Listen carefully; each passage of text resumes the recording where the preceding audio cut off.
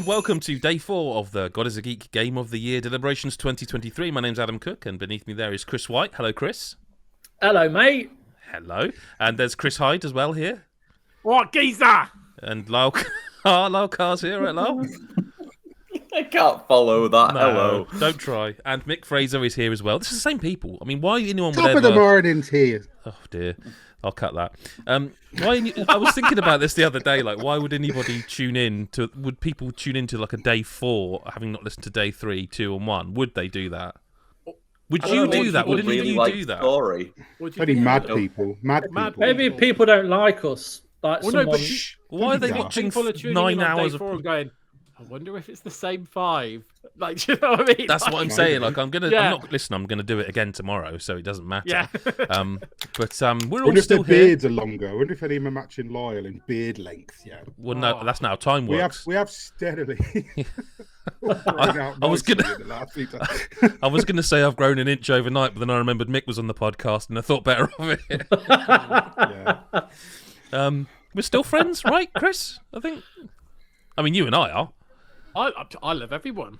Do I you? love Oh, yeah. everyone. Yeah. I don't see any reason why we wouldn't all be best of mates. It's all love. All love. It is. Games are good. It's just, All it's just games different levels of Are love. good. And all people who talk about games on this podcast are good.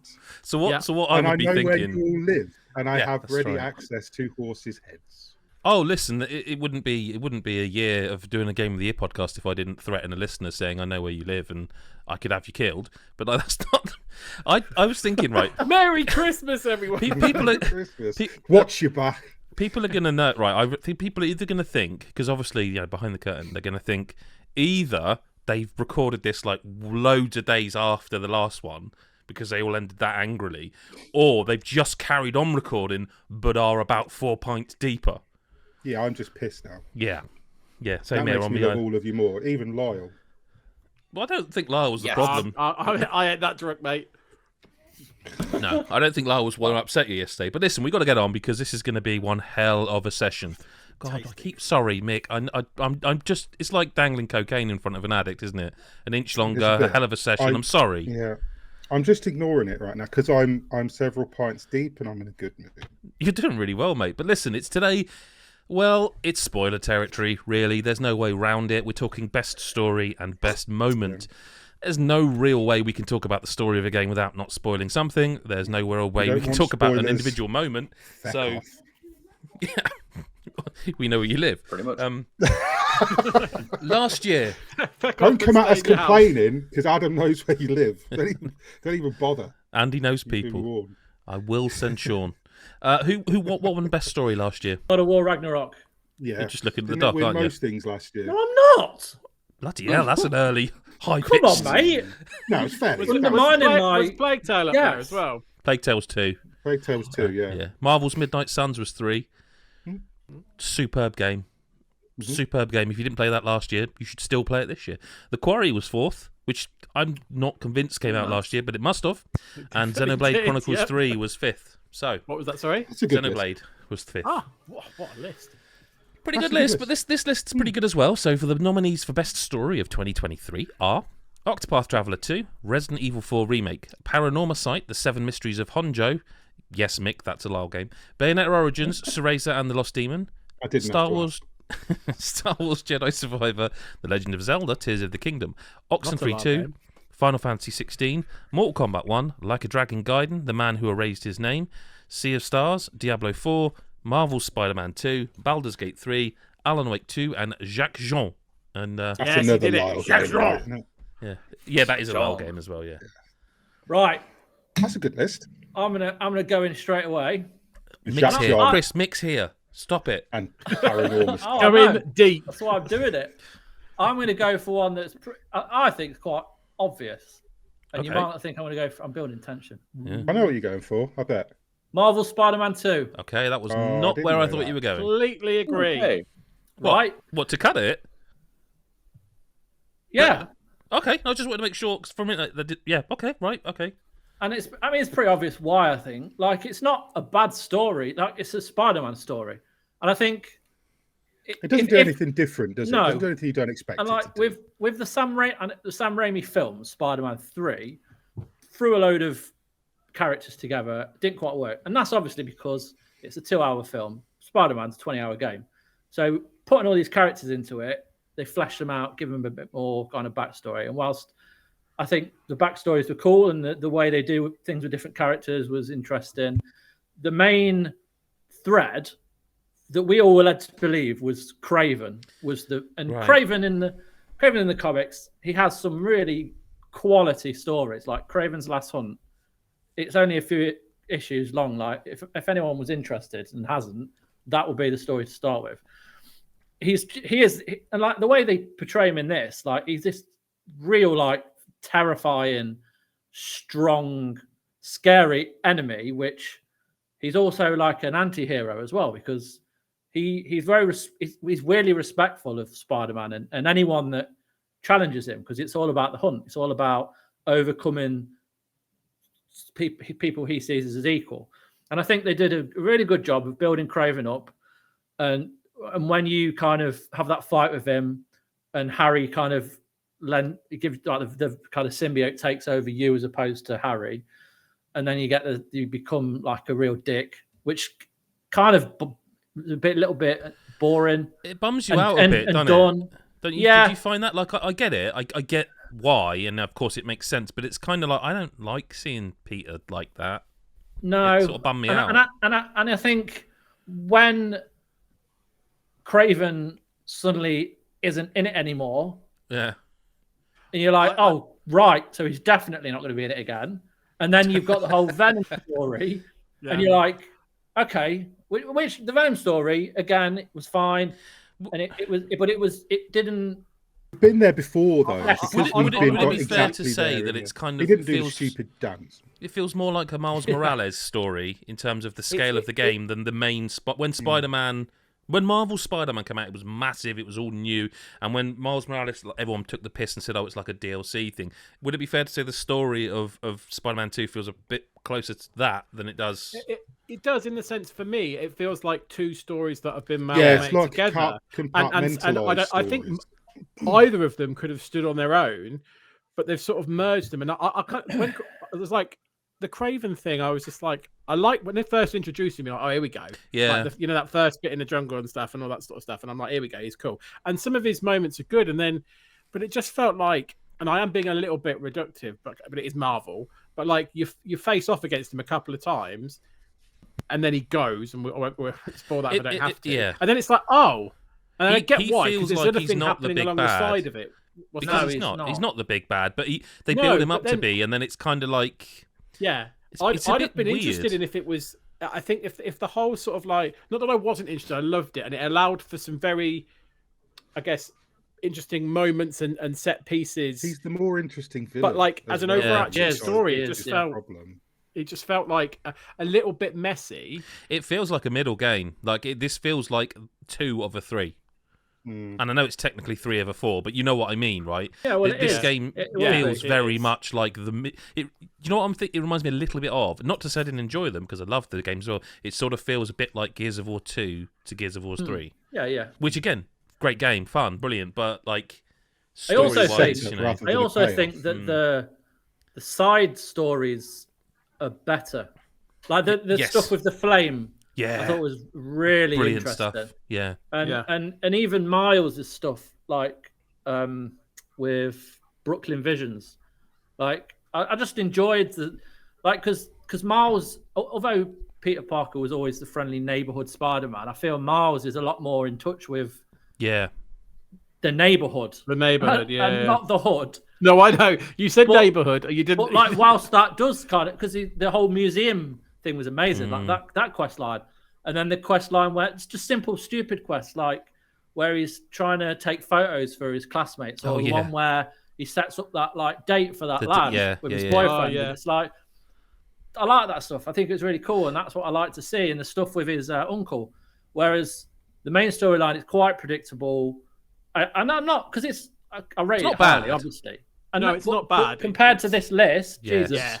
But also for me, like it feels. I've said it again. I will say it again.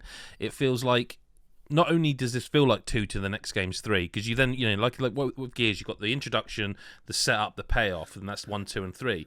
With this, it also feels like they are trying. The whole game was a way of saying, maybe temporarily, but at least for now, farewell to Peter. Miles as your Spider-Man going forward, like without spoiling the ending. No, I'm not going to say anyone dies or anything, but it's very clearly the way they are. Like, I would be surprised. Christ, we're probably 4 years off or something, but I'd be surprised if Peter was even playable in the next one. It feels to me like I don't see how he can't feature in it quite heavily with the whole Harry and that's true. Norman.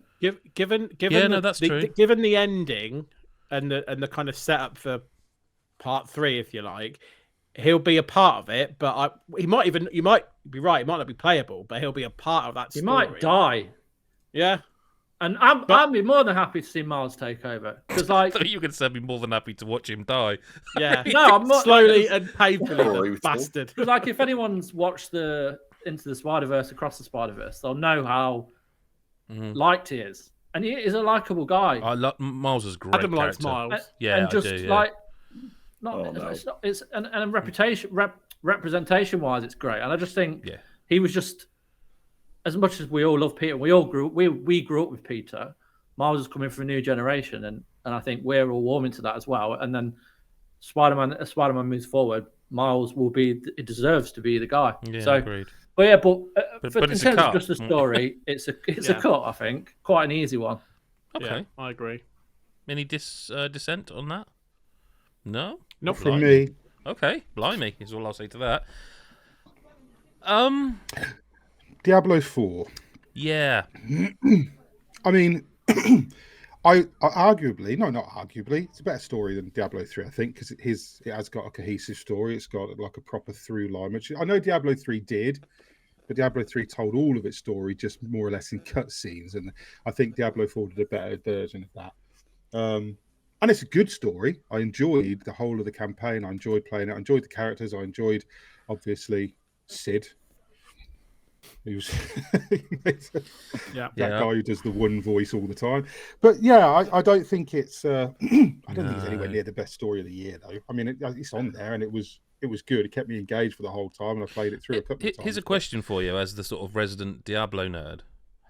Are the stories like always different in Diablo, or are they somehow linked? Because they always seem sort of similar to someone like me who's outside just playing it. There is a coherent through line from the beginning of Diablo 1 right up to the end of Diablo 4. There is a proper, like, they canonize certain things, like for example, the wanderer that Diablo is possessing in Diablo 2 is canonically the warrior character from Diablo 1. Like that follows through, and then obviously Deckard Cain appears in like in the first 3 games, but yeah, it does have a through line. They are all connected. The overall story is pretty good. There's some really good lore in Diablo, but I don't think the story necessarily of Diablo 4 belongs on this list, even though I did enjoy it, and I do think it's the better story of but I think if you're games. not going to keep it, yeah, and I think because Lyle was nodding his head, because I think you're a big Diablo fan, right? Or you were of.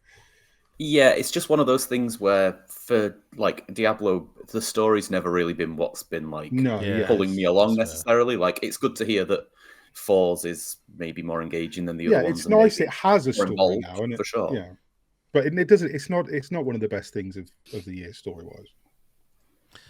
Sounds like a cut. Ooh, blimey. Mm-hmm. So efficient. Jacques Jean, Lyle. Like, I don't want to jump in early with you're the only one who played it, but you are. So someone's got to explain. But I am. Yeah, basically. Yeah, it's on there as I want to give a shout out to this game. It's a really, really good game. It's one of those. But yeah, Jacques Jean is a game I believe we basically described as acting school Mulan, where you play as a girl sneaking into the prestigious men's acting school, and like there's all lots of fun drama, and it's a visual novel. There's a load of stories. It's really, really, really good. It's one of the best stories I've played this year. But like, there's no real point going in deep with it. Oh, 100% it is. School Mulan is such a great way of describing it. I love it. But yeah, realistically, it's not a game where it's worth me going in depth and spoiling things if people hear a small amount about it now and think it sounds interesting, because it can't win, and it would be a hard thing for it to win if we'd all played it. Let's face it. Like, yeah, no, you're right. Ain't the year for it. I mean, you've played a lot of this list, Lyle, and it sounds like you don't want to keep it. So maybe some things you want to give a make shout like out. a 5. Yeah. In the spirit of that, can I give a shout to a game I think we should cut now that I do think's good and is a good story game, but I don't think it's a top 5 on. I think probably at this point it would be quite easy, given how many are still on the list, to say goodbye to Oxenfree 2. Yeah. And the big reason behind it for me is that I think, and if I'm wrong, someone shout, but I think it might be the only game story on this list which you have an outcome choice in terms of how you play affects your story. Like a Dragon Guide and Seer Stars. Well, Baldur's Gate 3, it does, but I think that's a slightly different tier of story, isn't it? Yeah. But like with Oxenfree 2, there's probably like 5 or 6 endings. I don't know, but I enjoyed that game, but it's just like I'm struggling to remember too much what the story does different to the first game. It feels like a retelling in some ways. I mean, we played it to death, didn't we? Like the three of us. 3 times, I think. You and Chris, pre-review, during the review period and stuff, because we were going for the sequels and trying to work out some of the really cool stuff in that game, which there is. But yeah, I don't think the story. And I kind of think maybe the story might have been better in the first game. I think so too. I think so, because it was, and I think they know that because they lean on the first game, don't they? In terms of without spoiling, yes, they do. Yeah. So yeah, I agree with that. I think it's good, and it deserves to have a mention on a short list. I mean, it's kind of all story, isn't it? Really, it is all story and atmosphere, and it is good. Again, it's really good. A lot of how it plays, like you said, is down to what you choose to do. So you could balk the story, or do you know what I mean? Or you could have a less satisfying outcome. Like Jacob, did you all on your first play take him to the final area, or did you not? You know what I mean? Like that does affect, because like that can be a real downer when you play through it. Because I think you did, and I didn't. I did. I did, but then I didn't the second time, and I was like, oh god, I feel like a monster. I proper pissed him off. Yeah, no, but rightly so, because it's like. You rob him of his agency because you're not coming. It's like, wow. Yeah, and it's awful because you have to go. No, to be clear, you're not coming. Yeah, let's be absolutely clear about this. Fuck you. Yeah, in the ear, right? But you've basically been co-commentary this entire thing, but now it's solo for the final act. Yeah, I do think, like we said the other day, I think when we're talking about the Riley as a character and stuff, I do think that. As an overarching story, it has to go, but I do think as an experience, it's still well worth playing, because the atmosphere, the way you can manipulate the story, the way that's told, and the way it can be tweaked and it still feels real, if that's such a thing to describe Oxenfree. It's very entertaining game. It is. I think well to done. give it its due as well, I would say that although the story itself, I'm happy to cut it, I would say that the writing is superior to some of the games on this list that might even remain. Like the writing of that game, the way they do the work with the dialogue. Yeah. You know what I mean? Like that. Like the no, we spoke about this as well on the audio, didn't we? Was it on audio we spoke about this? I do think it's a victim of its own success a little bit. Like, you do play it and you're like, this is a better game, but it does feel like I'm retreading. It's very similar. Yeah. But that's not, So overall story, I think. But play Oxenfree 2. Do you know? I'd like to make a request. I'd like to make a request at this juncture. I'd like Chris Hyde to cut something, or to suggest a cut, because I've noticed he sort of he calls other people the silent assassin, and I'm going back to the podcast, and I don't recall him cutting a game. Well, that's not true. Serious? Well, you might not like what I'm going to say. Well, I might really like what you're going to say. How will we ever know? He's going to say. We're going to know soon, are we? I off this list. Yes. Thanks for using this list, by the way. Yeah. Okay. Now I'm seeing why you don't This cut list I games. prepared. Yeah, for some reason, he's cutting a game off the most anticipated. There's 2 I want to cut. Oh, well, Two I want to cut. Hey, I asked for one. Don't No, get give us bolshy. two. The first one I want to cut is Resident Evil 4 Remake. Okay. Fine with me. Because I don't believe... I mean, No arguments from me. we all knew what that story was. Yeah, they and I didn't feel change like... the story. It's No. the same story. No. It's just No. done And really well and there better. is set moments that are tweaked and I think you Yeah, can and mix and a things like that, but- campaign with like it's like the. Do you know what I mean? Like it's easy to.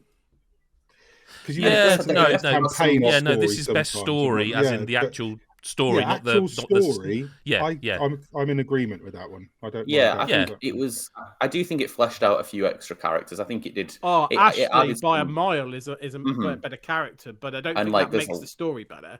And there's a load more like of a few different scenes like that. But I mean, I'm also not going to argue. It's basically the story it was. Yeah. I still really enjoy the story, but It's especially also- on this list Look, as well. There's like, no secret. I think all of us prefer to celebrate. Like we do a best re-release category, and that doesn't mean that Yeah. these games can't come up again. But I think we all like to celebrate these categories individually for like newer experiences. So I don't think it's a surprise. I don't think anyone's going to have. Yeah, any and problem I with that just feel going. like stories are a thing that are going to hit you more when you don't know what's coming. Like, do you know what I mean? Mm, Resident yeah. Evil That's- 4 Remake didn't make me cry. Do you know what I mean? And No. it didn't make me. I don't think it made You me jump. just kinda know playing what's it to coming. see how they Yeah. tackle the Yeah, story exactly. with the That's remake. it. But Yeah, but you're exactly. also, and this is kind of true of the original. You're also playing it because it just fucking really feels good to play. Like it just Yeah, yeah, feels yeah. really good to play. Yeah. Like, and that's absolutely fine. Yeah. I don't think. If Now, the story listen. was nonsensical gibberish, it would still. Well, it is. be It's a good Resident game. Evil, It's mate. still- I mean, we're talking Well, about. yeah, exactly. Yeah. Do you know what I'm saying? And I'm a For- fan. If I was Resident Evil, Capcom Resident Evil, it's pretty high, but compared to Capcom, everything yeah, else, it's Capcom quite in To low. general. also, to be clear, I don't want them to stop doing that. That is No. keep doing Oh, that. I like batshit crazy stuff. It's great. Yeah. But I And, don't. I and, think, it- and that the bit at the end of the credits was cool as well. You know, the kind of tie into 5. Yeah. And I hope they stop there with 5, but we'll see. what you don't want them to remake 6 and 7 and then 8 again. Unless they do it a lot better, 6 That's is a diff- fine. different conversation. Resident Yeah. Evil 4 Remake is being cut. Do you want to give your next one, Chris? I think he should. He's on a roll, mate. Right. Bayonetta Origins, Cereza and the Lost Demon. That's the one you weren't going to like. I thought that's what you were going for last time. Now, I can't speak like to this I've 'cause I haven't already played it, admitted, so- I haven't seen the end. So if there's some sort of Shakespearean sort of arc and twist thing that I don't know about, then fine. No, the end that we'll get to in best moment we will talk about is not story related. It's gameplay related. It's like a moment. But Yeah, it's a fucking moment and a half, but it's not the Yeah. story. How not close to the end did you get? Like, do you know? So I got to the third power. Okay, so you don't know the twist stuff. I mean, he's probably right, Lyle, isn't he? It's He's probably right, to not be honest. best It's- top 5. It's We're the- recording this right. That's the best I'm ever I going to hope get so. from Lyle. I really hope so. Yeah, it's a nice story. It's a much nicer story than I was expecting, and I love how the story's told. I love the narration, Yeah, the all that stuff's voices, great. all those sorts of things. Lots of parts and lots of elements that make up the story I really like, but I can hardly look back at it and go like, God, remember this part of the story, Yeah. remember this part of the story. It was just like, it's lovely, and it really helps add to this full, lovely package of a game, but it's do not like- as an individual part. What I I'm do gonna like that you get a find bit of for. backstory into the character that isn't like just a Yeah. flashback. You are actually playing Bayonetta Cereza as a youngster. Like, I do quite like that, and you get to see like her friends and stuff. And there is a lot to like about it, but it's not. I can't sit here and say it's not. It's been often in best story. I always worry because I feel like once upon a time story were like it was the thing in games, and now I feel like people have gone back a bit to more like the gameplay and other elements. But this year has been a very strong story year. One where you don't worry about should we cut this to make a top Some years 3? you're like, we need to keep 5, lads. Yeah. Yeah. This isn't that. I'm happy to cut that if Lyle is. Yeah, I can certainly live with that. Blimey. Lovely game. There we go. I should cut more often. You should. I'm glad you've asked me at the start of this list and not towards the end. Thanks very much. Star Wars Jedi Survivor. Oh, thank you for someone else for saying it. I knew because Adam's sitting there. He wanted to be his first cut, but he's like, Can't go straight in on Like, it. I get because I have fallen off Star Wars like fucking hard over the last couple Hasn't of years. everyone? Like, Disney have Like, it's fucking been destroyed saturated. it. No, Really? Chris White hasn't. Really? And that's Even like, fair. have you That's seen fine. like all of it? Like No, all the Disney. yeah. I would say Really? Andor is one of the best shows they've ever. Andor's good. I need to I watch like- Andor, What's to the be fair. most I- recent one? So Ahsoka. Okay. Which is No, I get what Mick's saying, and I do agree with in parts of most of that, right? Because the Mandalorian season 3 wasn't great, but Oh. that was not good. earlier in the year, I absolutely caned the entirety of the Clone Wars and Star Wars Rebels. So Is that the that's animation? my most recent. Yeah, Right. that's my That's most the- that's recent. the- And they are phenomenal. Like I think phenomenal. Rebels was a peak of yeah. Star Wars in my opinion. So I just kind of watching that, and then Jedi Survivor kind of came out just as I finished. So Now, I like the story of Jedi Survivor. I enjoyed the. I mean, none of these are bad. They're on the short list. Yeah. You know. Yeah. But like, there was no part of it where I was like, "Oh, that's shocked." Like, do you know what I mean? Like, it's got to a point where kind of Star Wars has got its beats, and it kind of just sticks to the beats. And it's Star Wars has become something that's so inconsistent within its own universe in terms of rules, in terms of what things can do, what is actually canon, what actually happened in the past, who's still alive, who died, why they didn't find this character or that character, and it all becomes a kind of big jumbled nonsense now that I don't even want to follow. Star Wars Jedi Survivor, I appreciated that told because, like, I like the fact that the Star Wars Jedi games tell their own story. Like, I know obviously they have to feed into the greater Star Wars canon. Yeah, but Cal's story, we have to go to Tatooine, lads. yeah, exactly. It's not like, oh, I just saw, that cat like Luke Skywalker doesn't turn up and kill everybody in a really exciting scene because let's do it. And we'll de-age Mark Hamill for the fuck. But it sort of does similar to what Spider-Man does with the villain as well, doesn't it? It's like when you're introduced to the main villain, you're like, oh, and then you I'm misremembering. You beat him, but he buggers off, and then you sort of just keep fighting the main villain, but then he's not really the main villain after all, and it does that kind of hang on.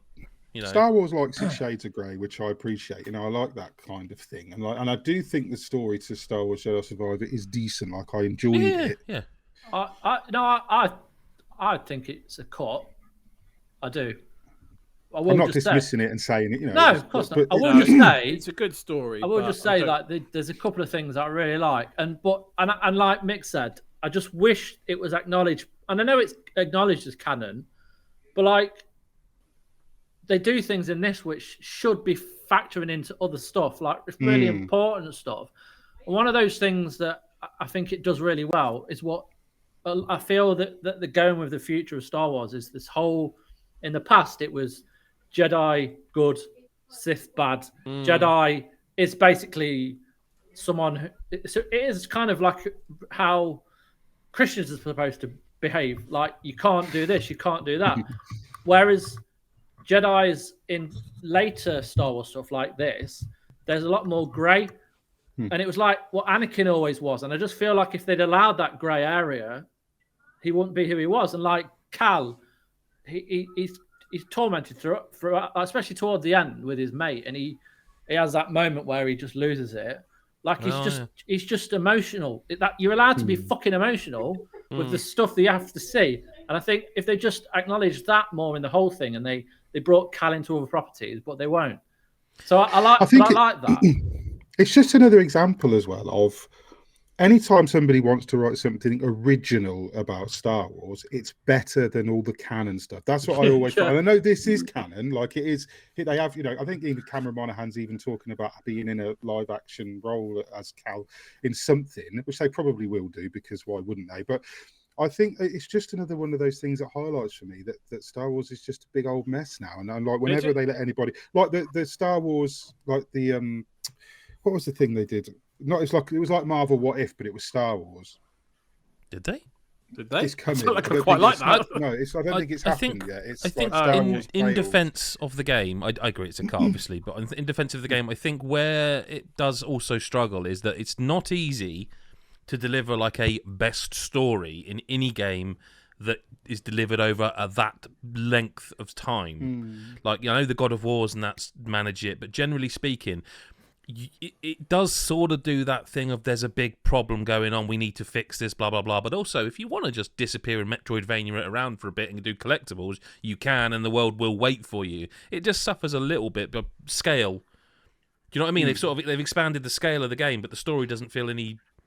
Yeah, there's a sense of really, urgency, unless you don't want them to be. Because unless you want to go back to that planet, Yeah, because you think yeah, now you've got new power to... That's a very gamey thing, though, isn't it? I It mean, is. No, it is. You are right. No, but I'm saying some handle it better than others, and I think with this game, what they've done is with the sequel to the Star Wars Jedi game, they've made the game bigger, but the story doesn't feel like it's also gone to scale.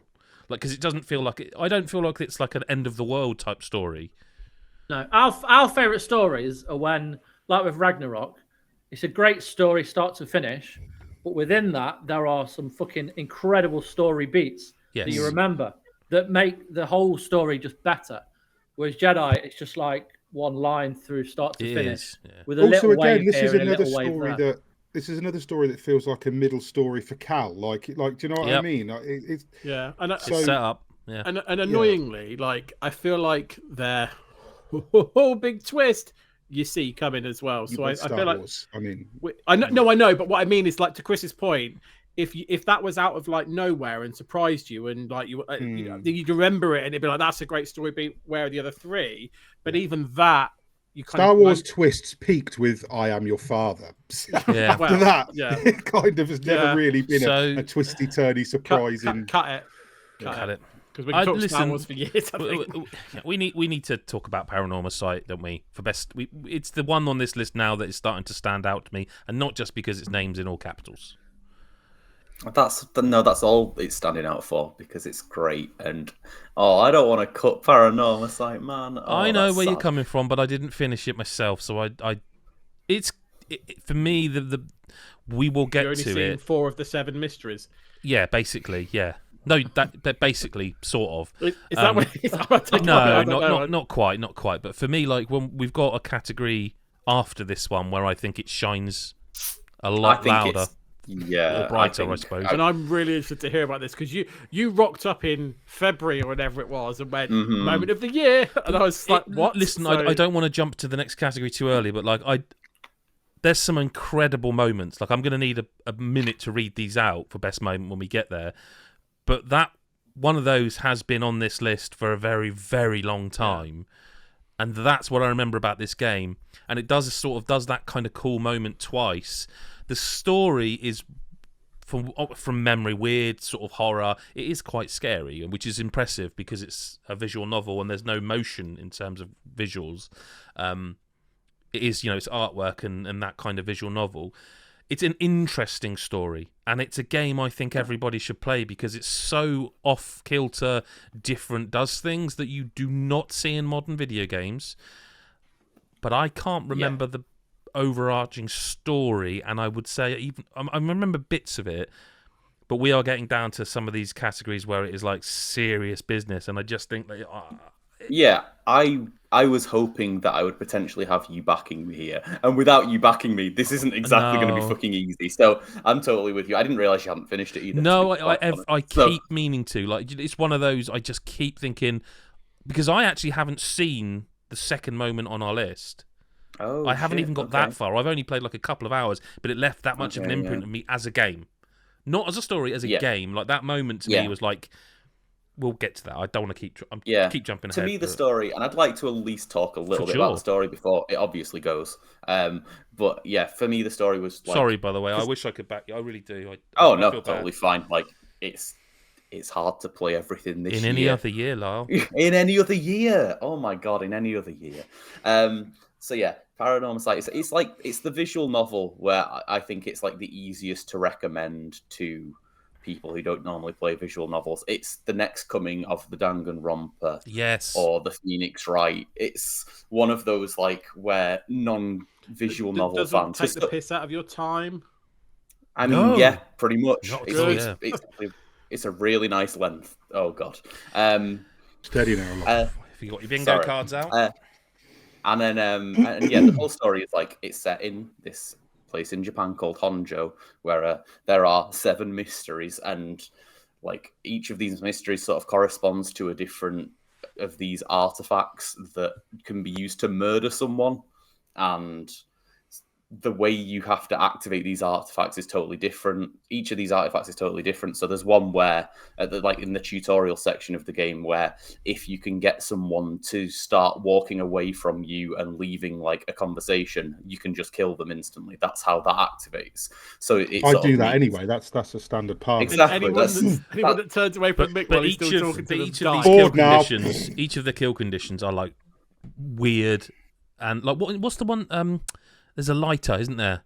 Yeah, there's one where if there's anything on the person that could basically like cause a flame to ignite, that then they can basically be set on fire and killed.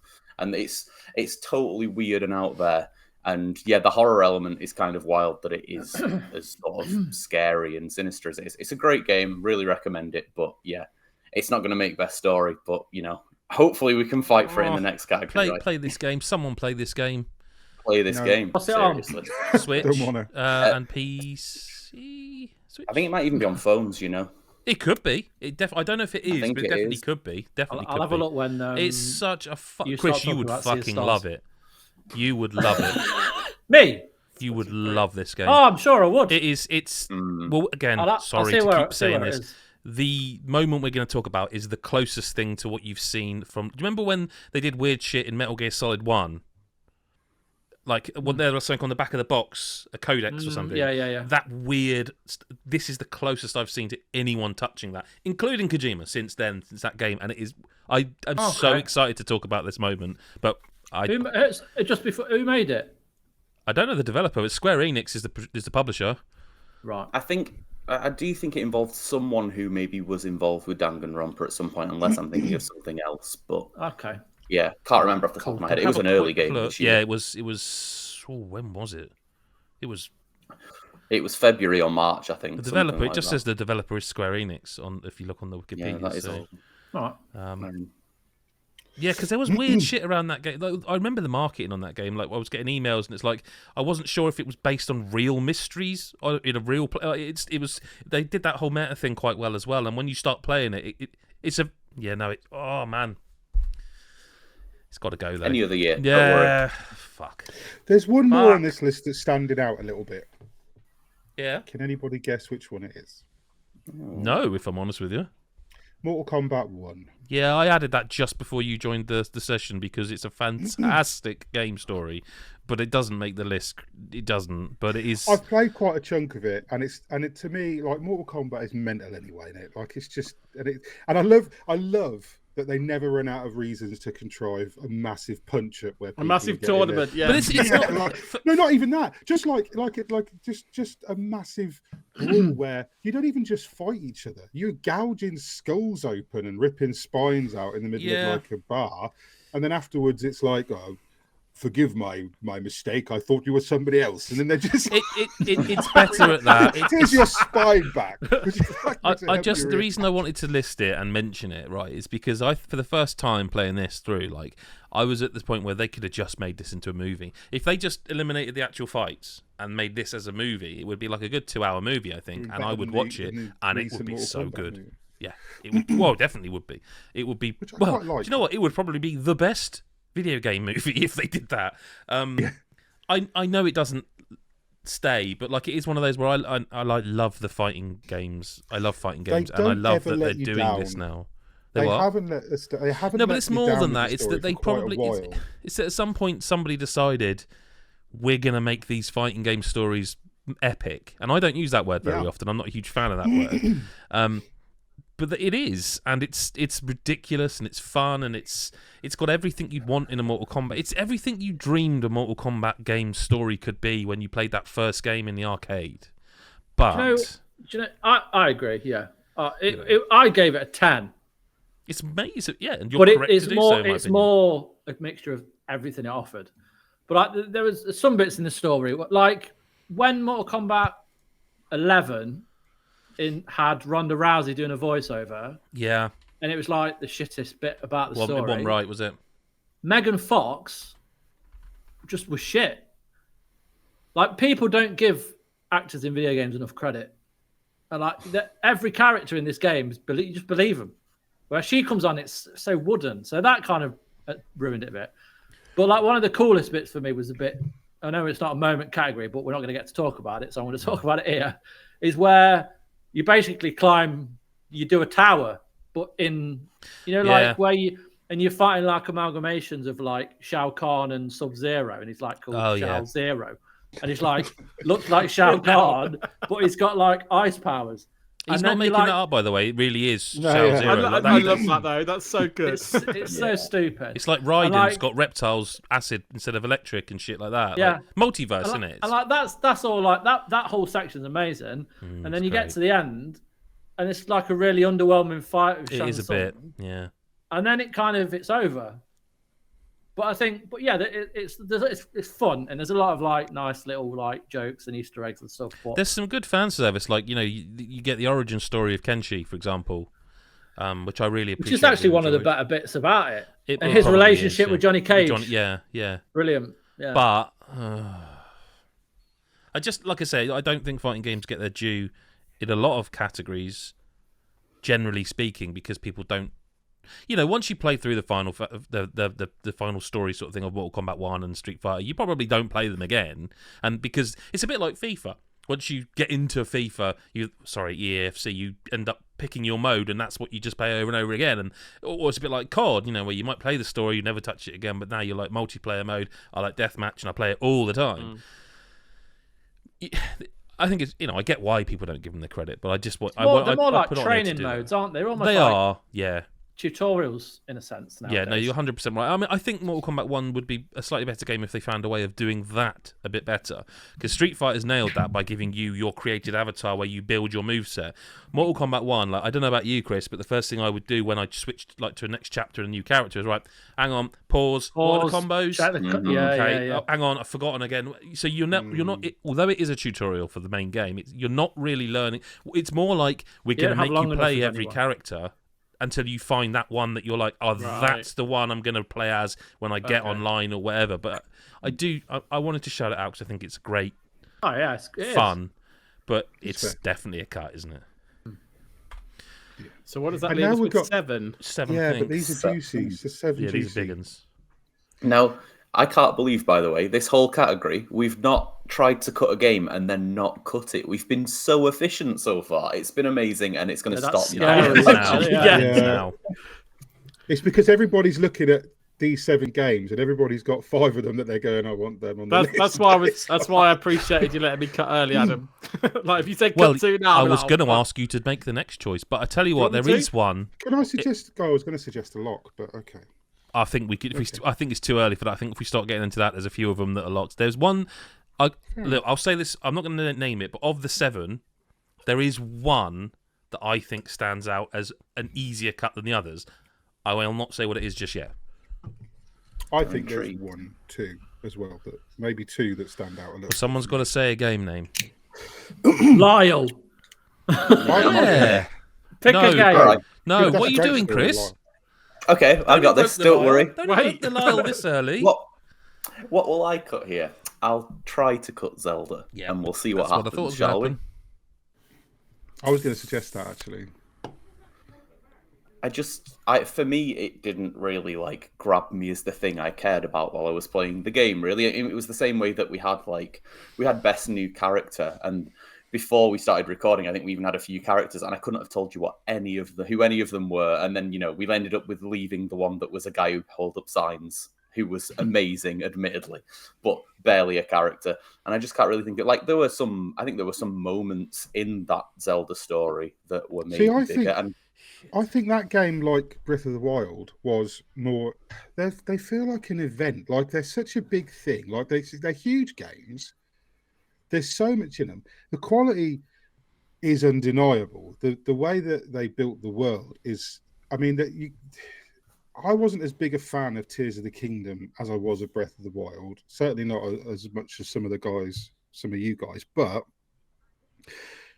the story, even in Breath of the Wild, was not what I took away from it. Like I struggle to remember characters that aren't Link and Zelda.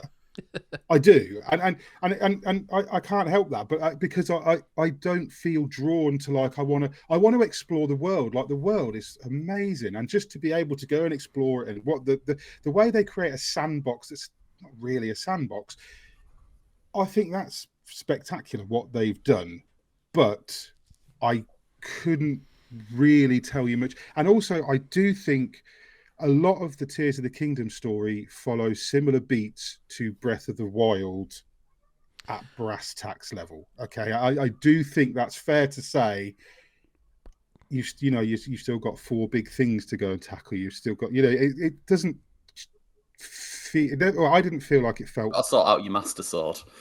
Yeah, and I don't think it does anything that was different really enough, and I never thought the story was the best thing about Breath of the Wild either. So I don't know. I don't.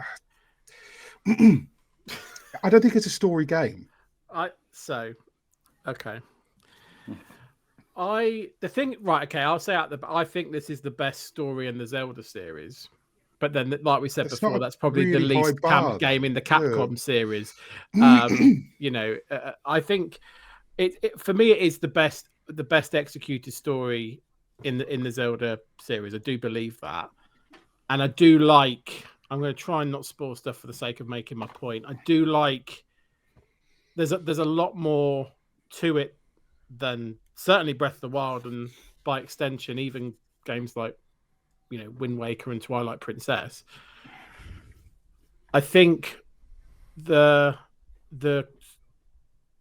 way the story is told is an interesting one, because you can get it in different orders.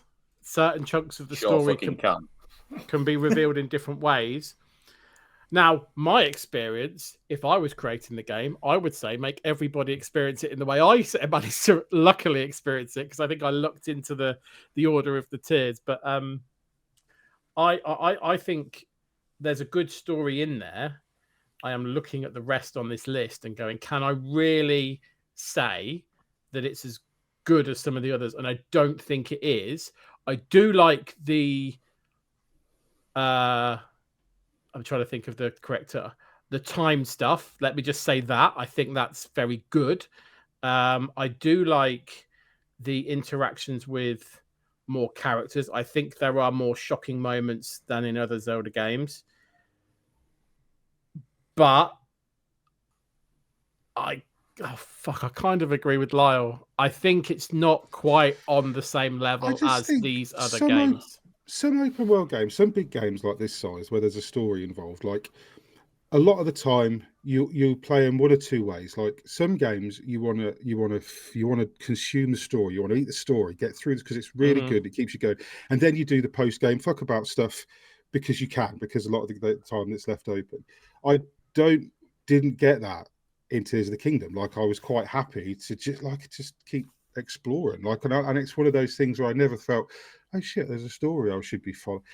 I didn't get that. I just wanted to play with stuff. I do think as well, and I haven't finished it. I'll be honest. I played a lot, but I didn't finish it. I do think there's a lot of side stuff here, which I know is not the story. I think there's a lot of interesting side stuff more than. Well, it can count as story. I mean, yeah, I think there's a lot of interesting side stuff to this game. Writing and good, and I think in some ways it does side stuff really quite well. I'll be clear. The difference between side adventures and side stories, don't they? And some of the side adventure stuff is really quite meaty and interesting. Adam's been incredibly. I'm looking quiet, at Adam's little face, and I'm just thinking, silently going, "I hate it when I agree with you." Or I'm just waiting for you guys to finish so I can have my little moment, and then I don't want to interrupt you. I've said what I'm going to say. I'm not saying anymore. I think it begrudgingly has to go as an overall story compared to the rest of these games.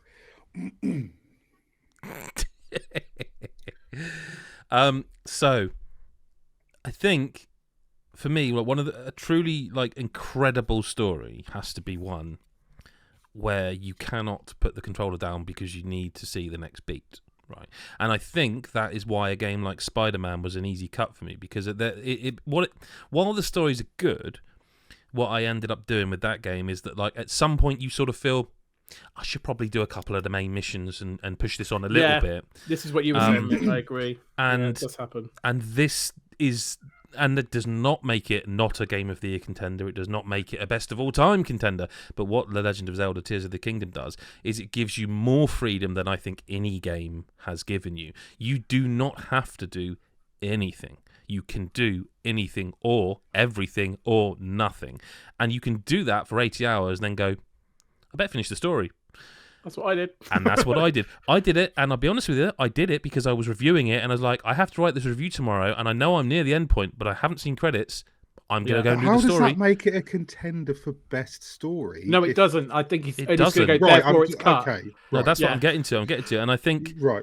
That's what I'm saying. It does not make it like not a Game of the Year contender. It does not make it not a greatest of all time contender. Yeah. But in terms of best story, I think it is a game of moments, which we have in moments, and I do think they also they suffer because, obviously, it's built upon the same world and technology as the previous game, which was one of the best games ever made. But they suffer because they have had to build above and below it to make the game not feel like more of the same, which means the game in itself is a bigger game in the same way that Star Wars is a bigger game. And therefore, the story, again, doesn't really expand. What I think they also suffer from in terms of the narrative of this game is they keep giving you missions, right? You get mission after mission after mission after mission. And you do eventually struggle to understand which, because there are side missions which aren't really side missions, they are main missions. Yeah, main, yeah. And it does, you always have one or two or sometimes three that sometimes are actually all interlinked, and you can't actually do one without doing the other one, but you don't know that, so you're just progressing until it happens, and you're, oh, blah, blah. But they muddy their own story by not. This is going to sound like the most bad complaint about a game, because I think this is one of the greatest games, and I think I couldn't believe how much I literally lived this game for a couple of weeks. I couldn't stop, but because they give you that much freedom, because they don't say no, this is the next story mission. Because they don't do that, the story dilutes itself over the time longer you play it, and then you do get that whiff of that smells nice over there, I'm going to wander that way, and now and suddenly you're like, hang on, I was over there and now I'm the other side of the map, but you forgot that what you were doing is trying to push the story on, but you got distracted. And I think that what it does is, because it doesn't give you this directive of this is next, you can end up doing things like Lyle said, out of sequence, like Chris said, out of sequence, and it can be down to luck. And I think begrudgingly, because I think it's a magnificent game, I cannot disagree that it's a car. It is a car. Can I just say before we kind of move on, I actually like the fact that Nintendo haven't just gone, well, we don't need to do story in Zelda. Like, because I would agree with you. Sorry, I didn't even mention that. It's the best they've done. It's the best they've done, but it is also quite rear-loaded. Yeah, and I would, but I would say I like the fact that, despite the fact that they're sticking with a character who never fucking talks, they still, try and put him in all these situations where it's okay not to talk and respond to someone. But I like the fact that they are still trying to go. I agree with you, but I also, conversely, like, I think that Lyle mentioned it, and you mentioned it, and you put it in the best moments thing. Like, the Dragon's Tears should not be an optional side objective, because that is hugely important in terms of story and context, and you don't even have to do it. And I can't imagine what that would be like if I hadn't done that, but I did do it, and I did go and find them all. But if I hadn't, I would have felt not confused, but a little bit less impacted by how the story overall is. Yeah. That should be a main mission. That shouldn't be something I can choose. I understand the idea of, like, it's weird because Nintendo is quite a controlling company in a lot of ways with their games, but with the Legend of Zelda, they've gone, do what you want whenever you want.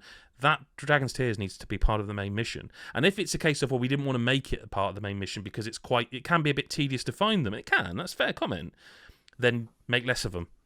It's literally called Tears of the Kingdom. Own your fucking title of the game. I agree. I agree with it. And listen, we're saying the same thing. Yeah, let's cut it. It's gone. Let's cut it. Rip the band-aid off. There we go. Can we all take a moment, please, just as this has now been cut, to just mention that now we can officially say on the 2023 Game of the Year podcasts, patrons will appreciate this, that Lyle was able to cut Tears of the Kingdom. As we all hoped would happen, I'm not willing to say that because I think the way Mick talked, it was like it was down to me. So I'm just going to take that away from you. Okay, well, I thought you were going to say something nice though. I was like, I'll let Mel Also, speak because he's you going to ain't say something keeping nice. this off every list we've got left. No, he's no, not. it was on one list. It's fine. That's all. It counts as it being fine. cut once You by can me. have I'll it. take it. I feel You can good. have it. I feel You can happy. have it. But I thought you were going to say something nice, Celebrate. and I thought you were going to say, "Can we appreciate that we've got it down to 6 and everyone's agreed?" Because then I was going to drop the bomb. Oh yeah, true. Actually, We no, literally have that's one fair. game. If we can agree on one more game to cut, we have got down to a 5 with no disagreements, and I am ready to drop that bomb. I have a got bomb to drop as question. well, so I hope I'm going going to to drop a bomb, and I'm hoping it's the same one as you. Fine, two. I won't drop the fucking bomb then. Throw the bomb behind Oh me. no, Go you on. drop it. No, Oh, no, you drop it, and, please. and let's see if we're all on the same page. No, because Baldur's that Gate 3. no, that's not my bomb, and that's not going Look anywhere. at Chris's face on That's that ridiculous. one. That's ridiculous. Because I'm not talking about it as a bad thing. I'm talking about as a story. That game is another game that you can miss stuff, you can find stuff. The through line story is way less important than all the peripheral stuff, all the character stuff, all the things that you can go away and examine. It's also another story where it is quite obviously an urgent thing you should be doing, but you can go and do whatever you want for hours. I'm not saying it's bad. I'm saying that if we're talking story, I think that game is a story that is something that you make yourself almost like you, and everybody's got a different version of the story, which is either the very best thing possible, I was going to ask that. It is, in my opinion, like there's some games on this list that we'll talk about that have a very strong. I want coherent Zelda back through if we're line. cutting Baldur's Gate. Hey, I'm not saying. Look, I'm certainly not. You know, suggesting that Baldur's Gate 3 isn't one of the best stories of the year. I'm just suggesting that on this list, how we're looking at it now, because in some ways, Baldur's Gate 3 is absolutely the strongest thing on this list in terms of narrative, in terms of writing. I mean, it's absolutely the strongest. I mean, there's so much in it. hang on. Don't worry about the butt just yet. Hold your fire, and Chris White, if you can, hold your fire. What was your bomb going to be, Chris Hyde? Alan Wake 2. Oh, go fuck it. Jesus. Fuck you! No more bombs. Ridiculous. I thought Mick's was ridiculous. Mick, you're off the hook, That's mate. You're worse. fine. Cut Baldur's Gate's fine. I've at least got Sorry, got a logical reason for mine. Like I do I think have a that you can reason either for have a very, mine. very strong. No, you don't like, get to have a reason. Like you can roll the wrong dice at the beginning of Baldur's Gate 3, and your story ends within 20 minutes of playing the game. I mean, like it's so different. There's so much in it. Yeah, but like you could trip over, break your neck, and your story ends pretty quickly as well in real life. It doesn't mean it's not been a good story, does it? It's probably not been a great story. No, I mean, it's not a Highlighted It could down. be. Like, It could not be been a great story with a bad ending. That in that case doesn't mean the rest of the story wasn't good. I tripped over and broke my neck. You know, You and wouldn't be I telling know, it, would you? It would be. Yeah. I just think that I've got a there's- question How about do you cut anything from a game this on this. Oh, easily. Yeah. now? If it's about the main story, what is the main story? And I'm not popping, right? That sounds like such I know a. what you're going to say. Yeah, I know. What And is you the brought main this on us, all of you. story in Octopath Traveler 2? Well, it's If all we're the not stories allowed put character together, isn't it? stories, Well, no, but what- that you can't complete the game without doing those character stories, can you? I don't That- know. I've not finished it. But no, you can't see credits on Octopath Traveler 2 without doing all 5 chapters of each of the individual characters. Yeah, like you have to whereas in finish their Baldur's Gate, arcs. I think what Mick's saying is the main story is the main story, and you can choose how much you do with like Astarion or you know all the others. Like I think I'm not putting words in Mick's mouth, but that's what I'm getting. Like Octopath That's Traveler basically is not a choice. what There I'm are getting, side like, stories, it's- but you can ignore those. And there's the main throughput of Octopath Traveler 2 is each individual story to make up the larger whole of how the team comes together, and like every one of them stories is pretty. Like I was playing it yesterday, and I kind of forgot because it had been such a long time, and I went back to I've blanked on his name now, the sword guy. Hikari. Thank you, Hikari. I literally was reading up on it, and I'd forgotten his story, like because I hadn't played one of his chapters for such a long time, and I played it. It's like, this is really fucking good. And he was one of the last characters I met up with. Like I was like not that fussed because I think it was all the way around the map. So I thought I'll get to him. And I was at chapter 4 of his, and this is really damn good. And then I did like an Ochette one, which is like I think probably of the stories feels like the more hasty one. Like there's not like too much. She's more individual, her story, than it is with others, and it is about a larger story within a story. But even that, I was doing the one where you go up the ice mountain. I think that's her chapter 4 as well, and it's like, this is really good. This is really well written. It's really well executed. The story's heartfelt, emotional, like even, and it just does this all the time. Like Agnia, Throne, all these stories, and also, by the way, the juxtaposition they achieve with this game, which is, I don't know, where did we rate it on best visuals? It must have been high. Yeah, third.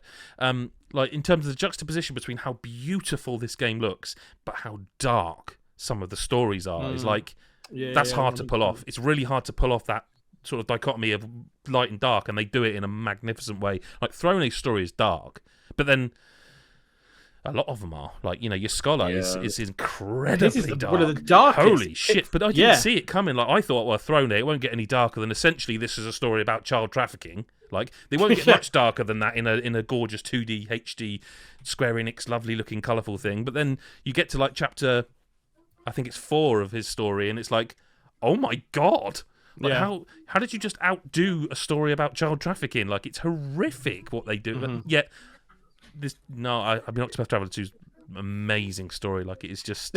Can I just at least say why I said Alan Wake 2? And the reason why I did, because I think this where we're going to get down to it here, and is it is something important. meta. Listen, right? Because we are getting to a point here where we're talking about technicalities of what a good story is. And Mick's pointed out a technicality on Baldur's Gate 3. Chris is challenging Octopath Traveler 2 on a technicality. And the reason I would challenge Alan Wake 2 on a technicality, I know where you're going to go with this. What the fuck's going on? like, and I think, we were talking the other day. I don't think that's as bad as you think it is, because you didn't play the first one. Like a lot of it is similar. No, but I would argue if I have to play X, Y, and Z to understand the story, that is a criticism of. I don't think if you've got to play the first thing to understand the second one, that's fair. I think that's fair. It's a continuation of a story. I think that's. To be fair, hang on. I've watched catch-ups and their own recaps. Like I've not done anything. It's still not quite the same as poring over the lore and like what. No, of course it isn't. And I have and listen, we've said I'm not. Right, to be clear, I'm not saying like none of it made sense. To be really clear, I think you're misunderstanding what I'm saying. Like, I have gone in back. I said to you the other day, I've gone into loads of wikis and kind of read up on a load of stuff because I was like, I get what you're saying. I forgot this stuff happened in Control and all this sort of stuff. Right. I missed the janitor link initially, for crying out loud. And you did. I think that. I guess what I'm saying is like. We were saying when we were talking about it on the main pod, it's like in terms of tying themselves in knots and like having. I think that's the ending, though, not the whole story. That's the ending of the story. But but that's what I'm focusing on in terms of if you can't finalize the ending. I don't think that's fair. This is not best ending. I'm throwing it out there. I'm throwing it out there as I'm throwing it back in terms of what quantifies as a good story. It's going right up your arsehole, mate. Is where it's going. I'm not throwing it back so much as forcing it in rectally. If you're happy, sorry, Mick. If you're happy for a story and you not know the ending, I do know the ending. I think there's parts of it that are I'm also happy of not knowing the ending to a story that has clearly got more to tell. 100%. I mean, there's DLC announced. That's fine for me. Yeah, I'm just like I say, to be really clear, because I don't want people to misunderstand what I'm saying. I'm not saying I didn't like the story. I'm not saying I thought it was bad. I was questioning whether that makes best story. Given I think it does. It's so so not. And gripping. if it does, and everyone thinks it does. Cool. It's gripping. It's exciting. It's mysterious. I'm not denying any of that, mate. I'm literally talking about the nature of a story arc, and if we can't quantify the ending, but it was just a point. Games on this list, and we haven't spoken about Like a Dragon Gaiden. We haven't spoken about Final Fantasy 16, which is another very strong story through line. We haven't spoken about Sea of Stars. But of the games that are on this list of 7, I would argue that Alan Wake 2's story is more compelling. As a story, as a straightforward, here's a narrative to follow, here's characters to become invested in, here's a mystery that never stops. I think of the games on this list, I would argue it's probably the strongest. I mean, here's a question for you. You know when you get the interstitials we've talked about in the audio and like that, did any of you ever stop at one of them? Did you ever stop? Was that when we all play game sessions like here's an hour here, 2 hours there, whatever? Did any of you ever actually stop at the end of one of those, or did you go? I Come did. on then, and Fucking keep going. Never. Let's go. I I did. stopped the end of mid-chapter. the because- bits. Yeah, But only because I was playing Never. so late into the night. That I right. was That's a waiting different for story. it. What Yeah. not for me. Every single time I was like, oh, go on, and then I might get a little bit into the next beat and then stop when I had felt a breath. I think that story is compelling, thrilling, exciting, mysterious. I think it's got everything I want from a story, and I get what you're saying, that there will be bits, and this is not me making excuses for it, but there will be bits you won't get, like I will get, and Mick will get, and Lyle will get, and Chris White will get, because not only have we been waiting 10 years or whatever for the sequel, we've been kind of, anytime there's like I can't tell you, when I heard that what the AWE expansion stood for in Control, it was like, that was so exciting to think, they are still thinking about Alan. They're going to do, this game has never quite disappeared from my headspace, so I have pored over it for years. I'm not saying it delivers in every respect, and I'm not even saying I think it wins, but I think it's phenomenal. And this story. is why I shouldn't cut games. I'm literally I was just Hey, you're allowed an opinion. I was, and to be clear, the stuff that you're talking about in terms of mystery, intrigue, atmosphere, and delivery, and things like that, I agree with. The only other thing I question on it is, do we think the fact that you choose which order you do stuff in? No, I wondered if anyone would bring this up. I've heard this. Question. I've heard that as a criticism. I don't agree, because I played it several ways. It's a long game. It's 25 hours, and I played it several. There were times where I was playing a Saga for ages, and then I just fancied a change. I think the story always catches up because of the way they deliver the end of each of the chapters. You might think, where are we? And it just catches you up because they link each chapter. I think by design they want you to go Alan Saga, Alan Saga, Alan Saga. Yeah, but I don't think it matters what at all. I did. You don't have to, and I didn't. No, I didn't. I did as soon as I could change. I went after a certain moment. I went back to Saga and did the whole of Saga. And I think there is a piece. And then obviously the whole of Alan. I think that's to its credit, because every time I got further in Saga, I wanted to see the next bit of Saga. I respect you're playing devil's advocate a bit, I know, but I don't think it's to its detriment personally. I think it works. I'm just trying to throw out because I know. I think it's devil's advocate, but my bomb's not been thrown yet, so yeah, I'm happy to do it. Let's hear your bomb. Adam's going to say. I know what he's going to say. I know what he's going to say. I know what he's going to say. Final Fantasy 16. Yeah, Final Fantasy 16 is not a good story. It's a very typical Final Fantasy story. It does nothing for me. I enjoy playing it through, but I was playing it for the moment-to-moment action. I was playing it for the set pieces, which are on best moments. But for best story, I can't even remember it. I remember what I can remember about it is that I loved the game, but there are so many plot holes and weird shit in it that I don't. You want to talk about wrapping yourself around your little finger? Alan Wake does it by design. Final Fantasy 16 does it by mistake. There are things that you hang. If you play that game again from start to finish, right after finishing it, you would play that through going, they never bothered to explain any of this. It's not a well-told story. And that's not me saying I don't think it's a good game. Not at all. It's a fantastic game. And I haven't finalised my top 10, but it's one of those, it's one of a 3 or 4 that I keep, it's close. It's a fantastic video game. It's brilliant to see them do this with Final Fantasy. I don't mind that it's not turn-based, but as a story, we talked about it the other day, how some of the cool bits for the characters, we cut Clive, because they're hidden behind side quests, you can miss some of the cool bits. The actual story is so inconsistent, so full of plot holes. I think that.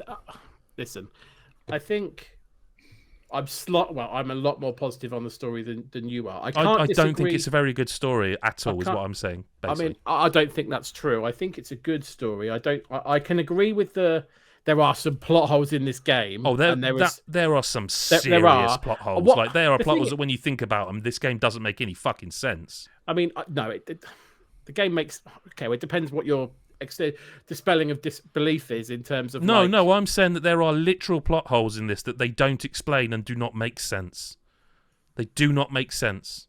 I agree that there are some plot holes, but I feel like you're making some sweeping statements that suddenly mean that the story is terrible. You're not sitting there for the whole. No, I'm saying that the plot holes ruin the story because they do not explain them and they do not make sense. There are multiple moments in the story where at the time you go, "Oh, that's mysterious and interesting," but then when the credits roll, you're like, I mean, I can literally only think of one. I know one, but I can only think of one, and you're talking like there's like 12, and I don't know what you're talking about. I'm not saying 12. There are multiple. I didn't say there are 24. I'm saying there are multiple. We are talking about not good story or goodest story, says the writer. We're talking about best story. No, I don't think it's best story compared to these 5. I don't think it delivers it in a way. I don't think it's best story because the main character we cut because he was a plank of wood. And that, again, just to be clear, I'm not having a go at the actor. He did what he was told to do. I will never complaining about the voice actor delivery or anything like that. I'm talking about, at the end of the day, he does what he's told. That's what you pay to do the job. I think the characters are, generally speaking, okay, but I think they don't support the story's weight. It does exactly the same thing as all the other games like this do, where it's like, oh hey, the world's ending. Oh, but there's MMO story. The problem, the side quests in this game are because this is developed by the team that made the MMO Final Fantasy. They are MMO side quests, and it dilutes the game. It dilutes the story. They hide some of the coolest moments behind side quests, and there are plot holes. And for me, when you add all that up, you've got a fucking fantastic potential top 10 award-winning game, but it is not a best story. It is hokey. It's oddly paced. Like the actual pacing of the story is not good. It is not good. I'm sorry. You can say it's a good story, and I will go, that's your opinion. The pacing of this story is not good. It is really poorly paced as a story. As a game, it's a game. That's not what we're talking about. As a story, it is badly paced. Really badly paced. And I don't think it's got any business being anywhere near these other 5 games, having played all of them apart from 1 to completion. Oh, sorry, I haven't finished Octopath yet. So there you go. There's my grenade. Catch it, Chris. I mean, I'm not going to fight for it if the other 3 are sitting there going, yes. I think that's a very pessimistic view of the story. I do agree with some bits of it, but if everyone else is going to go, no, do you know what? He's right. But how can it be pessimistic when it's my honest opinion? I don't think they do the pacing or delivery well. To be clear, my opinion is that that's pessimistic. I'm not saying that yours I'm not starting every sentence with in my opinion. No, but you're saying I'm being pessimistic. I'm just saying that I don't think the pacing's right. I don't know how anyone could debate that, if I'm honest with you. Well, like they're trying to tell this end of the world story, and then they just go, "Hang on." But so you're going to say that they don't literally set up an end of the world story and then just go, "Slow down, we're going to make you do side quests." That doesn't happen. They don't make you do any side quests. But listen, I personally, hang on. Right? I mean, do we need to have this conversation? Because if everyone is going to say, I actually agree with Adam, let's cut it, I'm not going to waste time. Yeah, no, it is a waste of both of our time if one of us is outvoted by miles. Yeah. Because I will fight it if I've got teammates. If I'm a lone gunman, I'm not going to bother. No, and I'm the same. There's no point. I mean, look, there's still 2 games we haven't discussed. And I know there's no point in even bringing fucking Sea of Stars up, so I'm not going to. But we do need to discuss these games, right? We do need to discuss Sea of Stars. I mean, Sea of Stars. I liked how the word "fuck" had 2 G's in it. Then that was proper.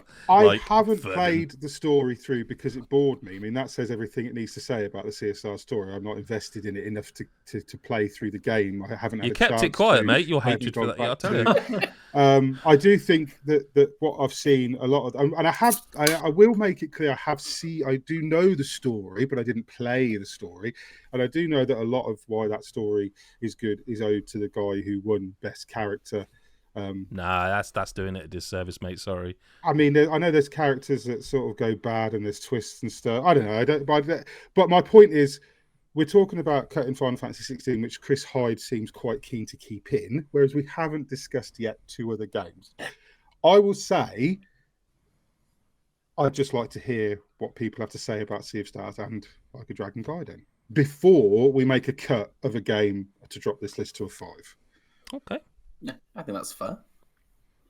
Because I'm happy with any of this list, really, because I haven't played Like a Dragon Gaiden. I don't like Sea of Stars. We've made that fairly clear. You keep saying that. It's such a shock. You haven't mentioned it once. But in fairness to it, I know I'm up against 4 people with that opinion, and that's fine. 3. Let's discuss. 3 because I haven't. I played probably less than you. But let's discuss why those games belong and Final Fantasy 16 doesn't. When Chris Hyde is very, very, he seems like he really wants it on the list. Just before we get into Like a Dragon, I will say about Final Fantasy 16, I really liked the story, and I'm not saying the pacing's bad. I just really enjoyed it.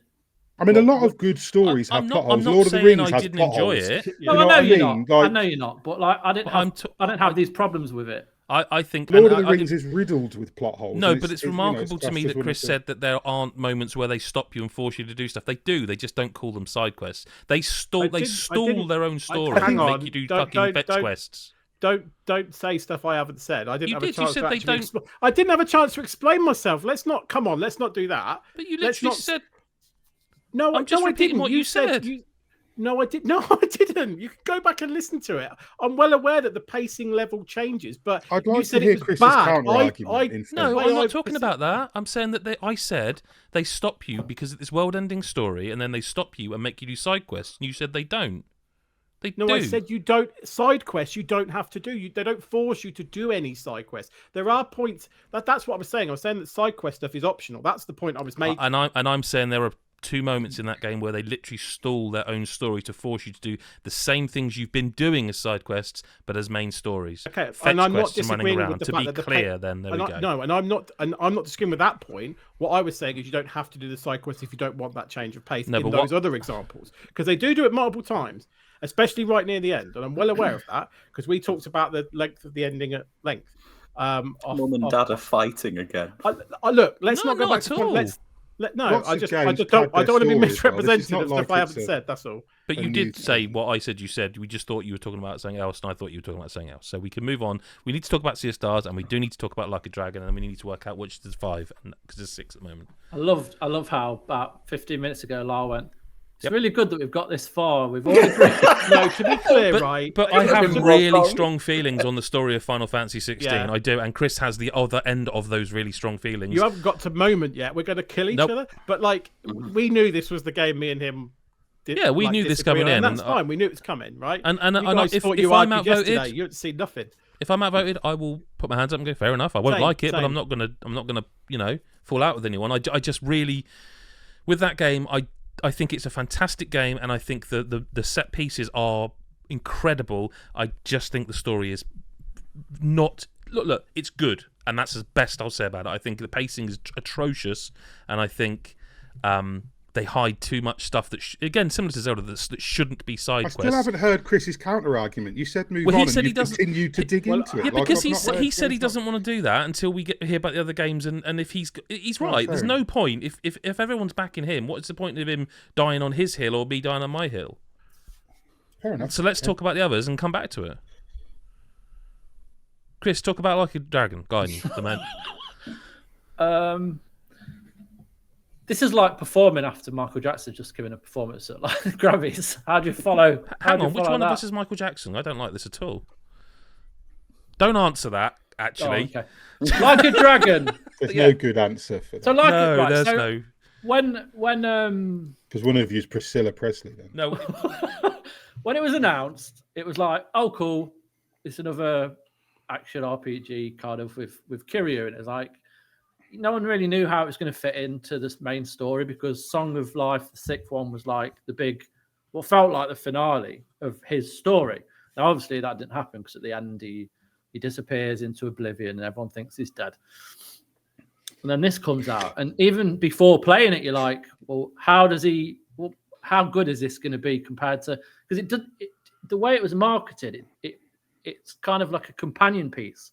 It doesn't feel like a main entry into his saga. I feel a bit like they sent it to die, if I'm honest. They did, and it's not ever going to get the credit it deserves. When a lot of people picked up Yakuza series, and I'm not being a gatekeeper, or I'm not being one of those people that says I was there from the beginning. But you were, so you can say it if you want. No, what I'm saying is that its current popularity, I feel, has come from Kiwami, and the fact that it's more accessible through things like Game Pass as well. But whatever, people that have caught up can play this and they can appreciate it. But the thing is, the reason why it's in the best story is one, it completely took me by surprise to where it goes in terms of his own personal journey. But like the main actual plot, shall we say, is a serviceable plot about some bad guys and this gang war, and about kind of basically dismantling the Yakuza, which is actually ridiculous, especially when he's been. I mean, I don't know when they came out, but the Yakuza has been around for 20 years. 95. No, PS2. No, not 95. Showing your age a little bit there, mate. Yeah. It might have been PS2. I'm sure it was PS2. It was PS2. 100%. First 2 games were on PS2. Yeah, so a long time. So the Yakuza has been at the heart of these games, hence the title. And now this game is talking about the dismantling of them, and it plays alongside Like a Dragon, fucking hell, 2005, Infinite Wealth. Yeah, and the one before that. and Yakuza Like a Dragon. Yeah. But it's Kiryu's story, and it's where he was after the events of Song of Life, which sees him walk away from everything to protect the people in his life whom he loves. And that is, at the center of that is the orphanage, which I don't want to name because it's going to ruin the moment. No, don't. But throughout this game, he isn't Kiryu. He goes under a new name of Joyu, and everyone's like, "You're Kiryu, aren't you? You're like this world famous, well, not world famous, you're like this famous Yakuza like fighter." And he's like, "No, I'm not." And they're like, "Yeah, I can tell you. Look," and he's like, "No, I'm not." And it even plays out until the end where it's blatantly obvious it's him. But that's a moment anyway. What makes this story so worth good? Noting as well that all he's done, by the way, is put on sunglasses. Look, by the way, aren't even fully tinted. They're almost like those, you know, the ones you can actually sort of half see through. Clear. They're clear sunglasses. There's no. He's frame, not even really. wearing they're just glasses, actually. Yeah. So it's stupid in itself, but like that's great though for it. It's the way it calls back to the series as well. Like there's some really awesome moments where there's like one particular moment where there's like these people in what's it called? Where's the place? Subaru or anyway, it's wherever it's located. The place. Where they're like dressing up as one of his old villains, like one of the old from Yakuza 2, and like you think he's like, oh shit, is he not dead? Is he still alive? And you go to these places and find out it's just people dressed as him.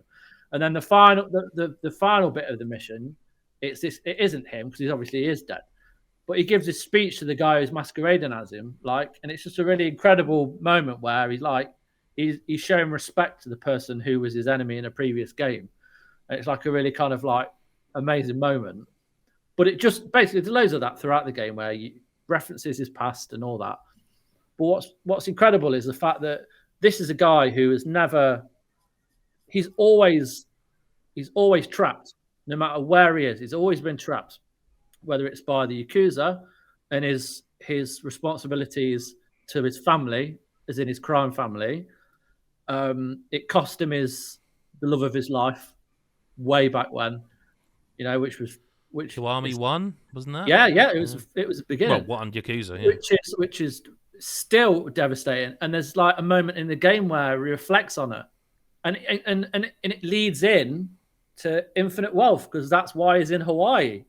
Like that's like it's incredible. And then like as I was saying, he's just always trapped, and this he's literally walked away, but he's now basically controlled by this other organization that are using him to do missions for him. He just can't fucking escape this world he's found himself in for 20 plus years, and it's cost him his loved ones, his friends. You know, he's not been able to live his own life ever. He's always been trapped. And then towards the end, this character we all know is this stone-faced. You know, he does have a laugh. He has wry humor every now and again, but he's very straight-faced, doesn't show his emotions, and that's a moment which I don't want to go into now because I want to save that because that's going to have to fight for that later. Do you know? Like, that's the question I have to ask you about that though. Is this best story or is this more of a best moment contender? Because I will fight with you to the ends of the earth for one of the moments in best moment. I think so, but I'm saying that as a because it's quite a shorter story. Well, this is the thing. But I just love the way that. I think it does wrap it up. We were talking afterwards, weren't we? When I finally finished it, like, is this actually going to be it now? Because it seemed like it would be after 6, and I'm of the opinion that they it's a bit like I'm trying to think of do you know when like a massively popular they try and move away from, like they did with a bit like Iron Man. Like there's always that thing in the back of your head of the Marvel films, like, will we see him again though? Because like, you know, they're not going to really let him go, are they? And it's a bit like that with Kiryu. Looking a bit ropey. Should we bring him back? This is what I mean, though. It's a bit like that with Kiryu. It's like But I think it is. But I will say that I would agree with you based on playing the demo of Infinite Wealth because of what. We don't want to get into that, perhaps. But yeah, no. But I think it is a well-told story. It is. I do agree with you. It feels like a fitting ending. It does. For him, and he's on his own. I mean, I'm worried about what they're going to do to him in Infinite Wealth. No, I don't. I'm really because I can't. Yeah. I can't. They can't. Don't do him that way. Like have him go out being just exploding or something. Like I think he's he just will, too powerful. Like Super Saiyan and he explodes or something. But like it would work. That would work in the Yakuza series. He will go out as the way he came in. It has to, right? But like there's a worry of. I don't want to see him go out like Aunt May. They've never done me wrong. No, Ryu Gargotoku are phenomenal writers, and they love Kiryu like we love Kiryu. They don't get enough credit for their writing. No, all the memes and all the clips are like you fucking. There's a guy, there's a baby with a bottle, and he's like dressed with a nappy on. It's like a dragon. Hilarious. Yeah.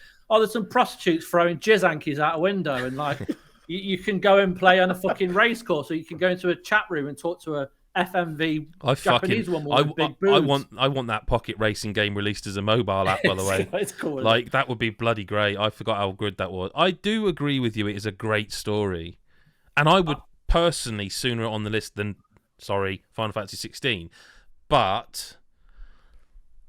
It's going to be a hard one, mate, because no one else has played it. No, I'll tell you what. I think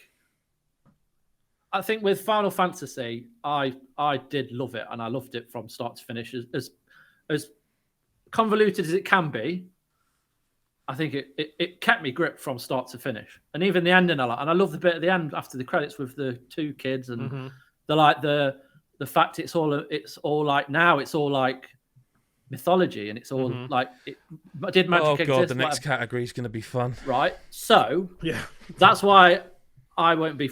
I think if Chris wants to go and give that, follow through with his Final Fantasy chat, I'm more than willing to listen. Baldur's Gate 3. I don't know that he needs to because I think it's. Well, this is where I'm going to go with Baldur's Gate 3. Mick's talking, and I'm like, I often agree with Mick. He has some good points. Yeah, I do. Okay. And I think when he's talking. I can't doesn't look like he's happy about it, but I can't. That's better. Mick, engage happiness mode. Mick, please smile for the cameras. I'm making efforts. I get that it's a very personal story, Baldur's Gate 3. Before you continue, can I just say I wasn't necessarily suggesting it was cut. I was just I know, but the issue is your story. Mick's story involved Shadowheart. Mine involves Shadowhearts. Chris's doesn't. I just cut it where it hurts.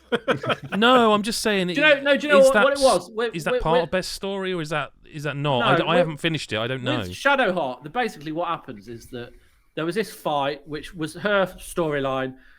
She fell in the battle, and then I had to make a decision for her at the end because she wasn't fucking there. I made the decision she didn't like, and she was like, after everything we've been through. No, we actually had it got. Anyway, she just goes, I can't believe you did that. I'm leaving. And this was wow. I still had binary. After that, about 50 hours to play after that. And my whole game. Did you not save scum backwards and just not? No, because I don't see what the point of playing. You want to expect if something happens. Well, I think you just said it. You didn't get to, No, I didn't. The only person I went to a brothel and shagged a drow. Anyway, you don't need to worry anyway because just go into the menu and just take their clothes off and you've seen everything and you can just get it out of your system. It's easily done. I think the Wait, Baldur's hang Gate. on, you can do that. Yeah, You can have control them each just character unlimited. individually. You can control each character individually, so you can just go into them, switch them, take their. So I've heard. Yeah, a friend told me. So I've done it with heard. every Curtain character. shut. Yeah, I bet you are. Oh yeah, no, sorry, I'm not being like sexist here. Men too. Gif Yankee is weird. You need to know who's packing and who isn't. It sort of defines the. He made us do it when we all joined the Yeah, site. that's how we. That's how the. It's how we work. Is that not how other people do it? You don't. Whoever's got the biggest. Chris Pigeon Todger Hyde. Anyway, what were we talking about? Baldur's Gate 3 somehow. Yeah, I think so. Heads aren't the only horse appendage I have access to. I don't think it's going to stay. Which one? Baldur's Gate. I don't think it is, even though it's That probably, seems mad, though. it's when you top say of mine. And Oh, Well, there's it's top of yours. yeah, but then there's 2 games I'd cap in the head before I did Baldur's Gate 3. Yeah, well, one of them. Don't bother mentioning that. See, Mention the not other- allowed. Can't mention it. It's going to. Well, there's no point because like there's 3 people who I guess the adore point it. we know what that It's one going is. to be What's 3 the other against one? 2 for the entire week. So. But no, it's not that I'm not saying don't mention it because it can't be cut. It's that we know what it But is. you are Yeah, saying what's that. the other one? But it can't be cut because 3 people here adore it. Exactly. So that's what I'm I'd saying. assume it's like a dragon. Yeah, exactly. With best new character, Joryu. I'm stealing that, by the way. No one else will ever know that you came up with that, and I'm. Oh shit! Damn it! Cut that bit, Adam. Well- Future Adam, cut Yeah. that It's bit. out of the Remember pod. to take this bit out, Future Adam. Okay. In fairness, I would cut Like a Dragon Gaiden because it's the only one on the list Yeah. that I haven't played any of, and I can't possibly rank it anywhere. Oh, this is tough. Because I do understand everything you've said, but the bit from Like a Dragon Guide and the man who raised his own name should have fucking erased some of the title. That would have been a lot fucking easier. But the man who raised his own name, the bit that I genuinely take away from that game is the final cutscene, the really long one, because that is like I was not expecting it, and it was. We'll get to it, but it was like I was in fucking. I don't think another game this year had me in bits like that. I needed a handkerchief, and not for the reason Mick would use one. But I use can't handkerchiefs. Not because he's honestly. taken off his shirt with his dragon tattoo on the back, or whatever it is. Yeah, I use curtain socks and hair. but I do also think it's a shorter story. Curtain socks and hair. Yeah, no, I heard it. The Brilliant. trifecta. I was just. Sorry. Not my hair. Bring us back, boss. Do we They're vote? my Back. socks. Do we vote on a cut at this stage? Even if it's just to work out the lay of the land of which 2 we need to cut, do we? Because I don't think we're getting any closer. Whereas if we voted and we get, one, don't we? yeah, but what I'm saying is if we were to vote on Oh, okay. what we each individually want to cut, we would have a better picture perhaps of the 1, 2, or 3 that aren't in contention to narrow it down a little bit. Do you know what I mean? Yeah, I know what you mean. Yeah. We then so should we do that? Let's just do that. Like Chris White. I was looking at Chris White and I called you Chris Hyde. Chris White, of these 6 games, which is the one you cut? I'm so sorry. It's Sea of Stars. This could work out terribly. This is Metroid Dread all over a fucking game. That came like 6th in the end. It was fine. Do you know what the real disappointing or sort of Julius Caesar moment here is we were talking about this game today via text, and he told me how he read up on it and how he knows he'd love it. Yeah, So no, I but genuinely feel like someone shanked me in the spine. No, but the thing is, right? Look at the other game. I've played more of Octopath than I have a Sea of Stars, and the other games I absolutely love. And yes, if I'd have finished it, I probably wouldn't be. Well, I wouldn't be saying it now, but Mate, it's fine. Listen, but that's my I vote. love you, Chris. Your vote is valid. You are important to us. You are an important member of the team. Thanks. So, Mick, do you want to give us your vote for Sea of Stars? Sorry, your vote Yeah. for a cut as well. Yeah, I'd cut Sea of Stars because Okay. of the games I have played. It's a story that I didn't like the most. I didn't like it. I didn't not like it. No, but no, that's plenty. You've said enough. Okay, Chris said Hyde, enough. what would you? Don't come to me, Chris- mate. All right, okay, Lyle. so- Lyle. Oh, well, I'm Final Fantasy 16, so there you go. Lyle.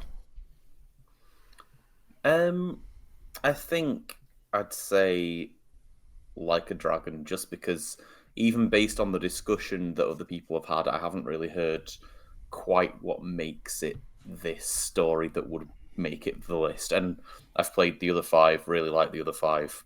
Okay. It's hard not to, really. Chris Hyde. I was probably going to pick Like a Dragon. It feels like a couple. It sounds derivative, but it sounds like a couple of amazing moments which we'll talk about. I'm not reducing it. That's to how just I that. feel about that game. And in also, terms I of haven't story. played any of it, so that's the other reason why I feel like, and less of us have played it, and so therefore, for me, that's why it becomes number 6.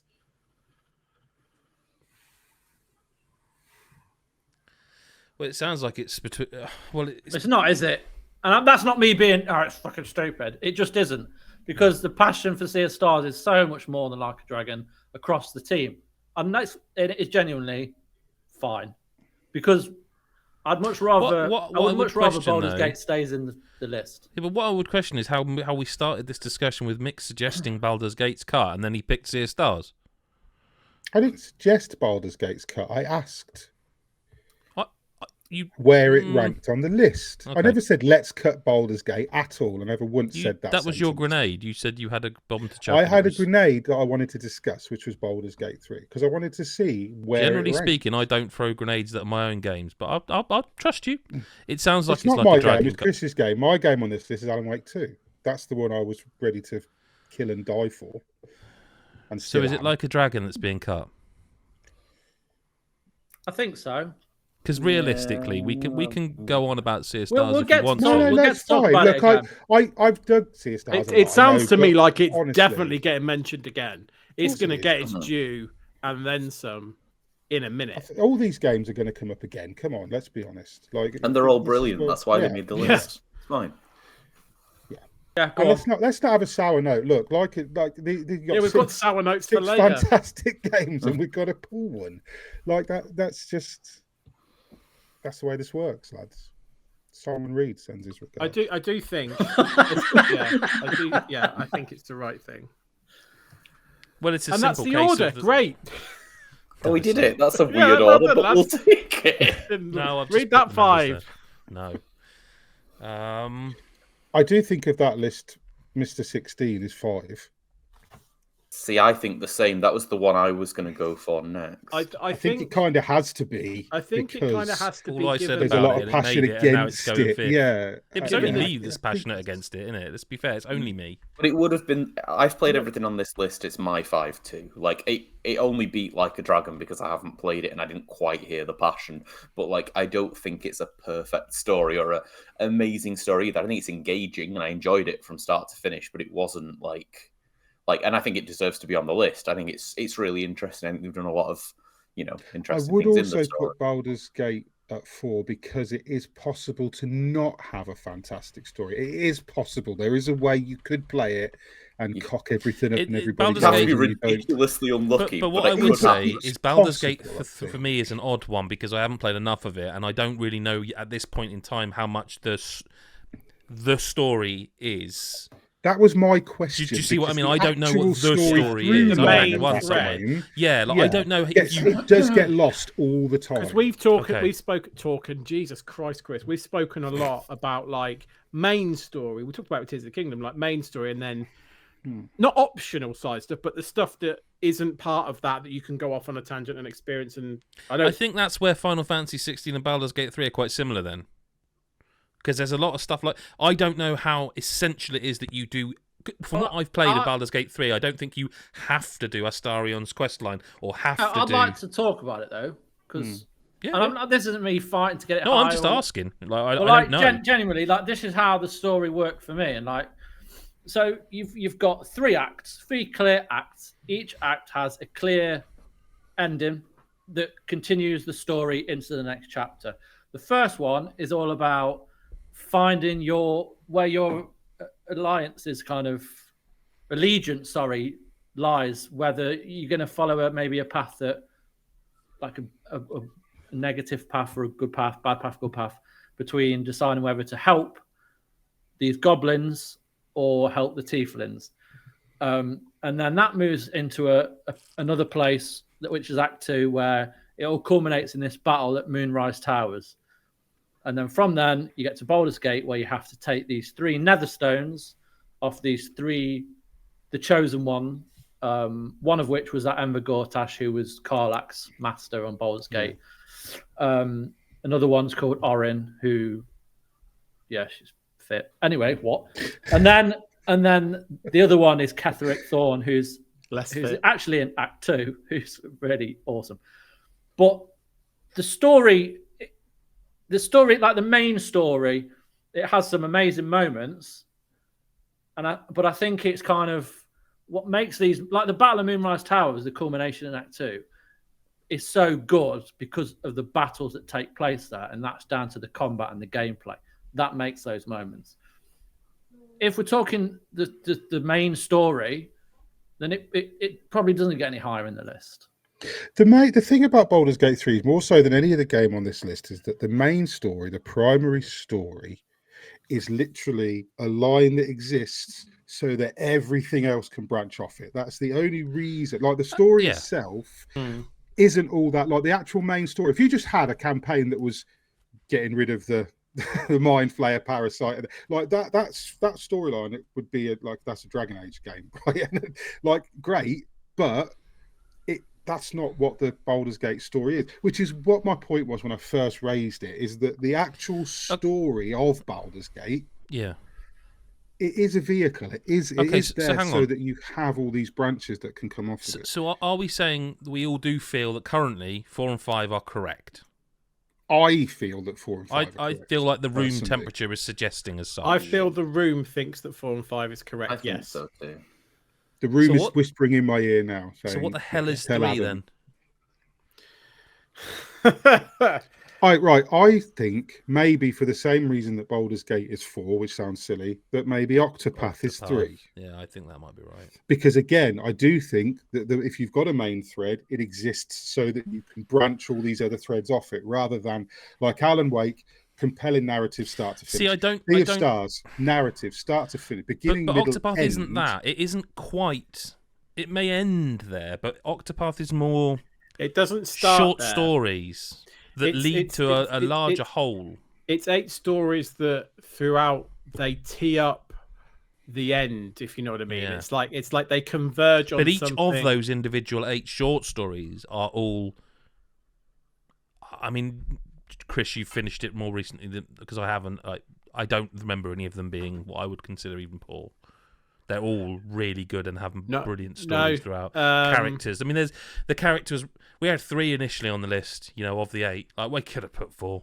I could have put 4th on. Yeah, easily, and talked passionately about it. It wouldn't have made the top 5, but I could have talked passionately about 4 But like, characters. it is 8 short stories that you play that all culminate into a larger story. But it doesn't start out as a larger story. It starts as short stories. And it's a kind of band of brothers thing and sisters, I guess. You come together, and it creates a culmination via the narratives and the characters and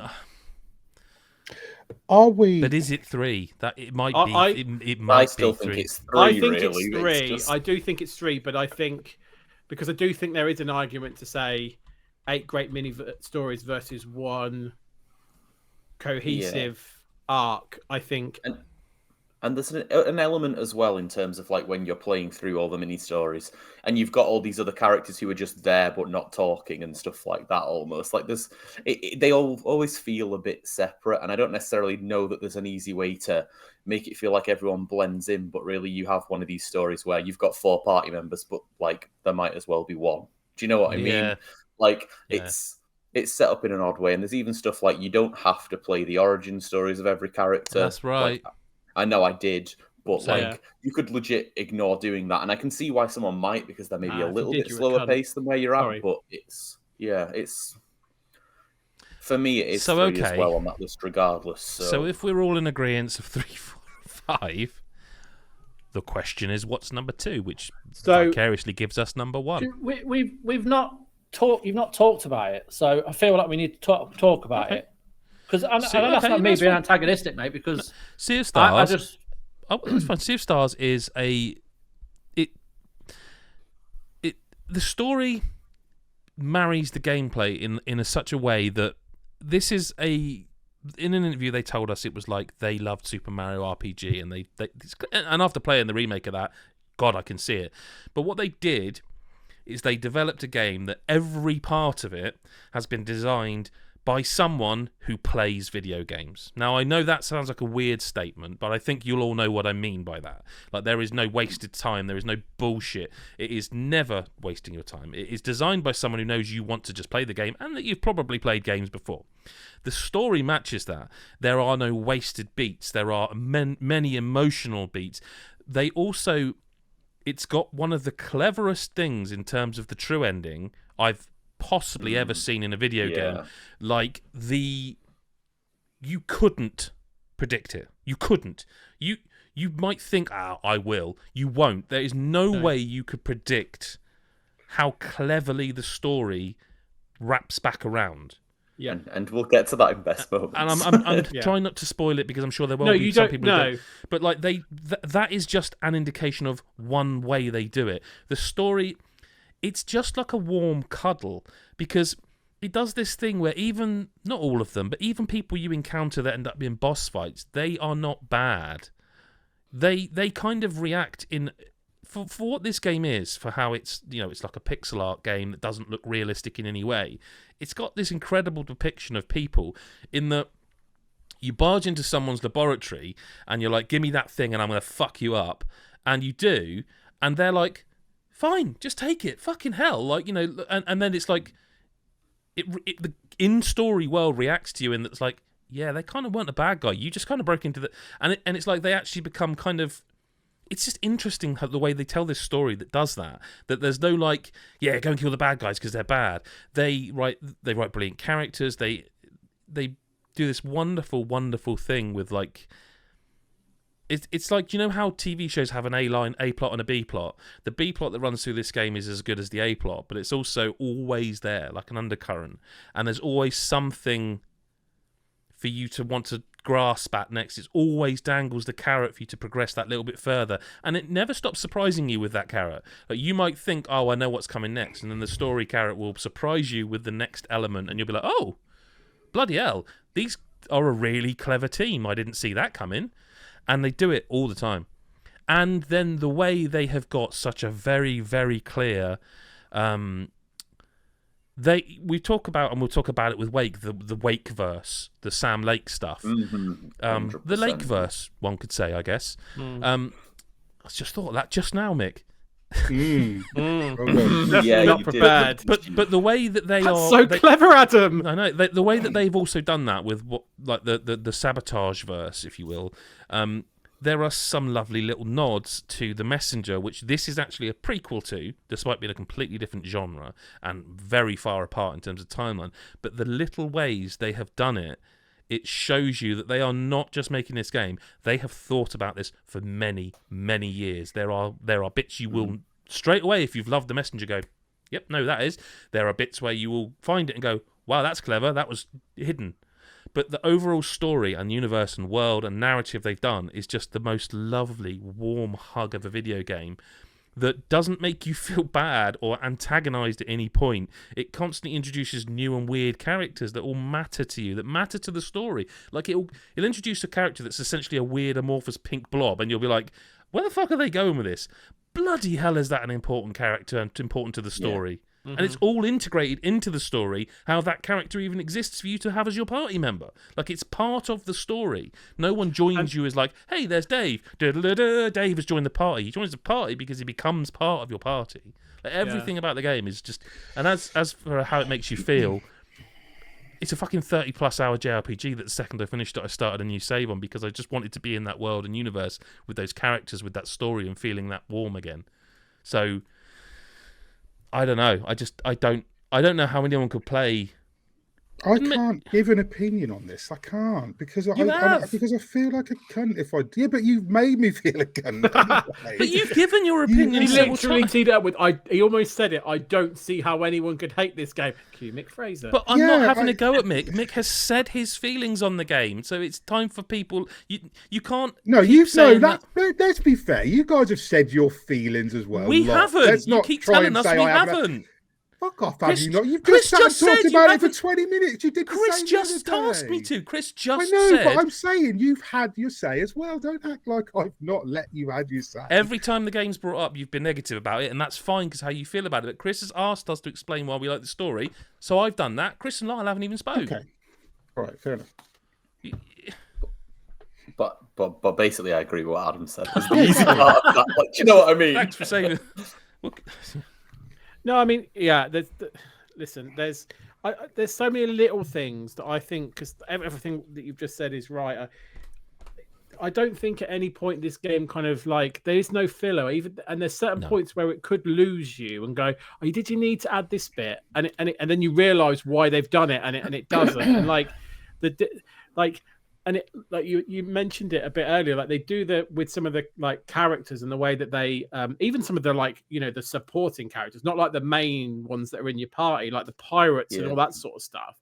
Like the way that each of them are individual, but like that, and some of them are like fourth wall breaking Deadpool type jokes without being ridiculously over the top with it. And there's just little nods to like, it's definitely a game made by gamers because they poke fun at themselves and the genres and the situations without it becoming this aren't we hilarious type thing. It's just done in a really it's a really concise and tight way that's just really enjoyable. And like even then the actual characters that are support characters that you do control, like the very first one that you see for the very first time, you think's a baddie. I did anyway. The second one you think's like, I don't know, a fucking narrator, and the third one, to your point, is like this blob. You're like, well, this is just they've just added this character in just to make a nice little extra character nearer the end of the game, and then you go, holy fucking shit! It's like with regards to the importance in the story, and it's like, and you don't see that twist coming. And like you said, I can't think of a game where the end credits, as it were, are not the end of the game properly, because Death Stranding. I mean, I don't play that sack of shit, but like, maybe that's as good. I can't talk to that. I'm sorry. Adam will tell you all about that at some point.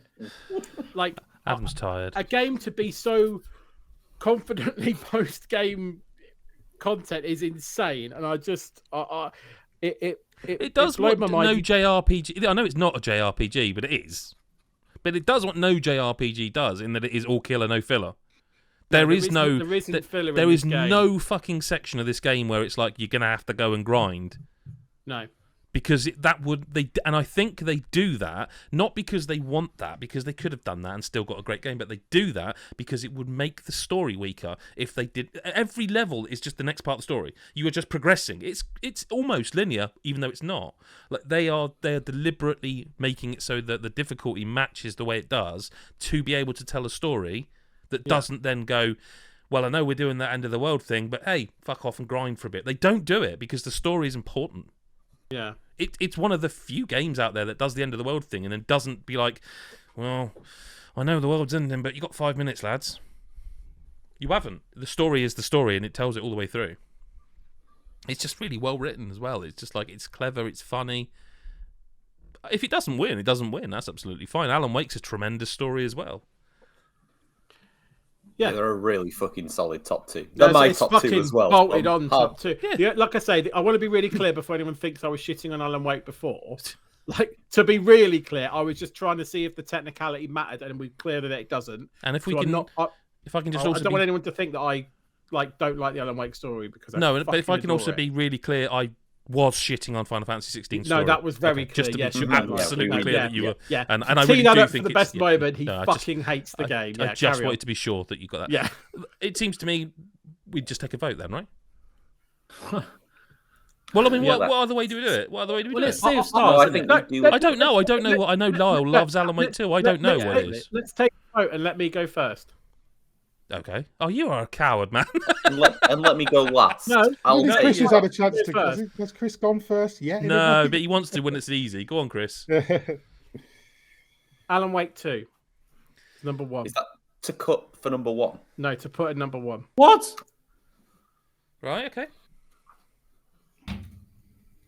I've never been this shocked since bloody Luke Skywalker was found out Darth Vader was his dad. Merry Christmas. Peak Star Wars. Okay, no, fair enough. Chris, I mean, we know the rest of the vote, so Chris. Alan Wake. Yeah, Lick? Mick? Should have been last. Hello. Are you giving me instructions again? Yeah, Lick. Yeah, Mick. Alan Wake, obviously. Okay, so it's 3-1, because Sea of Stars for me. And Lyle, not that it matters now, mate.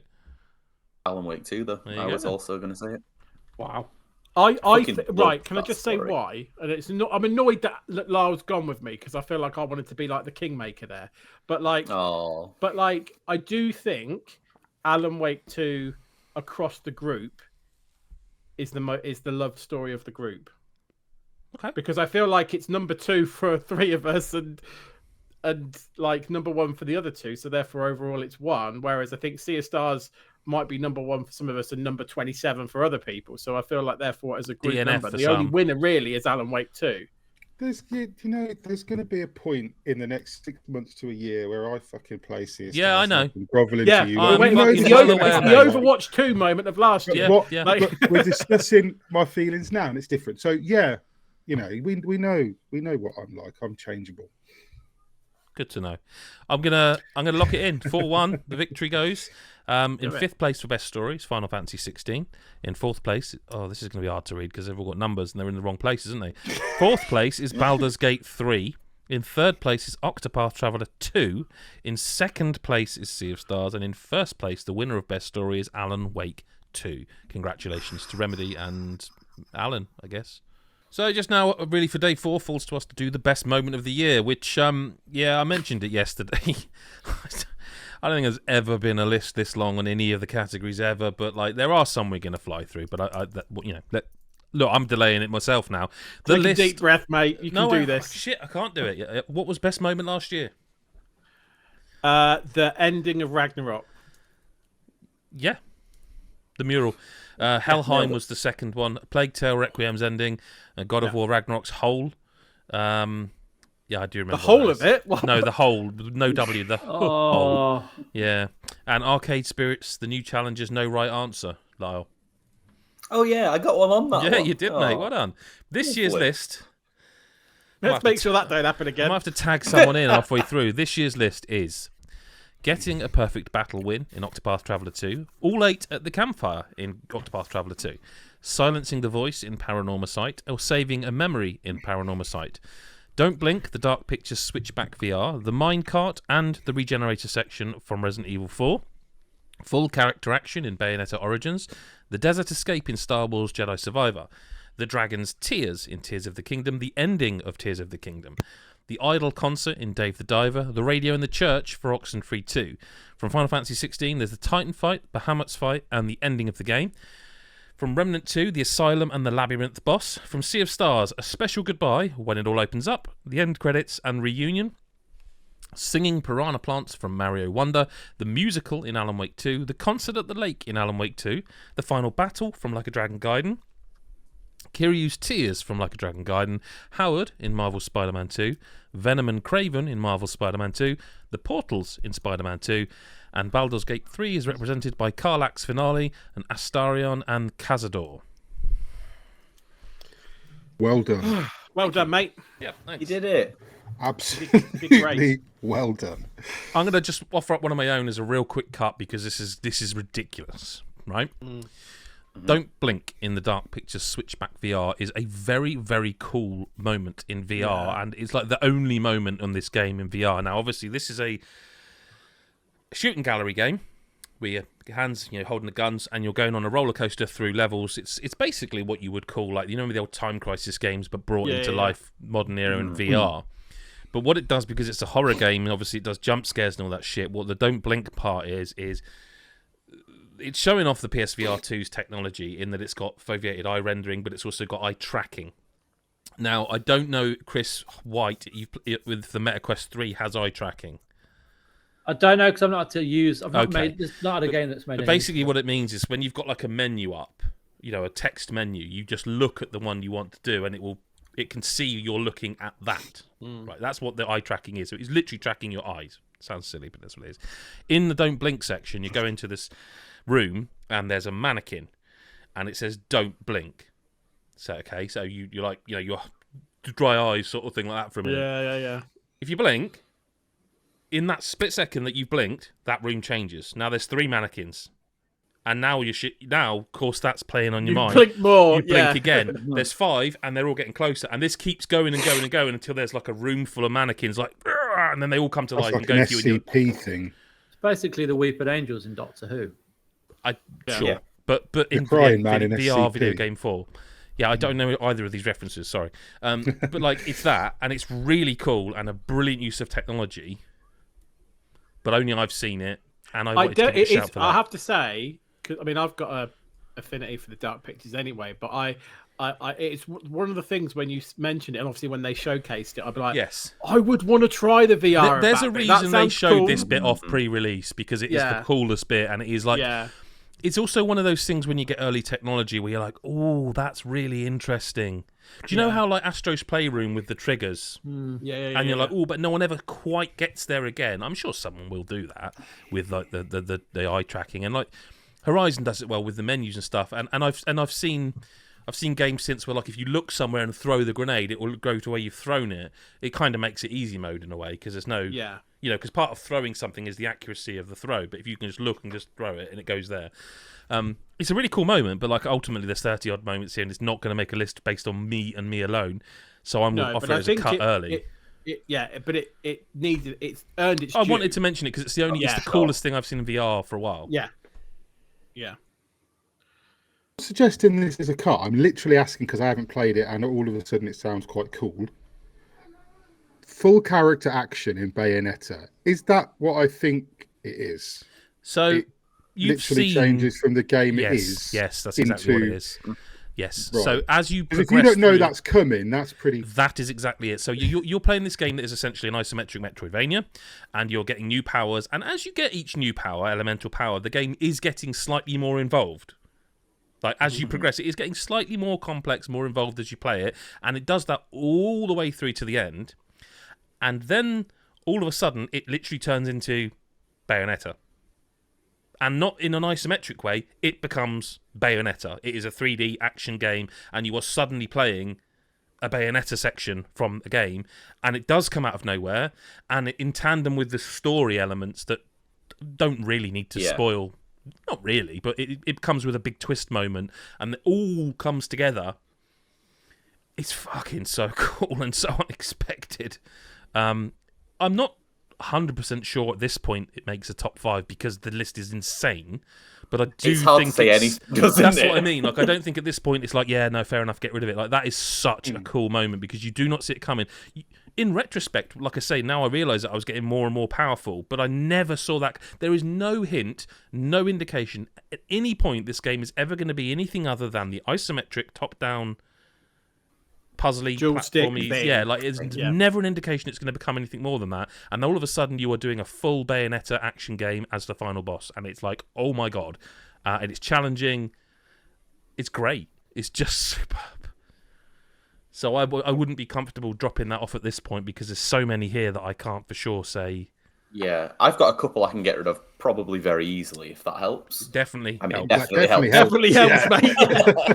I don't think either of the Resident Evil 4 ones make a top 5. No, I was going to be the arsehole if you weren't. There's no way they do. No, I think the regenerator is really cool. It's this moment where you see this like monster that in the original game, seemed like, just sort of your standard enemy and, maybe a bit creepy. But like in this it's a tub. Well, I think it's a moment because that they do it still. They still do it and they do it that way and it's done that, you know what I mean? Yeah. And it's very fucking intimidating. It's a moment in this game where I don't feel like it feels very horror-y in general. I think facing the regenerator, it's like, fuck! This is awful and feels way too powerful. And then they're in the body bags and stuff, and it's like it is pretty terrifying. Yeah, I agree with you there. Just laying next to you when you, but it doesn't make the list. No, I think it's more like it's what Chris said before. It's like you're almost wondering how they're going to do those moments, like the minecart and stuff, rather than them being the things you remember the most. Yeah. 100%. And then the same thing with the minecart is it's a really, really cool action section that like when I was playing it, I was like, fuck, this is so like exciting, so thrilling, like really, really works. It's such a good update to that. Like but like even next to the full character action for Bayonetta Origins, it doesn't hang. No. There's so much on this list, but those are cool moments. So you've got there's three Spider-Man 2 moments, right? Yep. So I'm having to scroll onto the second page because it's. I know which way we slice this list. Are we getting all three Spider-Man, if any Spider-Man moments onto the list? I wouldn't have any of those moments on this list. Right. So is it worth let's discuss them? Because I presume maybe Chris added them. Yeah. And I'm I've played Spider-Man 2. I really like it. Yeah, it's a great game. But I had to think hard about what two of the moments were. Which ones? Portals. Okay. And what we meant by Venom and Kraven. I think Portals is worth shouting out for a similar reason to why I mentioned the VR one, in that it's quite a cool use of technology. It reminds me a little bit of Ratchet and Clank. Ratchet and Clank is Rift Apart? Rift Apart, yeah. I want to say where they do that similar Portals thing, and it is impressive. It is impressive that we can do that now with consoles. I think Chris White put all three of these on. Only because there's another Portals moment on this list which I preferred. Yes, same. Oh, yeah. The Venom and Kraken. The Venom and... That's a different game. I presume this means you mean the big moment, Venom. Like, literally, the only bit of that is when he fucking bites his head off. Yeah, and okay, you're like, it's that bit. All right. Fucking hell. Yeah. Spoilers, by the way. We mentioned that at the start Yeah, of the podcast. come on, The best moments. Come on now. That's like... We're balls deep now. Come on. Yeah. That moment was a proper shocking, but it's literally it's a split second. You just don't. Don't expect it because it's a Marvel. In your head, it's PG-13. You expect it. Go to jail and think about what you've done because you've been a very naughty. No, boy. I don't agree. I think it's very clear that they've shown that the Venom. I'm being facetious. No, but I think the fact that they actually show it, so to speak, I really didn't think they would. Like, it does feel like you're playing a PG-13 game until that point. So I'm happy for that to go. I'm also I'm happy for Portals to go, because I think it's a technical. It shows off the incredible work Insomniac have done to basically recreate the Doctor Strange Portal stuff from the movies, and the fact that there is Doctor Strange and there's a Wong reference at least. It was kind of cool. That was cool, and that whole scene with when you're playing that. And then going through the portals as well, it's ridiculous. It's just amazing. Howard, and it ain't going to last on the list. That's the only one I would want to stay, but I don't think it will. But I just think it was so unexpected because, it's a side mission as well. So again, you might not want to finish it or do all the side stuff if you know. That's still a moment. It's a moment. I think that's. But it's an incredible moment. Well done. I think it's very well done for what it is. Because obviously it links. Correct me if I'm wrong. It links to the first game. It does, but I struggled to remember that it's the game. guy that there was a load of bird missions in the first there's game, a load of it? bird missions. Yeah, you're chasing pigeons around so. the city as Peter Parker, and then there's not a lot of reference to the first game, and then he's just sat there and you're Howard. Yeah. Not that I remembered his name because I'm not making out I did. No. But I knew who he was. Same. And you get the impression that something's not right. Yeah. And then as he starts taking you around and telling you to do, you kind of get the feeling that he's not well. And then when you get back after the final bit and he's not there and there's an ambulance, it's like fucking hell. Yeah. I didn't love and it I'm not, quite as much as you did. It felt a little contrived, sort of, but I get it. I get it. I wasn't heartbroken, but I just thought it was a nice I thought it was a nice continuation and a nod back to the first game. I think it was quite a quaint way to deal with a character. It didn't blow me away. I was genuinely sort of sad when I saw the ambulance, but I did sort of see it coming as well. It was one of those ones that was because they nod to it, it nods to the reason you're taking the bird away is because of this sort of thing that they nod to. So, but I think it's quite tasteful and it's quite nice and it's a cut though, isn't it? Let's be honest. Yeah, it is. Right, I'm going to fall on a few of mine because we need to move this along. So I'm going to suggest two cuts. I'm going to suggest two Sea of Stars cuts. I'm going to suggest When It All Opens Up is a cut, and I'm going to suggest the end credits are a cut. When It All Opens Up, I think, is a fantastic moment that deserves to be called out just because of what it sort of plays into what I was saying earlier about best story. You spend a lot of this game thinking at some point I'm going to get some form of fast travel because that happens in every open world game of its scale ever. That's just something you get. And there are sort of allusions to some style of how it will happen. You end up getting a boat and you think, oh no, that's not it, because you get the boat and you think, maybe I can just now go to those islands I could previously see but not access. Nope. So you think to yourself, am I going to get a Final Fantasy style airship? Because it's it's not cribbing from Final Fantasy, but it's an RPG of that ilk of those original. It's almost expected, isn't it? It is, but what they actually do is they tie it again into the story. We progress to a certain point in your kind of not your training, but your learning as the two main characters, and then all of a sudden it comes into effect that you do this ability in a battle, which then ties into the fact of how you can fast travel, because at any point you want, you can press a button and you warp into the relevant, like the sun and the moon orbs, and you can just fly around this entire map. Lecky. Yeah, and not like in any way. It's so strange because it's so freeing. It's like you would expect it to be in some way limited. You can just fly anywhere you want as these orbs, whenever you fancy, land right outside. So what in my mind I thought, well, they're going to do something like where you can just pick a level name and warp to it. They go one better. You can just fly over there and just press a button, drop down, and you're next to it. And I think it's fantastic. And again, it's just that example of no wasted space, no wasted time, no wasted story. It even ties into that, like I say. But we're talking about five moments, and I don't think this is. If you're doing a top 5 Sea of Stars moments, yeah, okay, it's probably there. That's why we've listed 4 of them, but it ain't quite one there. In the same way, I think the end credits is just a really cool thing, and just another thing where this developer's going like, you thought you'd seen everything we had to offer you. How about we just make it a shoot 'em up? You know what I mean? And not and not like in a really serious like bullet hell way, just in a way of like have a laugh. We know because we're gamers. You don't want to sit through all these lines of credits, and we know that you also don't want to just hit skip because you're frightened you'll accidentally miss the epilogue or something, because some developers used to do that when we were younger. If you skipped it, you wouldn't get that last cutscene. Yeah. So what we'll do is we'll make it so that it's basically, I presume you can fail it. I don't think it'd be easy to fail, but you just play in the shooter, again, tied into the narrative of how powerful you've become as these main characters, and it's so cool, and it means even the fucking end credits of this game aren't like wasted space. It is ridiculous, but it isn't top. Again, it would be in the top 4 Sea of Stars moments for me, but not overall. And maybe like a top 10 overall. Maybe like, that would be, yeah. Agree. Yep. So I can cut Don't them. be getting more trigger happy there, Mr. Chef. But yes, no, that's it for now. I do have a question I want to ask Chris about. Which one? Sorry, that's a great point. Chris White. So, when you say final battle in Like a Dragon Gaiden, can you... Yeah. Well, do you know what? I was actually going to suggest 2. Because we've got a bit of a rhythm going here. Yeah. I was going to suggest 2 cuts. Okay. To make it easier. And that would be one of them. Final battle, Like a Dragon Gaiden. Final battle. Yeah. Final battle is...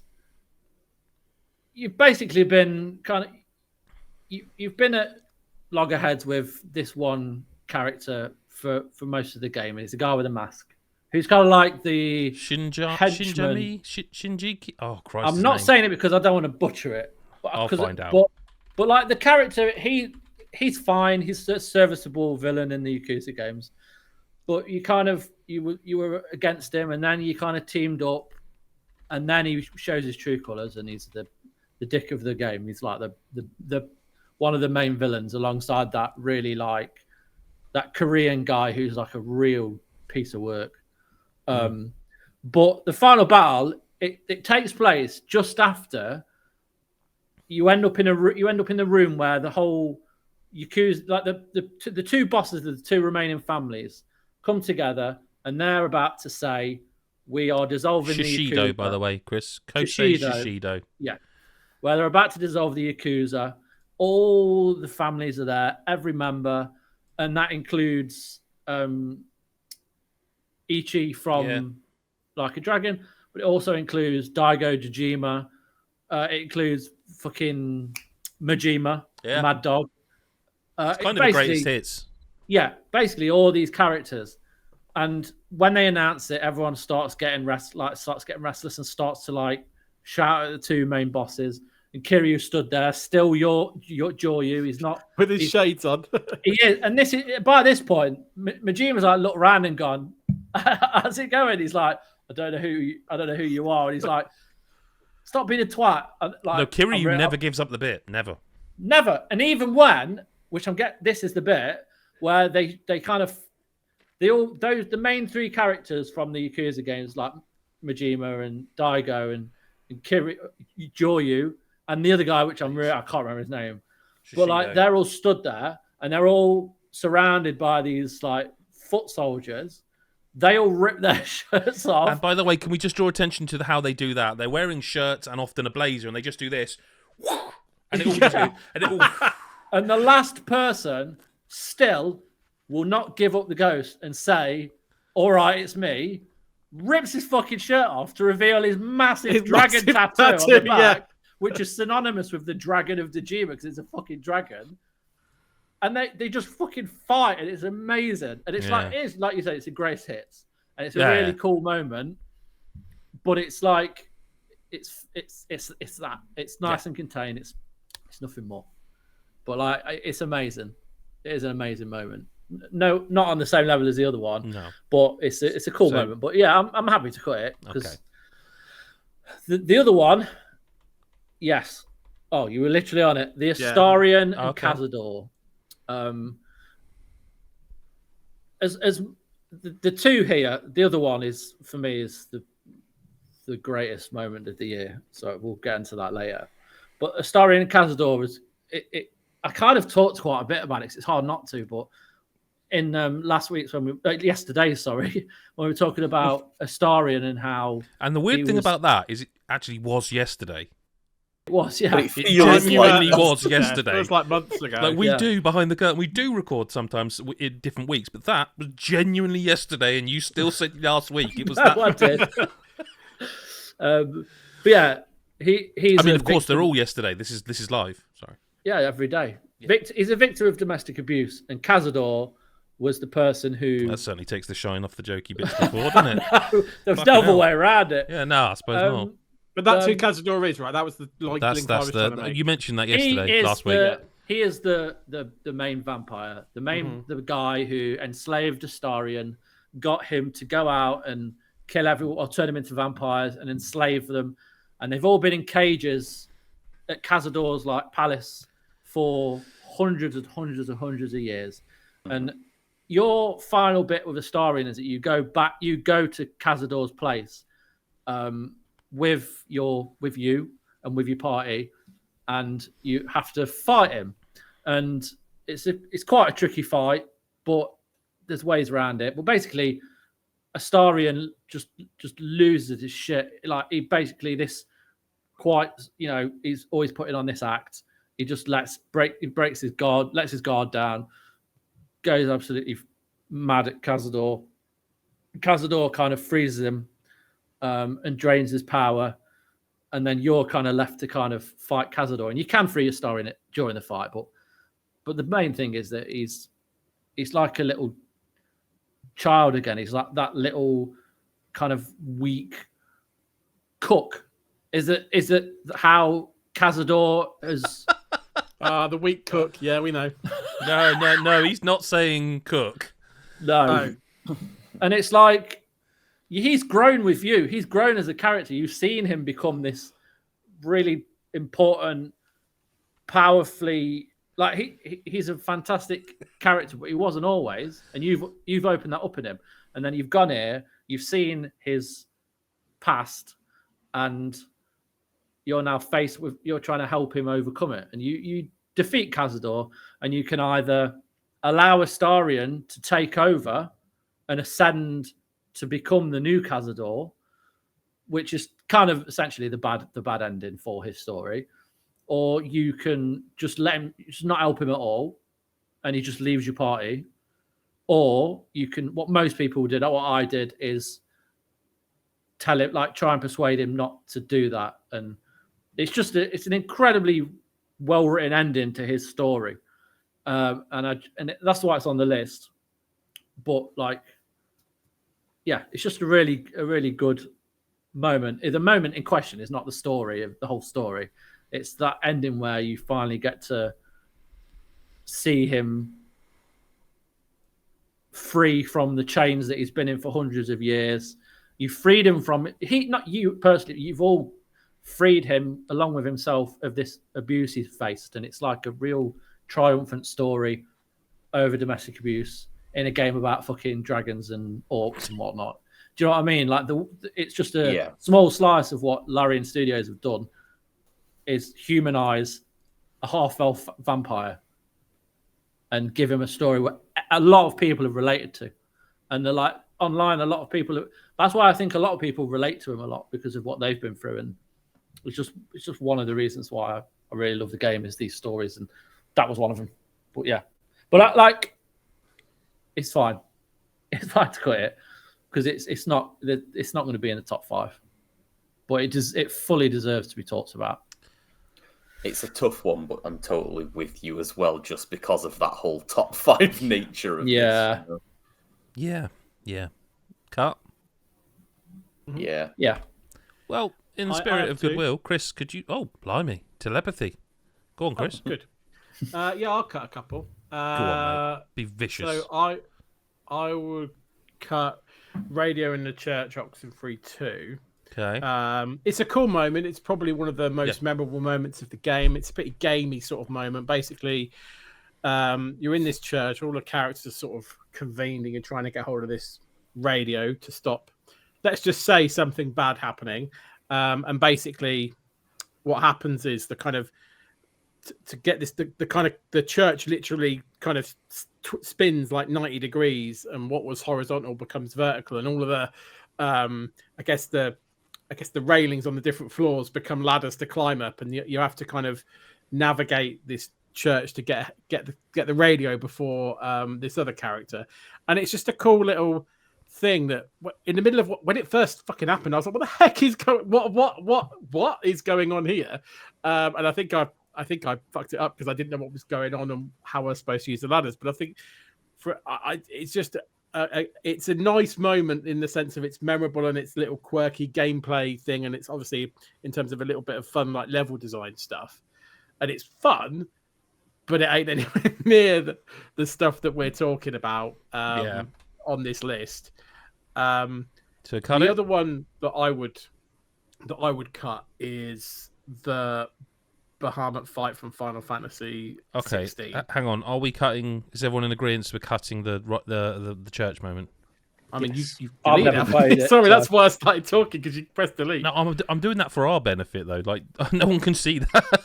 Oh right, sorry. That's fine. Yeah, I'm agreed. It is a great moment, but it's And sorry, so now you're saying the Bahamut fight. I agree with this, by the way. I agree. Yeah, so I think there are probably there are two. You haven't let me explain why. I have a very specific reason, but go on, Chris, please. There are two there are quite a few like big boss battles in this game, but the two that stand out are this one and the Titan one, which are the two that are on the list. Agreed. This one is. I think it's on the list because it's kind of like more of an extreme version of some of the other bosses you fight. The stakes are higher in the sense that Bahamut has just literally rinsed an entire fucking city, and all these innocent civilians are fucking dead or under rubble, and you're trying to stop this devastation from happening. So the stakes are really high, and then there's also a lot of these. There's a lot of those. You know, they do the cinematic moments where you're dodging and attacking. So there's quite a lot of those mixed in with the what's the name of his icon? Ifrit. There's a lot of that kind of control in that moment. So it's very kind of like cinematic and high stakes. But for me, I think the Titan fight is a lot more memorable in terms of what it does. I think the Bahamut one goes on a little bit too long compared to the Titan one, whereas the Titan one feels absolutely... I think the Titan fight is... The thing about the Titan fight, it probably does. I haven't actually... The Titan fight's actually quite long. The Titan but it also feels more like you are fighting someone you kind of genuinely hate. Yeah. Whereas so the Bahamut fight, you know something's not right. And the Bahamut one is very long. You almost don't know what the heck has kicked off, but it's bad because a lot of people are dying. But the Titan fight is satisfying because of who you're fighting, and it is like I want to fuck you up. And the variety, of what exists within that Titan fight. It's not just Ifrit cinematic moments and things like that. We'll talk about it when we get into it. But for me, I can't champion the Bahamut fight in the shadow of the Titan fight, and I don't see a world where both make a top 5 in any way, shape, or form. So I have to cut the Bahamut fight. I did like it because I felt like the stakes were really high. It's cool as fuck as well. Like it's really cool. In terms of spectacle, it is like this is stunning. But I just think as a spectacle, it's amazing. As an experience you are interacting with, it's just that little bit too long compared to the Titan one, and the stakes are different. I think the Titan fight as well, the variety makes it more interesting to play. Also, and the bad that you're beating has been teed up for but quite also a the Titan while. fight's earlier, so by yeah. the time you get to the Bahamut fight, you've seen quite how insane the spectacle can be. Yeah, so the that's impact also is fair. slightly lessened. It's still bigger, but it's the first holy, like you said, Titan's pod, ridiculous. Like, they don't deserve to do this kind of thing, and it's the first one, and for that reason, it probably stays. And justifiably, given what it is, it stays a lot of this game, So you can feel the executives crying because of the money that must have been spent but that first one for me is Titan, and it is like, and combined with the big bad you're fighting, I just felt like the Bahamut one as a player interactive experience is slightly less interactive than Titan, where you feel like you are majority. I think it's been a while, but I think the Titan fight you pretty much play it all manually. There's very little. Yeah, and like I say, you're doing different things that you don't ever do again. Yes. Because of the nature of it. Whereas there is elements of the Bahamut fight which are a bit samey, but the stakes are higher. So I get rid of it from this list now. Are we all feeling that? Yeah. Yeah. Okie. Wow, we are rattling through these now. Look at that. I mean, good God, there's only 20 left. What was this? 32 at the start. We're rattling through this. Something, yeah. We are doing good. Anyone else got anything? I could offer up a couple if you'd like. Please, Mr. Carr. Okay. Bear in mind, no one's argued about cuts yet. Just try and keep that run going. But none of these are shit moments. No, I know. I'm just joking. Someone's going to mention something, and it's going to kick off. Like the last category. We'll get to the point where someone's like, "Hang on a minute." I think we could probably like Fred from Coronation Street. That was. I don't. Hang on a minute. Hang on a minute. This is like the episode of me not getting references. Sure, Lyle, please. She just makes them up. So yeah, I think you could say that. I mean, I'd probably argue both Octopath Traveler 2 moments don't quite make a list. I think getting a perfect battle win is a very specific, like, your perfect battle win versus someone else's perfect but they are battle done. win. But they are the same thing. That's I get what you're saying, and I thought this might come up, right? I put this on the list because I think when you do it, no matter when you do it, no matter who you've got in your party, it is one of the best feelings I have experienced in a video game this year. Just so I'm clear, when you say that, you mean getting all 3 bonuses at the end of the fight? No. I mean, basically, when you get into a fight, and for that very first time, you don't take a single hit because you've broken them immediately, and you just fucking wail on them. Everything's aligned. And I think it calls it perfect, doesn't it? It might be, but I mean is your battle composition, you might have got lucky. You just happen to have the right party members with the right jobs assigned, and you come into a battle. It doesn't have to be a boss battle, any battle, and you just have that perfect combination of party and jobs where you take every enemy on the screen out in your first turn and then wipe the floor. Now, I'm not saying it definitely makes a list, but I think that is one of the coolest moments in the year because it shows, I think, maybe the best battle system I've ever seen in a JRPG. Because the first game was probably the best battle in a JRPG. They added just small little things into Octopath 2 that and it does that beautiful thing when you're playing a game of you think, well, how are they going to do it? And then you play it and you're like, that's why they're the game designers and I'm just the one writing about them, because it's so clever. And that first moment, and it's usually quite early, you know, once you've got your full party and you absolutely wipe them, you take no damage, it is just, for me, it was one of those feelings, it's like, oh my God, this is gaming heaven. Yeah, I can't lie, right? And this is going to make me sound like a dick, but I got this in like my second fight. That's fine. And I'm not saying therefore, but I didn't get the sense of joy that you got from it. You didn't feel amazing when you absolutely destroyed someone for the first time in that game because your brain, you worked out, because there's an element of this game where you can play it and you just smash through battles, but if you get to a bit of a trickier one and you stop and you look at the turns on, because it's always got who's next and then the next turn in what order they're going to play, and you look at that and you go, right, so I've got And it becomes a bit of a maths game because you go, I've got 5 Of course, turns. and I love this. You've got 5 turns here. He's appealing to you. And this character There's this storage can do as well, this, Chris. and this can do this, and this can do this. But I know that if I boost that, and you are literally, you know that gif of like the person where all the maths are going on like that?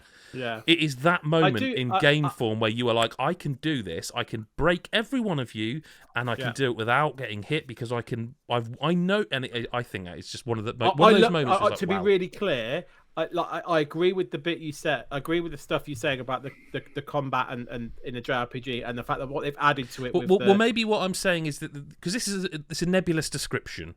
Yes. What I'm saying kind of is when that combat clicks and you master it. That moment where you sit back and you go, you feel fuck. when you plan something out and like you say the whole like 2 turns ahead stuff and it nails it, like you go, I'm going to put that person back, that action back. That's what I was going to say. So when you even work out, I'm going to do that. I've got an ability that I can switch them round. Yeah, I get it. It's maths.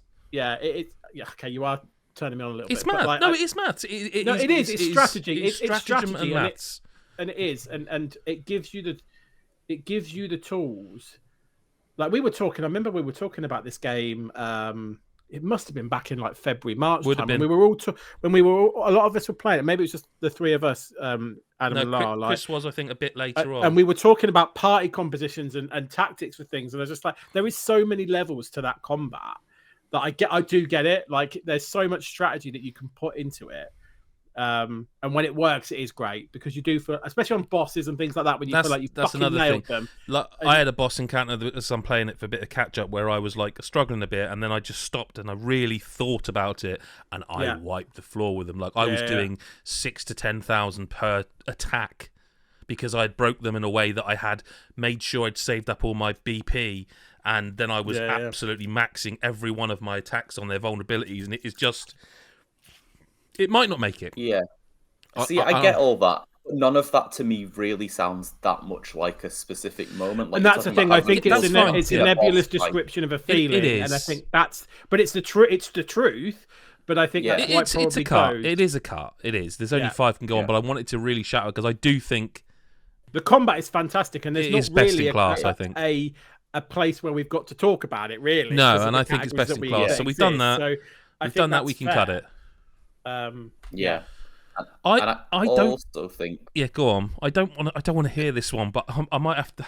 This might be the bit where I have something spoiled. But go on. If you don't want to hear this one, Chris Hyde, do you think All 8 at the Campfire makes the list? I want to talk. I want to talk about it. Oh, thanks. I'm not going to spoil the specifics, right? But basically, right.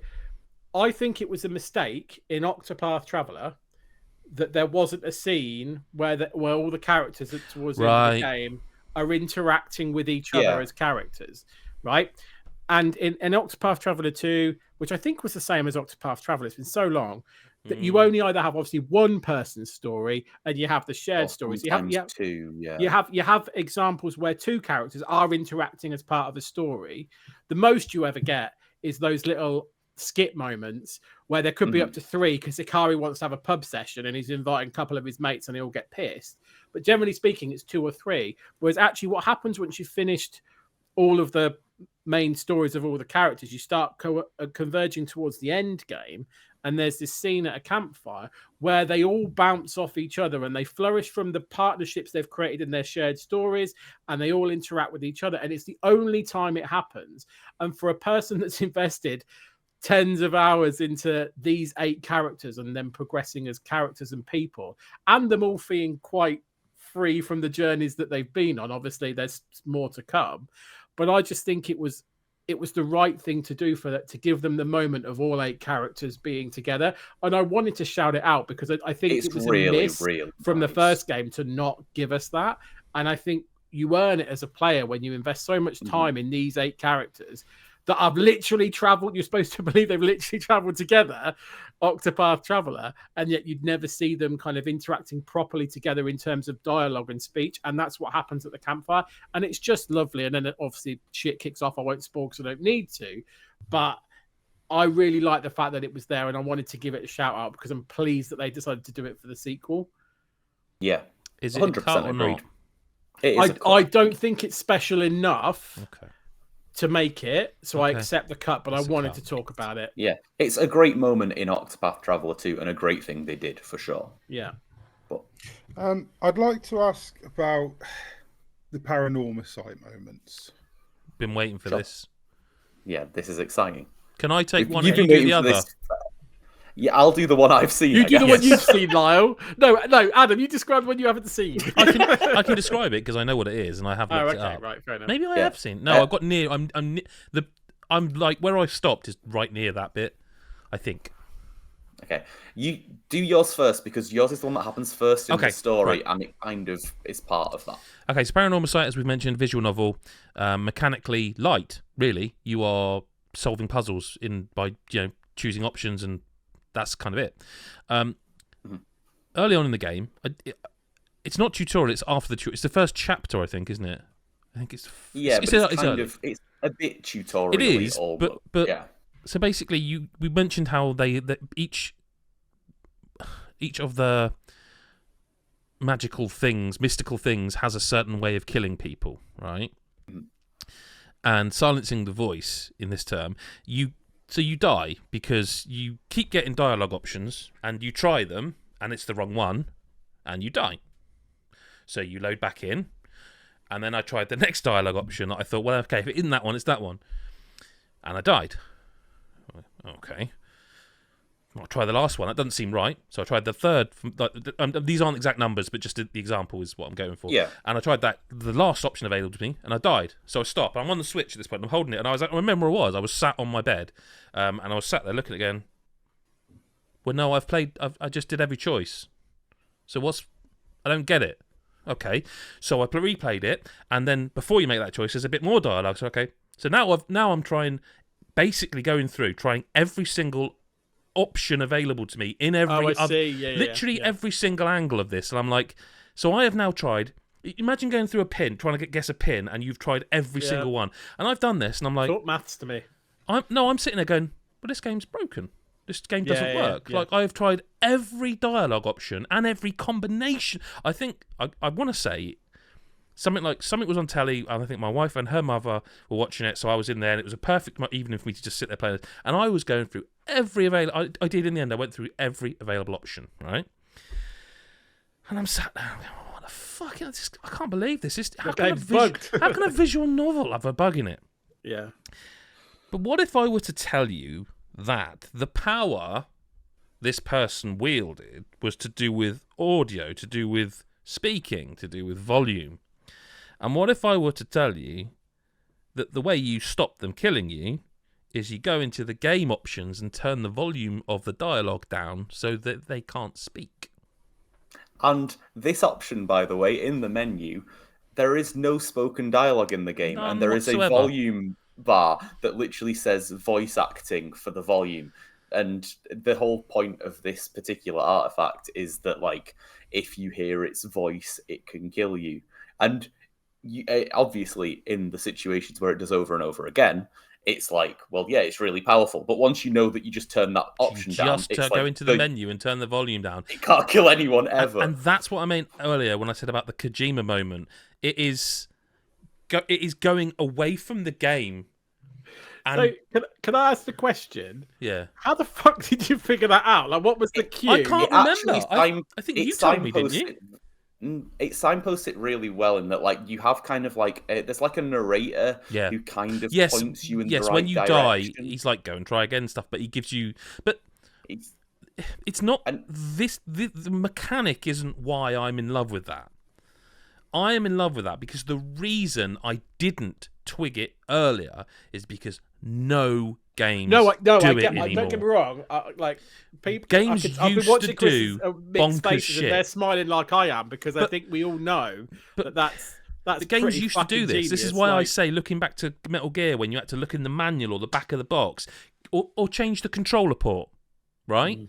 Games used to do wacky shit because no other medium can do that. You can't do that with a film or an album. I mean, albums used to have like secret tracks at the end, and then there was some where you had secret tracks at the start, and it was like, oh my god, it's blowing my mind. I had to rewind from zero on the first track. Games don't do this anymore, and we've all been conditioned to not think that way anymore because games don't do it anymore. So the reason I wasn't getting it ain't because I'm thick. I am thick, but that's not why. I wasn't getting it because games don't do it anymore. And the fact this fucking weird Square Enix visual novel did this is like, I think it is incredible. I think that stays on the list for now. Oh, it's incredible. The fact why? It's just bizarre. Because so many of the moments on this list, a lot of the moments on the list are story related. We've already talked about story, but a lot of them are story related or they're very personal to you, which is fine because that's what it's all about. This isn't necessarily a personal moment. This is something that just sounds really fucking cool. Wait, mate, you got to hear the second one in a minute.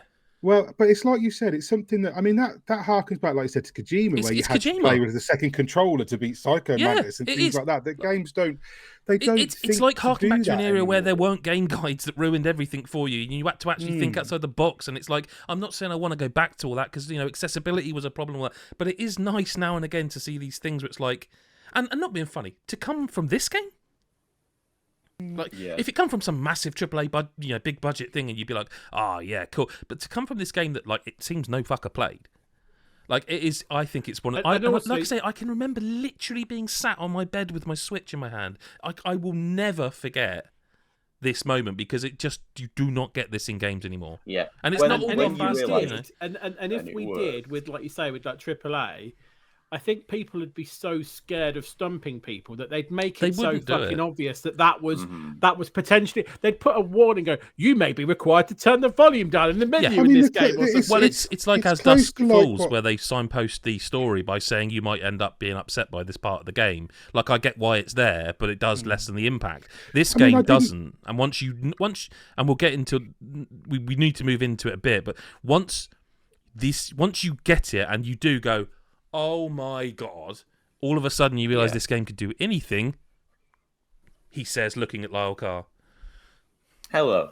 So, I mean, for the kind of reason, a part of the reason that makes your moment so special is that it's the first time this happens as well, and that's a lot of why it should stay on the list. And I think that's kind of why we'll probably cut the second one realistically, because you kind of know this game could do stuff like that. And I just think that's a little bit of the part of the magic. But for this one, for saving a memory, you are playing as a character whose name I completely forget because it came out fucking ages ago. And her whole thing is that she's trying to use these powers, the powers of these mysteries to figure out what happened to her school friend who died. So she's like, she's trying to find out what she can about her school friend, and it turns out that her school friend's ghost is in the school, so she is able to communicate with this ghost and all this sort of spooky stuff. And the ghost basically requests that that you can do something to show that you will never forget her, because she wants to be remembered. She was your really close friend, all this sort of thing. And to do that, the only way you can proceed in that situation is that you have to go into the menu, go to a new save file, and save your data to that file to show that you'll remember her forever, so that her memory will be captured in that save file. And again, it's one of those moments where you're how would anyone ever think of this? It's wild. So cool. It points you in the right direction to it in the end, and because you kind of know that this game. She's telling you. She's telling you to save my. Don't forget me. But you don't think it's outside the box because, as I say, not to keep sort of harping on games, don't do this anymore.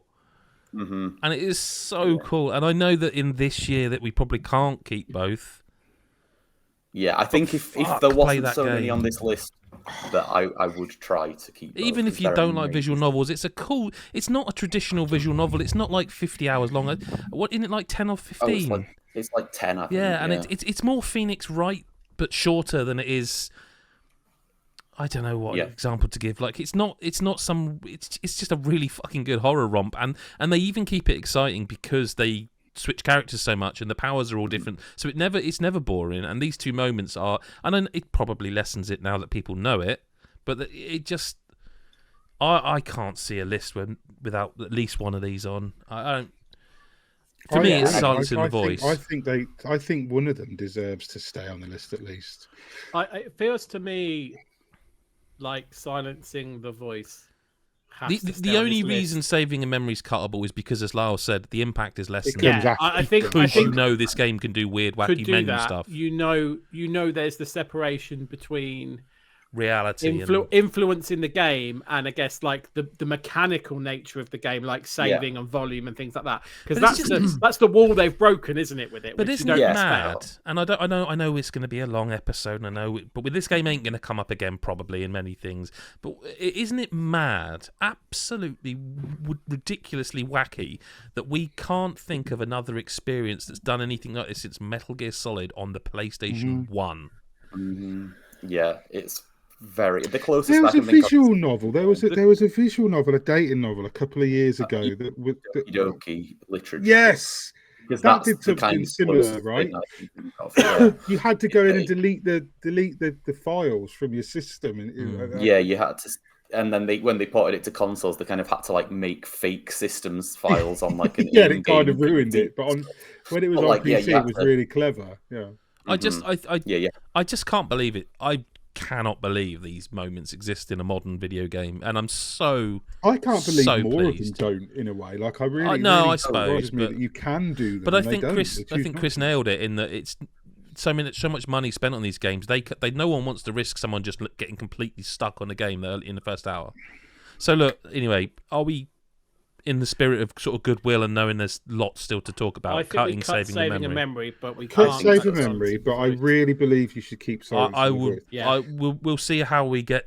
When we get to the top 5, but I really strongly feel Silence of the Void. I'm not saying that's to win, but like I'm Just telling you that making it when I'm 80, sat somewhere covered in urine, I will still remember Silencing the Voice as a moment in my life because it was so. I had a little look. It's £16 on the eShop at the minute. It's been like that since launch though. It was never more than about 20 quid. I don't think.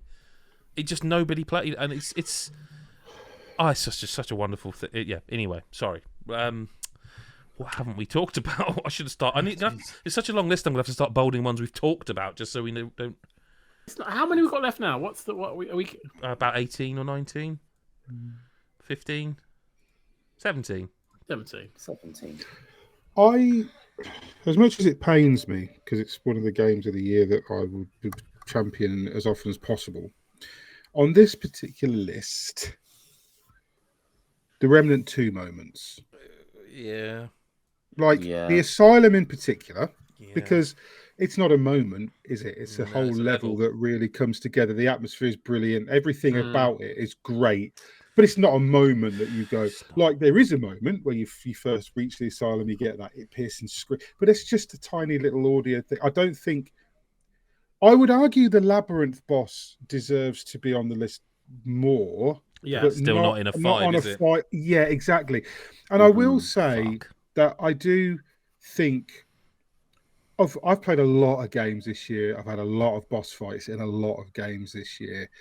I genuinely think, and I know some people will call it gimmicky and some people will say that it's... But isn't that what a boss fight is? I don't get that criticism when people Yeah, call boss and fights gimmicky. absolutely, Isn't that what a boss because fight is? You've done every boss generic fight is game pattern and then the boss recognition. is... It's... Yeah, I don't want just a bigger version of what I've just. No, I mean, fought. aren't boss I fights want- supposed... Like, think about... Do you remember the oh shit, who made it? Who made the DMC that wasn't Capcom? The one everyone loved? And Ninja Ninja Theory. Theory. Do you remember, like, those boss fights are literally gimmicks? Like, I'm thinking of the one, the news station one. Yeah. Like, the whole...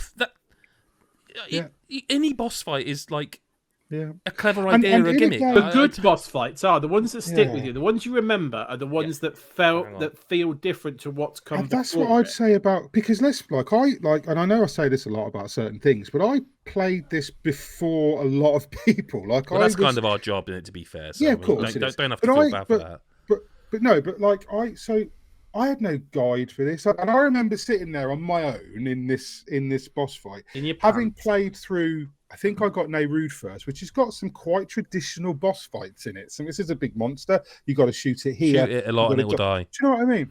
And so when I came to the labyrinth, and you have that little encounter before it, where you're like, "All right, so that's what they're giving us as a boss fight. This little encounter thing where you get to," and then you walk into that room, and that giant cube appears, and It comes just up to comes boss towards fight. you. And I shot the lights out, and I was like, "Are we done? No, still got health." And like I died so many times. Like, it was ridiculous because. But again, that's what you do with good bosses. You learn the patterns, you learn the movesets. And I sat there for almost an hour, maybe. I think I said to you, I've been on this boss for an hour now, because I couldn't quite nail every pattern, and you have to get it perfect or you're dead. There's no like really two ways about it. You can mess up and backtrack a bit on it, but realistically, it's like a rhythm game, though. I think it's the. I don't want to get into the ending of the game, but like I think this is the first signs where they're leaning into some of the rhythm elements a touch, because I think it's a boss where if you turned the music off in the menus, I think you'd find it a bit easier.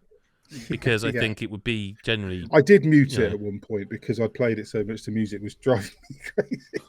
But I am with you. I don't think it makes the top 5 in this year. I think I think it's a cool thing. It would be on my top 5s, my top 5 moments of the year. It wouldn't on mine on this list. I get it. No, that's fine. I get it, but not. And that's why I'm saying it. Like, I'm glad we mentioned it. I mean, it's the boss fight. I mean, how many times did we complete that boss fight? 3 at least. I never 4. was 5. I think 4. I think I've done it 4. I never didn't want to do it for someone else. Yeah. Yes. Like I was like, let's do this again. It's brilliant. But once you've done it, you feel kind of cool because you know the tricks. Yeah. And you're suddenly the teacher. It's kind of the Jedi moment, isn't it? There's a clever bit in that. When you're exploring the labyrinth, right? And I'll just be really quick. There's a little bit. So you know the final block that's a real bitch to reach. Yeah, the one that feels like it isn't in there's rhythm. A certain way you can. There's a certain place you can go in the labyrinth. When you go in to get the portal back to Ward 13, where you get the Leto armor and the gun, right? But right beside that portal, there's a hole in the wall, and through that hole in the wall, there's a big purple square. No, there isn't. And if you shoot that purple square, and then you don't save before you get to the labyrinth fight, and you go into the labyrinth fight, that final square that's really hard to get is already shot. Fuck off.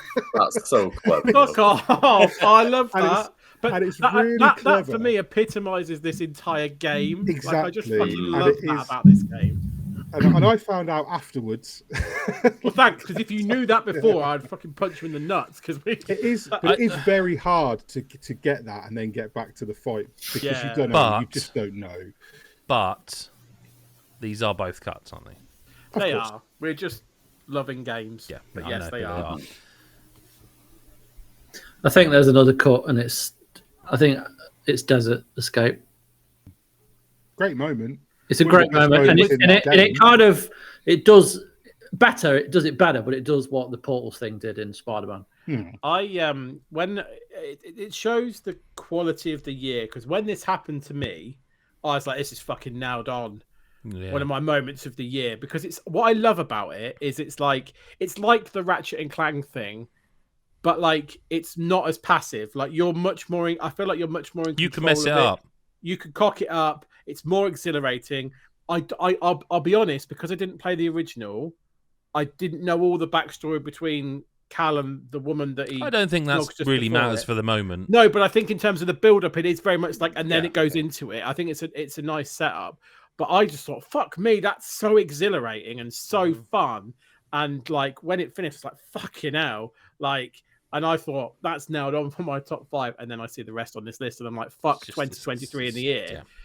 But it's so good. It's such a good. But buzz. it is a car, isn't it? Adrenaline moment. Yeah, I just wanted to give it its due because I do think it's cool. It's cool. That's as much as I'm allowed to talk about that game. You can talk about as much as you want. If there is other moments on here you want to address, I am going to be a strict host now. We're talking about these moments and no more. Singing Piranha Plants. Let's go. Why does it belong on this particular list? Because it is, and again, fucking great list. Because it's magical. One of the best. It's just a magical moment. It's I mean it's level 2, right, of Mario Wonder from memory, and it's one of the Wonder flower moments that just stuck in my head, and it set the tone for me because the first one's like the pipe thing, isn't it? In the first level, it's the little jiggy pipe snakes. Yeah, and this one was just like it's just it for me. It just exemplifies the joy of the game. Like it doesn't give it like it's Nintendo going, this is what this is. It's joyful and it's lovely. And I like at the week, like behind the curtain at the weekend, like I had some friends, like children, play this, and they were playing it from the start, and so it. they redid it, and I was like, "This is just fucking lovely." This wonder scene. I It's hope just you weren't saying that in front of other people's children. I don't. I have no filter. Fuck them. Well, not literally. Let's fuck. Jesus Christ. Let's give Adam an easy cut point for that. I No, don't that's think not it's coming out. Oh, I don't think it's strong enough to stand against other things, but I fucking adore it. Because I asked because I've played that bit and like it was great, but I'm just dead inside. I think you are right. We're learning. We're learning about you today. Yeah. Because I just shrugged that off as like it was good, but I don't know. To me, it was kind of similar to the silence in the voice in that it was the moment in that game where you go, "Oh, this is what's going to happen."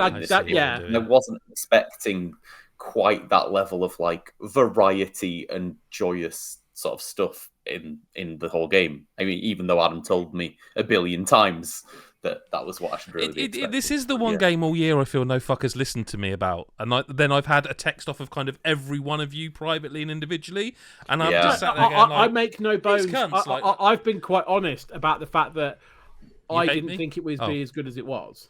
But I kept telling every. Yeah, no, it's fine. This isn't that part of the podcast. This isn't like most Adam was right. But I'm asking if it stays because we've decided a few things have to stay now, and we're getting real close to the point where we've got to make. Because I'm looking at the things that I would put above it. I don't think the Final Fantasy 16 Titan fight necessarily stays. I don't want to cut Piranha Plants yet, if I'm honest. I'm not saying I think we've definitely got to start to cut things. No, I know, but I'm looking at this list going, I think it could be a contender. Can we cut the Titan fight from Final Fantasy 16? I'd sooner keep that and cut the ending if we're gonna. I'd rather cut the ending of Final Fantasy. Can either of those points stay on this list? Is what I'm asking. Like, let's be honest. Well, that is a fine question, but like we need to talk about all of them individually before we decide that. Because let's talk about the Final Fantasy 16 ending then. Do we have to? We've got to. Do we have to? Otherwise, it's going to end up stuck on a list when there's better games that have gone before it because you don't want to talk about. No, Adam won't let it go on the list. I might not have a choice, man. But it could stay when other things. Yeah, I know what you mean for sure. If it's not going to stay, let's discuss it and get out of the way and decide. Oh, fine. Suggest a different one to discuss. Dragon's Tears of the Kingdom. Oh yeah, actually, yeah. Let's talk about Zelda. Which one? Both. Dragon's Tears. And the end. Tears of the Kingdom. Yeah, let's do that one. So just like from beating Chris Hyde in the face to beating him in the back of the head, I guess. Is that? Whatever we're doing, we're beating. We're not saying to cut them, but we're just saying talk about them. I think Mick's saying to cut them. No, I'm not. I'm asking. Let's. We've got to discuss. Look, right. Okay. I haven't seen the ending to Tears of the Kingdom. I think the Dragon's Tears is a cut. I think the ending is not yet a cut. We need to. No, I don't know. I think the ending of Tears of the Kingdom is significant in that, like, earlier on Chris mentioned about how it is the best Zelda story. And I think it's really, really reductive and doing it a disservice that we are not going to actually then praise that story, because Zelda has always been, and this is not a negative, about the gameplay and the experience.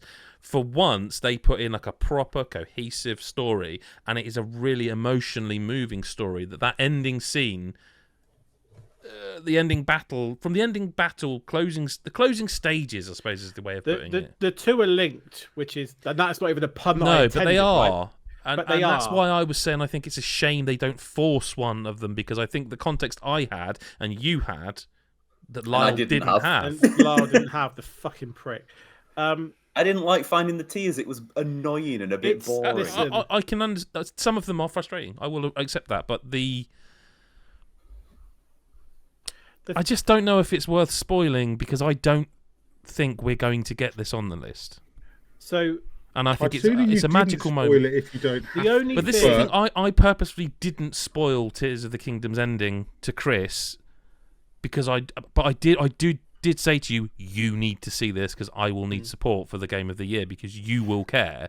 And But the truth is the reason I didn't spoil it and just say, look, this is why, is because I didn't want to spoil it, because it is so fucking important and monumental to the games for people. So I would hate someone listening to this to have to stop because they don't want that. Final Fantasy 16 first. But I do think, Chris, and this is one of those temperature of the room moments. I don't think these two are making it. Which is it's balm. right. I haven't seen them, Batshit. so I'm not going to vote them in anyway. Let's be honest. And I don't know whether Chris White has seen these moments, and It's so hard maybe they're for me- not. If they're not going to stay on the list, maybe let's not spoil it if we don't have to. It's hard for me, right? Because I'll lay my Yeah, cards on Mick. the table. The Dragon Tears moment is the one Never moment miss a this trick. year where I actually cried. Actually, no, the second, the only other two. And there's another one we'll talk about later, which I think other people know about, right? Because I didn't see it coming. Maybe I'm just fucking stupid, right? No, I didn't you're see not. it coming, you know. right? And I don't know whether I have to spoil it if it is going to get cut. But I was literally going, oh my God, they've done that. Fuck, shit. Fuck. Like, I was literally, that was me. And I had a tear in my eye when I realized what this character had done. And I'm trying to be vague in case I don't have to spoil it if it's going to get cut. But that's why I put it on there. That's why I didn't want it on the pre-cut. That's because it's the one that, it's one of the two that moved me. Not, I wasn't bawling, but I had a tear in my eye when it happened because I didn't see it coming. Yeah. And so that for me was like, I have to put, I remember when it happened, I put it on the list as it happened because I was like, that is a thing for me that has moved me, like when we talked about Ragnarok the year before. And so it's hard because with Ragnarok, I could go, guys, you remember when that happened? And like, whereas here, if it's a group thing, then it's hard because I can't talk to three of you. And I'm wondering whether I need to spoil it. I don't, and this is why it's hard for me because it is a massive spoiler that links into the end of the game and makes the end of the game more special as well. Yeah, it does. Then I don't think, I know we've got a cut right, but the ending shouldn't be cut. Or if we're going to cut that, then we cut Like a Dragon, we cut Baldur's Gate. I don't think that mentality is fair. I think you deserve to have it in there. And I think we hold on to the ending for a bit because you are both clearly big fans of it. You love it. I don't think. I never thought they would I don't do think it that's- this sort of thing with a Zelda game. I just never thought I'd see it, and it's so fucking clever. And But like, why I don't you didn't see cut it Tears from the list, right? Leave the ending, and then if it comes to the point where because you've I got think to Chris spoil it wants you've got to Tears and I want the describe it, ending. But right, okay. But we But can then get you clever both with kind this. of win. Yeah, if I you think we keep can. the ending, right? Because I think we got clever with Ragnarok Yeah, I think when you're we right. said, do you know what? Let's just call that moment, that whole scene. I think you're right. And I think just because calling they're it the Dragon's Tears is that.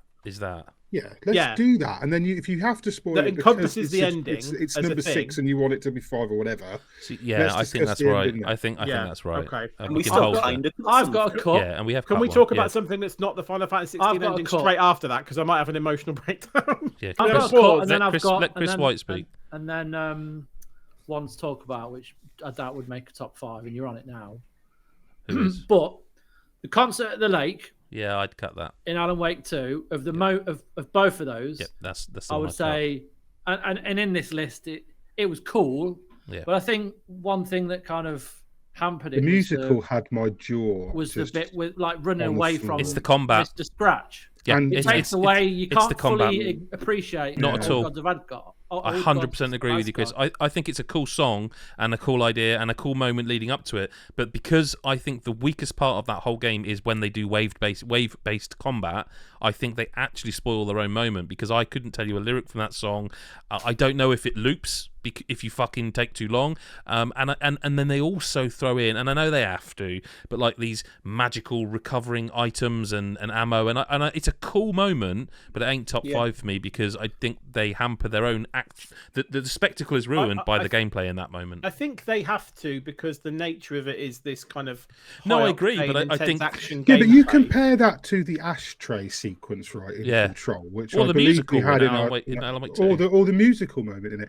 Yeah, so Yeah, I think that's. I love it exists, but it's not on the same par as the other Alan Wake. It also games. feels like it's trying to recapture the musical moment from earlier in the game. and it's becoming a bit of a theme. Although it's not necessarily doing that because you can do this first. Yeah. I guess It's you doing could. it for Saga. I guess you Yeah. could. Because Yeah. I did. Huh. Oh, see, I Yeah, didn't. I guess it is. Yeah, because Yeah. the I moment switched you every can time I switch is could. just before the musical Yeah, bit. no, you're right. Yeah. You're quite right. I just think the musical is better because there's a set. 100% it is. Yeah. Yeah. 100%. And And I think I many messaged reasons Adam for that. immediately after Yeah. watching it, and I was like, I didn't think Remedy could top the ashtray sequence. And I'm they not. did. To be clear, I'm not sure it does top that, but it's bloody close. Hmm. I actually don't know. No, it might be better. Yeah, it might be better. But I think Concert at the Lake is a cut because the gameplay doesn't match up with the And I think that's spectacle. Yeah. Sure. Is that okay? fair. Of 'Cause the I know two that Alan Lyle- Wake Lyle- moments, But Lyle put this on here, I think. It's a great moment. And it may even be in one of those any other year things because it is. actually is. It But is. like, it's not compared to some of the others. Yeah. It's great. I also love think it maybe exists. I also think I maybe had like a slightly like luckier time with the combat and that Yeah. I kind of didn't get fucked as badly. But I I can mean- totally see that if I did, that's kind of. I mean, like making it, no bones you know? about it, the moment was ruined for me because I died at my first attempt. If I succeeded on my first attempt, I would feel I don't different. even think it was. I don't. It was the fact that I kept getting battered. It was just I was having to focus on where the next Yeah. enemy was coming from. So you can't appreciate the concert at the lake, which is no. You're running Yeah. around picking up ammo and just kind of going on, and it's a shame. a lot of my That could have been a combat in cutscene. that game was made easier because I followed a certain person's guide and got the shotgun within the first hour of play. Fair point. Yes. Right. Idol concert. Dave the Diver. Yeah, it's clung here for no Yes. real justifiable reason. It is cool. That's another game that is just moments, isn't it? Like that game. I is don't. just I don't moment, agree with that. moment, I think moment. the gameplay in that is really enjoyable. Oh, I'm not knocking. No, I don't mean it like that. I don't mean like the gameplay is, but I mean you could have probably listed a lot of moments. from Yeah, Day of because the they Diver, but I mean, throw like, the it is kitchen very sink much and a then game of- the next door's kitchen sink, and every time you think, Mhm. well, that's that, then they throw another mechanic, and you're like, okay, well, look, now that is that, and then they throw another mechanic at you, and then you're like, no, stop now, Yeah. and then they throw two more This is mechanics at getting you. a bit silly. No, actually, more, please. Yeah, but the Idol concert is well, Lyle, it's your one. I think you put on here, so Yeah, take yeah. it. It's like I think it isn't it the dream sequence of one of the characters in the game, and it's a like playable rhythm section it's the that is gun an Idol guy, concert. isn't it? It is the gun guy, yeah, who is sort of like anime obsessed. Yeah, he's into hentai, isn't he? Let's face it. Yeah, he's like No, he is. He's It was alternate schools in reality all the right Nick places. Fraser. Sorry, Shit, carry I've, on. Lyle. I've just realised there should have been another Dave moment on here we've not included. No. Oh, what are you doing? No, I won't add it. But I think I've spent the entire time looking at this thinking you were referring to the visual novel section Oh yeah. and not the rhythm game section that is the Idol concert, because it does that as well. Before that, I think it suddenly turns into a visual novel, and you're like, what? Like Dave, what a fantastically that. weird. Yeah. Or even the game. first time there's a giant fucking sea monster in it, and you go, "Oh, it's that." Then Oh, now it's like a boss fight from a Metroidvania, and I thought Yeah. I was just fishing and making sushi, but no, now we're fighting. it Cthulhu. starts out like Yeah. ridiculous fishing and ends up like like every game you've ever played ever, but all at once. Yeah. But that Idol Fucking concert's great super game. cool. Like it's suddenly a rhythm game, and I think it's like I want to say like chapter 2 or 3 is the visual novel. Suddenly, the Something backstory like for that, your yeah. chef in it, and then like a few chapters later, you're doing an Idol concert, and it's what a wonderful weird game. Another game that Yeah. it sort of kind Seahorse of paranormal racing, site adjacent both. in terms of the weird, cool Yeah. Have you shit. played this, Chris? Have you played Dave the Diver? No, Chris White? No. No, Not man. enough. No. Add it to the list, Not enough mate. of it. I know. Is it a cut though, Lyle? I think it's a cut. I don't think it would quite make my top 5 on this list, or if it would be very close. And Okay. well, Well, I look, don't think it does actually. Looking at it, we've cut that, and now we're down to some, and I'm just going to quickly recap because we need to. We've talked about Silencing the Voice, Paranormal Sight. We've talked about full character action from Bayonetta Origins. We've kept and we've amalgamated the Dragon Tears into one. We've talked about Titan Fight from Final Fantasy 16. There's the ending from Final Fantasy 16, a special goodbye, and the reunion in Sea of Stars. The Singing Piranha Plants, Mario Wonder, we've mentioned. The musical in Alan Wake 2, we've mentioned. Kiryu's Tears, we haven't mentioned, from Like a Dragon Gaiden, and Karlach's Finale from Baldur's Gate 3. That's where we are at currently, which I think... How many is that? Is that like 12 or something? It looks about 10 to me. It's 11. 11. In the middle. So just a few. So 6 to go. We need to talk if you about don't want ones. to do, if you don't want to do the ending yet, what about Kiryu's Tears? I can't. Not ready? Oh, I'm ready to talk about it, man. It's I think is it my turn, Chris? Because you did the other one. Go for it. The Yakuza games, the Like a Dragon, the RGG Studio games have been around, as we said, for a very, very long time. Mm-hmm. Kiryu has been the protagonist for most of them. There have been other protagonists. There have even been games where Kiryu has been the protagonist, but it wasn't Kiryu. It was like an ancient, Japanese samurai version of Kiryu and everyone else. Kiryu's story, as Chris said, was finished with 6. That was farewell Kiryu. Now we're Ichiban. And then they brought him back for this. And we mentioned earlier on about all the story beats and all that. But the Kiryu's Tears scene is like, I don't think it's like anything I've ever seen in a video game before. So Kiryu is, to all intents and purposes, a prisoner. He is, to be honest with you, he's a slave. Really, he is a slave. He has given up his life. He has changed his name. He's given up everything he likes and pretended to be dead to give protection to those he loves. And every time he tries to wiggle in any which way for the good of himself or for the good of his friends and for the good of everything, they will basically show him, we got a camera on your orphanage, mate. Just one wrong move, and that camera, we'll do it. We'll do it. So all of this goes mad, and it all still ends up that basically, no matter what happens, he is still that prisoner. Now, they find a way for him to leave the actual prison, which is like a temple where he trains and is then assigned missions. But he's forever a prisoner. He cannot see those children that he's helped raise, that he is basically died for. He can't see them. So you've had all your boss fights, you've had all the ending, and it's now like we're down, and it's calmed down. It's quite morose. Kiryu sat there meditating, and then his guy, who started off at the beginning of the game, who's basically his captive. He was his the person who was holding him captive, holding him to his things. That His handler. His handler.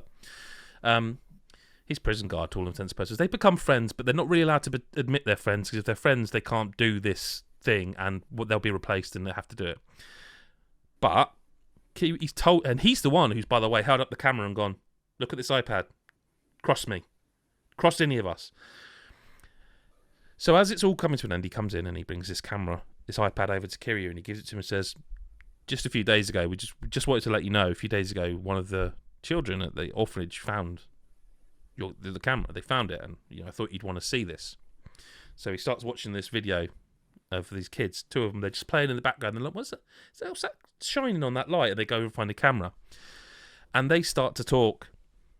And they say, we reckon this is Uncle Kaz. We don't reckon he's really dead. And then they start talking about him. And they start saying, we hope you'll come and see us one day somehow. And they start telling them, the 2 of these kids start telling him, or telling this camera, everything that's been happening. And it's long, by the way. This is like, so-and-so's doing this, so-and-so's doing that. He is telling him. And at this point, what you're looking at as the player is Kiryu's hands holding an iPad in front of him. And then drops start to fall. At first, I wasn't even sure, because Kiryu is like the fucking hardest man in the world ever. And these drops start forming, and you're like, he's fucking crying. And it progresses and progresses. And I'm not doing it justice, but it progresses and progresses. And before long, he's crying, ugly crying. Like, he is... there's snot. Like, it is ugly crying. He is fucking... This, essentially, hero, this stoic, hard man, is bawling his eyes out. And then you realise, oh shit, so am I. Because it is so affecting to see this sort of thing in a video game. It's like, I can't believe this guy I've been on this journey with. No, he can never go and see... He after this happens, he sort of says to them, it doesn't change anything. You cannot go and see them. But he comes to the realisation that actually they never needed him. They were always strong anyway. He needed them. And so it gives him the kick up the arse for him to go, I need to move on. I need to grow. I need to go and close the doors, and then that stuff you see in Like a Dragon, Infinite Wealth. But like as a moment, I've never seen anything like that in a game. In a similar way to Silence in the Voice, like there's snot. Like it's snot. He's just, and it's not like, oh, I've just lost my wife, or whatever kind of crying. It is like, it is ugly crying, and it is ugly crying from a man who is the most, I can't think of, it's like, imagine Kratos, like, bawling his eyes out with snot coming down, the hardest bastard you've ever met. It is incredible, and like, I'm so glad I played it, because I honestly nearly didn't, and I'm so glad I played it, because like, I love these games, and I was ready to just skip over it, because it's like, now his story's done, and just play Infinite Wealth next year, and it's like, oh, I'm so glad I played that game, because I would have missed this moment. It's like, wow. Chris, have I missed anything? No. You know what though? Now we've got at least 5 things that we haven't wanted to cut. We've still got a couple of things to talk about that we're not going to want to cut, and we've got to cut 6 of these. Yeah. So if we're holding that for now, we need to start snipping some heads, or we're not going to get to the end. I think full character action is going to go sooner I was rather going than to say later. the same thing. Let's do it then. I know it sounds like a brilliant moment. It's the first thing I saw on that list. So I thought I cool. want to know about that, because I haven't played Cereza and the Lost Demon, but I love Bayonetta. So like it's like it's cool, but is that better than cool. Kiryu's Tears? Is it better than Silence in the Voice? I think while we've talked through so many that are so like meaningful to so many people, or just sound so awesome to so many people, that's one where it's like, there's not a chance that makes the top 5. Not with what we've got here. Like, it's great, but it doesn't, and that's that. Because I know what happens. There's a couple of Sea of Stars ones there that we're not losing for reasons. Do you know what I mean? I think we need to cut one of those 16 moments, one of them Sea of Stars moments, and then we're really into it. And I think I would cut the ending of 16, and I would cut a special goodbye in Sea of Stars. But you've got to discuss the ending. No, I'm just saying that's where I'm coming from. So, I mean, And I have to admit, was it Mick you earlier that said you're not sure, but either 16 moment get there? Because starting to wonder that now. The only reason is because the fights in Final Fantasy 16 are spectacular, and there's no two ways about it. They're spectacular. The fight sequences in Final Fantasy 16 are not moving in the way that some of these other moments are. No, but they don't have to be. No, like that Titan fight is insane. No, I know that, but I'm just trying to find a way to quantify. No, okay, well, I'll tell you then, right? Because Chris wants the ending. No, hang on. Let's not start putting words in the old mouth again. I think the best moment in Final Fantasy 16 is the Titan fight. I agree. And Adam fucking despises the ending. I really do dislike the ending. I'm just summarising because I'm conscious of the work we still have to do. I know Chris joked about it earlier, but I love Final Fantasy 16, and it's one of my favourite series of all time. But I really do. I don't hate anyone or anything, but I really dislike the ending of 16. I don't think it earns the right to do what it does, because the characters aren't strong enough that they're used for that, and I just don't. I think I don't want to spoil it, but don't spoil it. No, I'm about to cut it. But what I will say is, I don't think many games could do what it does, and I'd be like, that's done well. It's really rare a game does what this chooses to do and does well, and it's especially bad because you can then just literally load up your save and carry on doing side quests, and every game that does that does it. So it's not like a unique issue. I just don't think the story and characters are strong enough to earn what it does. Whereas I think the Titan fight is. I mean, it's bloody hard, this list, but I think the Titan fight's on it for me. It is so impressive. Listen, right? Me and Adam could have an hour-long discussion about the pros and cons of the ending, but I think we're cutting it, so let's just save everybody's sanity. I disagree with you on the ending. I think Chris White probably would be on my side, but I still think the Titan fight is a better moment for Final Fantasy 16 than the ending. I agree. There's there's too many good things on this list to give any game 2 moments. That's in a way, kind of where I'm at. Let's see. Possibly yes. Right, let's slow down. But I don't Are think we that's the reason cutting for the ending of Final I'd Fantasy cut the 16? ending. Chris Cut the White? ending. Yeah. Lyle, have you finished it? I have finished it, yeah, but Yeah. I would say cut it as Okay, well, I think with 2, 3... without having to talk much about it. 2.5 of us are saying to cut it. That's not good enough for this list. It's just not. Honestly, we need to talk about Karlach's finale, but Yes. honestly, looking at this list, I can't see Singing Piranha Plants making this top 5. I thought the same thing, yeah. Like, it's lovely and I adore it, but it's not on a par with what you were just saying about Kiryu's Tears for me. Exactly. Nowhere near. When Kiryu's Tears came up, I was like... You nearly had the me moment crying, that- describing Yeah. Yeah, the moment that started coming up, I was like, well, we really need to be seeing all these moments and just being like, no, because that one's making it. It did that thing, not to keep going on about it. You know when you... I don't know if any of you have ever done this, but you know when you feel a bit silly for crying at something because the other person in the room isn't crying or you don't think they are, and so you're sort of trying to stop yourself, but you end up sort of Oh god, you end up sounding worse. Yes. Yeah. I was on my own, but I was still like, oh, don't be so silly. But then I was like, no. I was like, oh, fuck it. Let's just... Do you know what I mean? Yeah. Let's just go. Yeah. I don't fucking care anymore. It's fucking 4 o'clock on a Wednesday and I'm crying my eyes out in the lounge. And it was just like... But, like, I'm not ashamed of that because, you know what, man? Like, games matter to me and they're important to me and they've been a big part of my life and they brought me people like you. Like, you know, let's face it, if games didn't exist, none of us would have met. And, like... So I'm not ashamed to say that I bawled my fucking eyes out, and it was like Fate would have led me to Whitey eventually. Yeah. Look, okay, before you move on to okay. Karlach, right? Before you move on to Karlach and give Chris's moment with Karlach, can you guys decide whether, and I'm asking you three to do it. I don't want any part of it. Do both Sea of Stars? I wonder what he's talking about. Do both Sea of Stars moments? Do they both belong in a top 5? Because we've already got close to 5 locks, I think. And I know we haven't locked anything yet, so I'm not jumping the gun. But there's some things on here, the way we've described them, the way we discussed them, probably aren't going anywhere. Adam already said, I think we cut one Final Fantasy 16 and one Sea of Stars. So where do we That was stand? subterfuge for me to try and get a Final Fantasy cut quickly. But I do think you three need to decide if they're both staying and that's where we're going. Then that's where we're going. But I could this is a easily see a 5 with them list. both. Right. I can too, Yeah. but It's this fucking is tough, fucking isn't it? hard. I don't think it's as simple as the Final Fantasy conversation, and that's why I cut that straight away because like it's you know. No, I don't think it is as simple as only one of them can make it. Do you know the thing I feel really truly badly about is that I think that Chris White is going to be the only one fighting for Karlach's finale.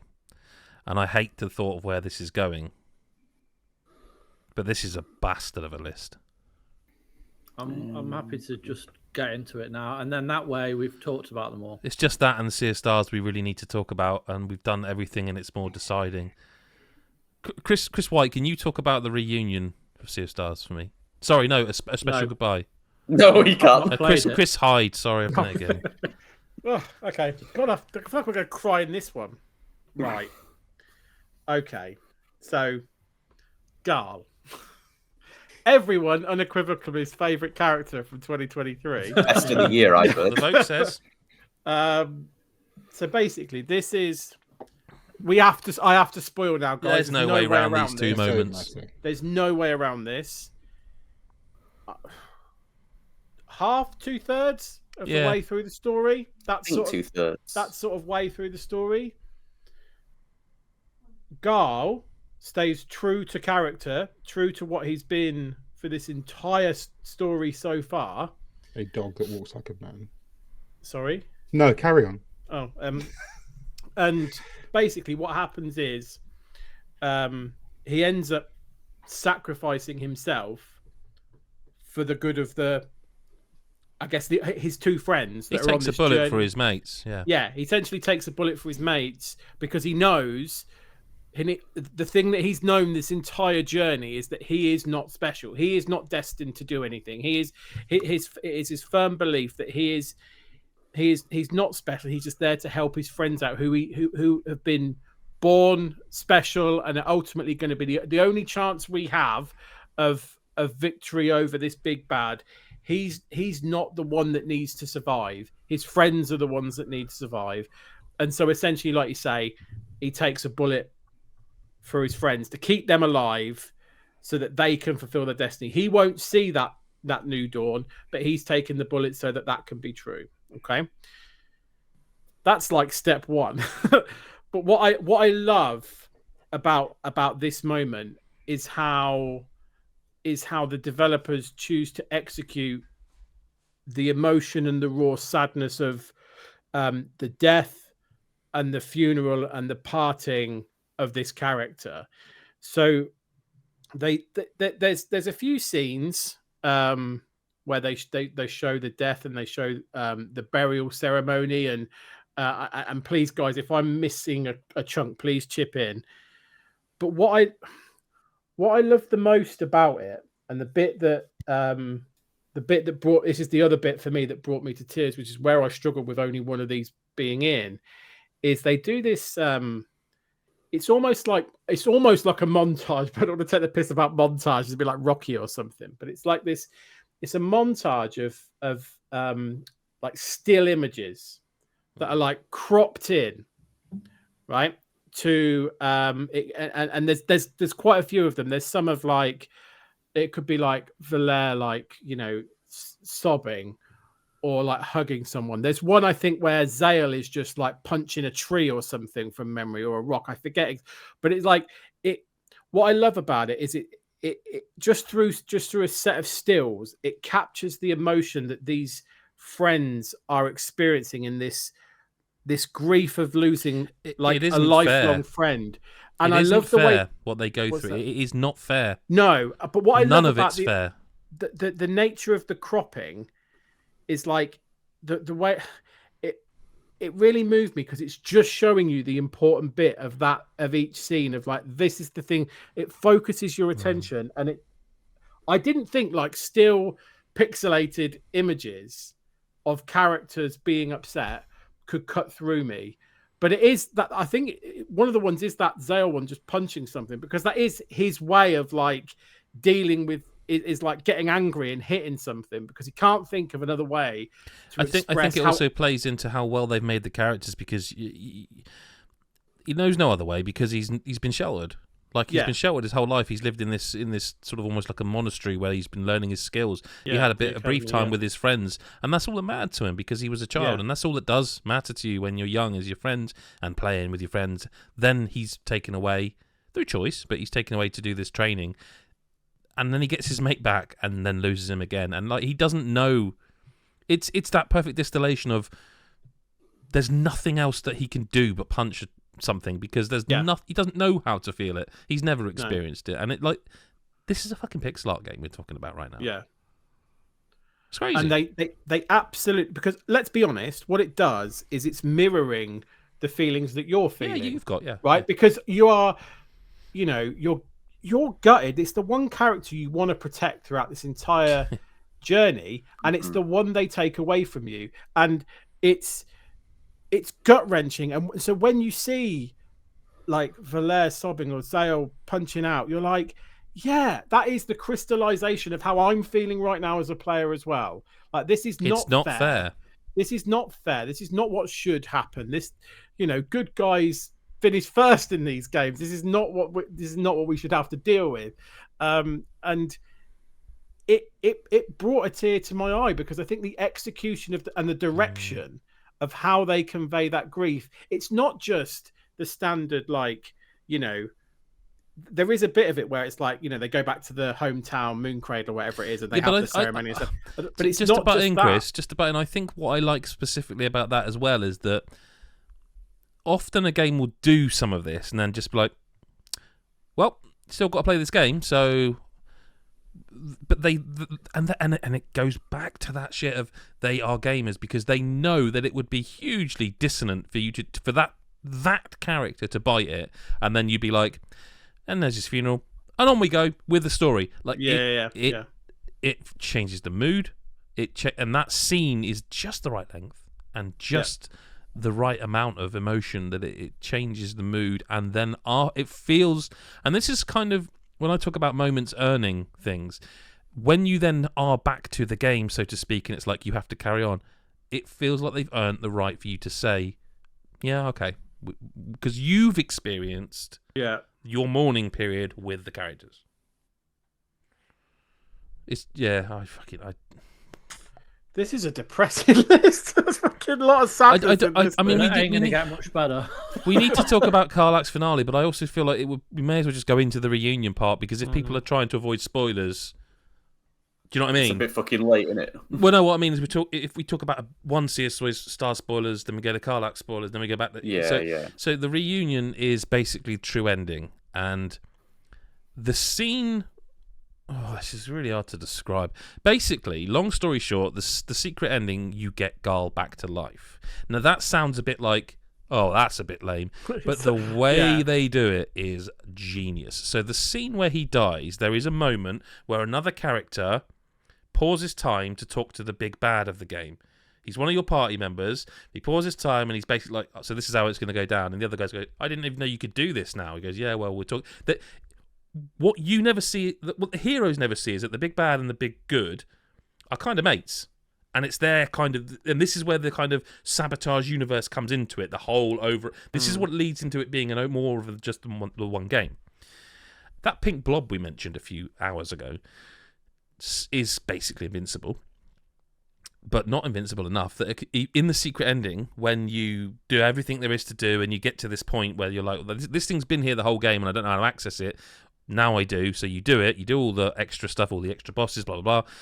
Turns out that in that moment of time, when all this shit was going on, swap places for Garl to be able to come back when you discover the access to that time. What would you call it? Like a... Well, it's one of those stasis ones moment. Well, to be clear, it is one of those... It's not that he was never dead. It's one of those time loop things where you say this only happens because of what I've done. It's it's one of those Back to the Future type. But the fact that it always was there, but you never worked it out, and then when you see it, it is one of those proper like moments where you're like, "Wow, that's clever. That's so clever that you." And the way you access it, and the way it all happens, like, and that's not even it, because after you bring him back, there's more. You get to have another story moment with him, and it's so clever because there's a place in a town that is always, every time you go in there, they're like, you haven't got a ticket, get out, and that's his ending. And his ending, once again, the true ending is him being completely selfless and you spending his kind of one wish on giving his mates getting a massive slap-up grill. Do you know what I mean? Yeah. And having the best time, and all the people that you've experienced, all the good people that have helped make this world a better place and successfully done so. He could wish for anything, so to speak, and his wish is like, I just want to make my mates happy. Yeah. And if that ain't worthy of feeling good about yourselves, and like, it's just so good. I don't know if I've done that justice, Chris, but like, I think you did a good job. To be fair, good enough. I didn't know what else to include or not, because there's also a lot of different parts you could try to drag into that, but I think that gets across. It's quite lengthy, the true ending. It's not like do this and then you get that. It's actually a substantial amount of extra game if you want it. It's like 50% more game, really, isn't it? But it's also, it does. I don't know. I wanted to do it because I just wanted more of that game, but I wanted to do it because I just had this feeling like, what is in that door? Yeah. Like... Okay, so Karlach's finale, it's time to talk about that, and then we need to start, cutting. So, I mentioned about her character, obviously, because we talked about it in Best Character, funnily enough, where last week she is this she's this beacon of light in your party. She's the one that she makes jokes, she says funny, she's just bit goofy, as well as being this like incredibly powerful barbarian and a great party member. And then as you play, you uncover a story and you find out that she was this bodyguard to one of the big bads of the game a long time before, and she was sold to the devil. She even says she was sold to the devil, and she was made to take part in the underworld or in the hells, in this blood war, this massive war. And her heart was replaced by this thing called an infernal engine, which basically makes her more powerful. But the moment she leaves Avernus and comes to like the worlds above, she will die. It can't be sustained where she is. She has to be in hell to be able to live. So you spend the parts of the game, you're given options to kind of calm that infernal engine, try and get it removed, try and make it better, try and make it livable, try and give her the ability to touch, which is something everyone takes for granted, but she literally can't hug her friends, she can't kiss someone she loves, you know. So you do that, you find things to help her. When you kind of give the last one to this kind of blacksmith called Damon, he says, look, you need to go back, you need to go to hell, you are going to die. And she brushes it off, you know, as she does, because she doesn't want to think about it. She keeps blocking it out by being this character that she is, this happy-go-lucky. And then you fight, you in Baldur's Gate in the third act, you fight Enver Gortash, her former bodyguard, former owner, or former master, friend, supposedly, before he sold her. And you kill him, and you stood over his body, and you're like, I don't feel anything. I thought I'd feel more, you know, because she's basically she realizes that that's not going to fix her. She doesn't like, revenge isn't what she wanted. She just wants to live. And again, she talks to you, and you're there trying to make her feel better, and she just isn't. And then and also I just mentioned this, that every character and a lot of people in this world have got mind flayers, like these tadpoles in their minds, and as bad as they are, that is what's keeping her alive more than anything else. Like, it makes Astarion resistant to turn into a full vampire. Like it does the same to Karlach. It stops her from dying on the spot. And then obviously at the end you defeat the Elder Brain, which is like the big thing that's controlling all mind flayers. With that dead, your tadpole, your mind flayer is gone. So it's gone from her. So basically, at the end of the game, you have this lovely moment where you're all stood on the pier, and it's all like, great, we've won. Lae'zel gets her moment in the sun. Astarion starts to burn, and he runs off. Gale, who's like the wizard, he's a bit of a... He's just amazing. He just wants to go out for a drink and celebrate. And then it cuts to Karlach, and she's like on her knees. She falls to her knees. This is where it's going to be really tough to talk about. She basically says, like, that's it then. I'm dead. I'm going to die, and this is it. And she's like saying goodbye to like the sea, goodbye to like the world. She's never going to see it like for what it truly is.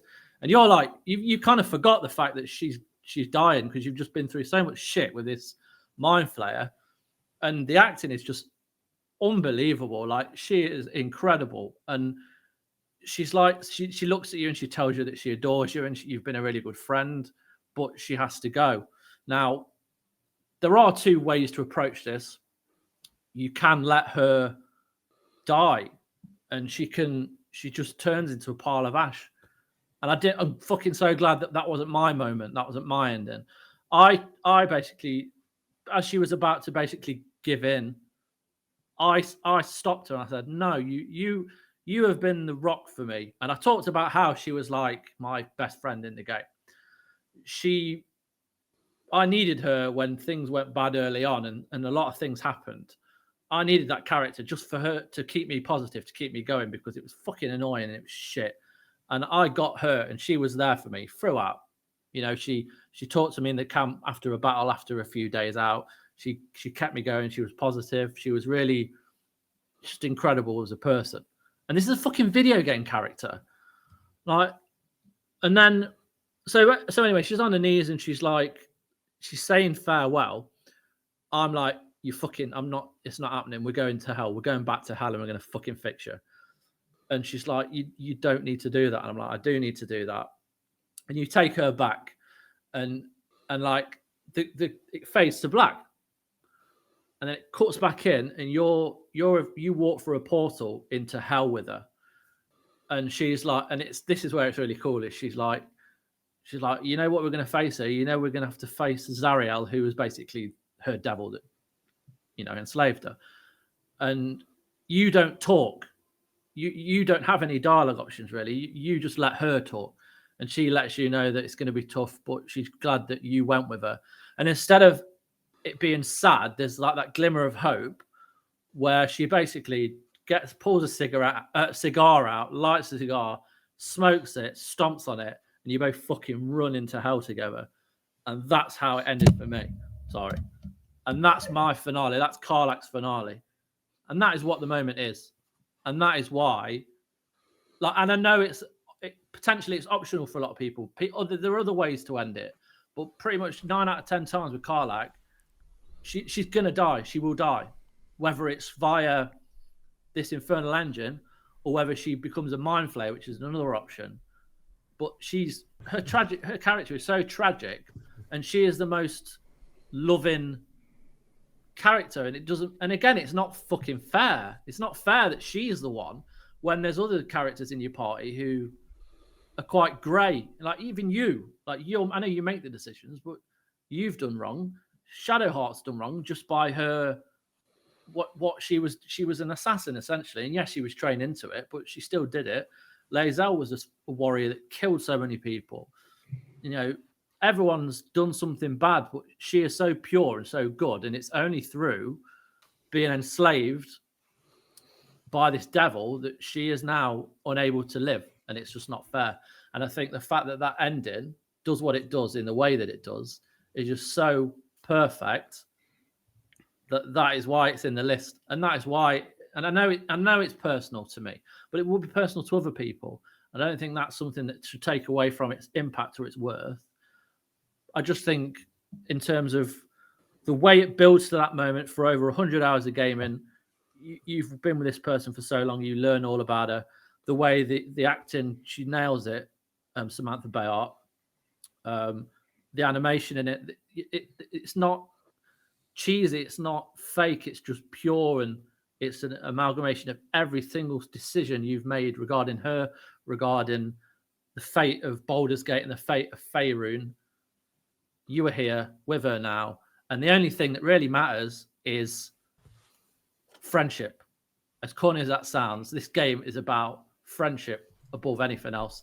Not mind flayers, not monsters, not hell, whatever. Do you know what I mean? As a statement, all that like really moving, and then you just went, "It's about friendship, not mind flayers." It really caught me off guard. I wasn't expecting that sentence. It's all about animating these different monsters and fighting I know. Strategies and stuff. Well, what it really is, when you think about it, is about, and you're a video game character, and no game has done that ever to me emotionally. Like I've never been that connected, and that's why this game means so much. And like I'm more than willing to like talk about other games. No, you know what the easiest cut on this list is right now. No, yeah, and it's my favourite. But it is the easiest cut on the list. Is Alan Wake? No, it's not. You don't think so? No, I think it's. I can tell you what I honestly think. I don't want it cut. I want it to stay. Don't suggest it, man. Suggest things you don't want cut. Come on, I don't agree. About it, it doesn't. But this isn't the most emotional moment of the year. It's best moment of the year in the year. My genuine feeling is based on what everyone said. But bear in mind, 3 have to go. My 3 that I think. I think the 3 that we should cut, and then we have a great representation of the group of us, is the Dragon Tears, Titan Fight, and a Special Goodbye. And I think then you have your 5, which is Silencing the Voice, Reunion, Musical, Kiryu's Tears, and Karlach's Finale. And that's a sort of runs the gamut from mechanical to emotional to just cool moments, because you guys were so emotional. But there's no need to fall on your sword. This is a group representation, and I'm not having the musical from Alan Wake 2. That thing's fucking amazing. And It is. And I think as well, genuinely. Oh, it is incredible. And just because it's not making me cry or emotional, I mean, I don't want every game to make me cry like Kiryu's Tears do, or the reunion does. I mean, by that logic, let's cut Silence in the Voice because it's not emotional. It's just a really cool thing. But no way, like that and the musical to me are two of the coolest moments in games, which make them two of the best moments in games for me. I think the Titan fight would be if we were going to be doing that. I think Titan fight would probably be my 6. But there's no way we can cut Karlach's finale. I don't think there's any way musical goes. I don't think there's any way Kiryu's Tears can go. I don't think Silence in the Voice can go. And one of them Sea of Stars moments just has to be here for me. It has to be. I think for how clever that wanted to keep Alan Wake. No, not at all. Not at all, mate. No. And I no, just mate. think how... To be honest, mate, I think if we could have a top 8, we'd have a top 8. These are phenomenal. These are fucking brilliant. I think the reason I pick Reunion over the Goodbye is because I think it also, while it does all the emotional beats that you referred to as well, but the other end of them, if you know what I mean, it brings you the happiness. But I also think that it also includes. I've talked a bit about it over the few days where the Sea of Stars I think is such a clever game because of the lack of wasting your time. I think the way it ties it all back together is just one of the few wow moments for me where I did not have any idea it was coming, and it's like, wow, how did you? I mean, it's like sorry, I was gonna say it's difficult for me because we'd be cutting like the 2 moments that made me cry, but like I get it. And I can't now. Well, what about if we cheat? I can't see a world where again? What's that? What about if we cheat again? And it's not cheating because we make the rules. But what about if we amalgamate the Sea of Stars moments into one sort of true ending? Why can't you just call it? Or and technically, based on where they happen in time, in actual chronological order, it's kind of together. I mean. We cannot proceed unless we cut 3 games. When you said if there were 2 to cut, and I know there's 3, I think the Dragon Tears, because of the group, I think Lyle hasn't even seen it and he's finished the game, and I think that is important. I think they should have made you play them. Like I say, even if it meant they had to half them but make the cutscenes longer, I think they should have forced that. It was so good, but I think that decision makes it. But I also. Yeah, I'm looking at this list, and I'm just in any other fucking year because I've not experienced Silence in the Voice or Kiryu's Tears, or even Karlach's finale. But hearing all 3 of those felt like locks, the way they were described. Yeah, I've not talked about the Dragon's Tears because I don't want to spoil shit, because I think it is clever, but I'm sitting here. Because I'm like, Dragon's Tears made me cry. I can guarantee you if I'd seen Kiryu's Tears, I'm bawling my eyes out. Because Song of Life made me cry. And if you're telling me that what happened, I'm fucking bawling my eyes out at Kiryu's Tears. I just am. Because So I think it's not... Cut Dragon's Tears and cut Titan Fight. I can't believe I'm saying that, but in this year, we can't. We just can't. And now... And I think you're right, Adam. In terms of a smorgasbord of a collection of the year, I think we do have to cut one of those. I just think Reunion is the happier ending. Just do it. No, because they're not the same moment. They're not but they're so linked. No, but that doesn't matter. Linked? That's like saying, "Oh, well, the opening of this game's amazing and the ending's amazing, so let's just call it the open." They're not. This is best moment, not best multiple moments combined. It is interesting because you can miss Reunion though, right? It's a true ending that you can't. That you could. You miss can. It. You can, but that doesn't mean it's not Have still... you seen it, Lyle? Do you know? Have you done it now? Yeah. Because you haven't done it, and then you've done it, right? But just to be clear, saying you can miss it is not relevant to this category because I have not seen any of Karlach's finale. Chris has not seen Kiryu's Tears or Silence in the Voice. These are all missable because they are... You just cut one because Lyle hadn't seen it. You literally said But that was for a different reason. That's because it's missable. I'm just trying to apply to logic the other to story. It, I'm just trying There's to... no logic. I was also trying to make myself feel better for cutting Dragon's Tears, quite frankly, because I think... You got to take one out if you're not taking any of the others out. It's hard for me because A Special Goodbye really touched me. God, that sounds grim when I say it. I don't mind if you would prefer to keep that. They are both Honestly, I fantastic kind of moments. think I'm maybe on the same side as Chris. The there, only but I reason think I'm on Reunion side is Fives. purely because I think it combines the story stuff we've talked about, but it adds in how clever the overall Sea of And I Stars do get that. is. What I will say, what I like, that's fine. What I like about it is, and this I haven't even thought about this, but I love the fact that they nail Special Goodbye knowing they're going to do Reunion. Do you know what I mean? Yeah. Because they know they're going to do that. Yes, but because, as Mick said, Reunion is optional, they sort of have to. Because imagine if they just didn't fucking bother to give No, Carlos what I mean is off that and you never got in that. terms of how hard they go with it. Yeah, but again, I think they have to. Because it's a massive plot point. I'm fine with cutting Reunion if we keep in Special Goodbye. I really would flip a coin on either, and if you two feel more strongly about that, I mean, I basically just want one of these. yeah, great and I moments mean, I'd to have them both, represent but this it's whole a group list. It's So. a 100%. fucking top 5, isn't it? Yeah, I'm more than happy to just do really that, is. and then we go what you know. And now what do we do? Well, there we go. Okay. Is Silence in the Voice number 5? No, I don't think so. Okay. Oh, that was my thing. Then I don't know anymore. You're not going to like this. I think Karlak's finale's number 5. I kind of thought because, like, I mean, I hadn't got to this point in Baldur's Gate, so I didn't, I hadn't seen Karlak's finale, so I went to YouTube. I wanted to be prepared for the podcast. Oh yeah, and like the fact that there are 7 endings for Karlak that anyone could have got, in various ways. And I mean, I'm not saying necessarily that means that the one you got isn't as special, but if all of us had played through Baldur's Gate 3, and Chris is the only one that saw that finale. I do think that's why. I think it's made it into a top 5 because Chris White. And I didn't want to say it before now because I really thought it deserved to be in the top It does, 5. and I think. But literally, Because none of us have seen it. It meant more because of the journey I went on. Yeah. Mhm. The actual ending. There's like 7 endings. My ending isn't actually in the ending. It's weird. So, like, there's like the ending where Will goes into hell with her. Then there's one where you've romanced her and she tells you that she loves you, and then you decide to go in with her. That was my ending, except I hadn't romanced her. She says you were an amazing friend. I adore you. Like, so I don't know how that got friend zoned. So you're not the hidden 8th ending. I don't know. Like, I don't know why that wasn't featured, but whatever.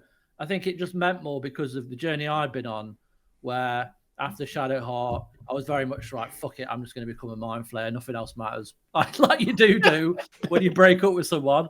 And then her, Gale, starring all these other characters, brought me back, and I became more invested in our group, and then that happened. So yes, I get it. I get this consensus. I do. It has to be, yeah. It's a group thing, and literally, you're the only one who's seen it, and I think it's here on incredible merit because you spoke. Your monologue of it was incredible, and like I've never had something happen like that to me before, like proper connection on a. One person got a game from a list of 33 into this top 5 because of how fucking amazing that sounded. Yep. Like, yeah, fully with you there. So 5's locked. I think so myself. I do think so. Right. Is 4 locked yet? Not for me. What if you moved 3 and 4? Would you then lock 4? So you're saying to put the musical in 4th? I'm asking, yeah. Or would you put the musical above song? Because I don't know where you guys fall with.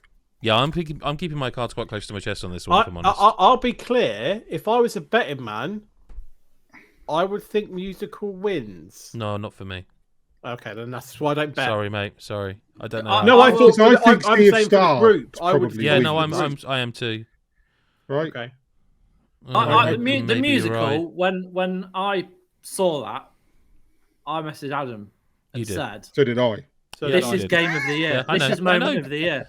Yeah. And even now, like, that song is on my playlist.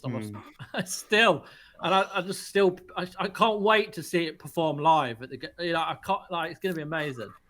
It's not just that. It's that moment in it where it stops. It was amazing. And When you it- think Yeah, it's I really ended, thought.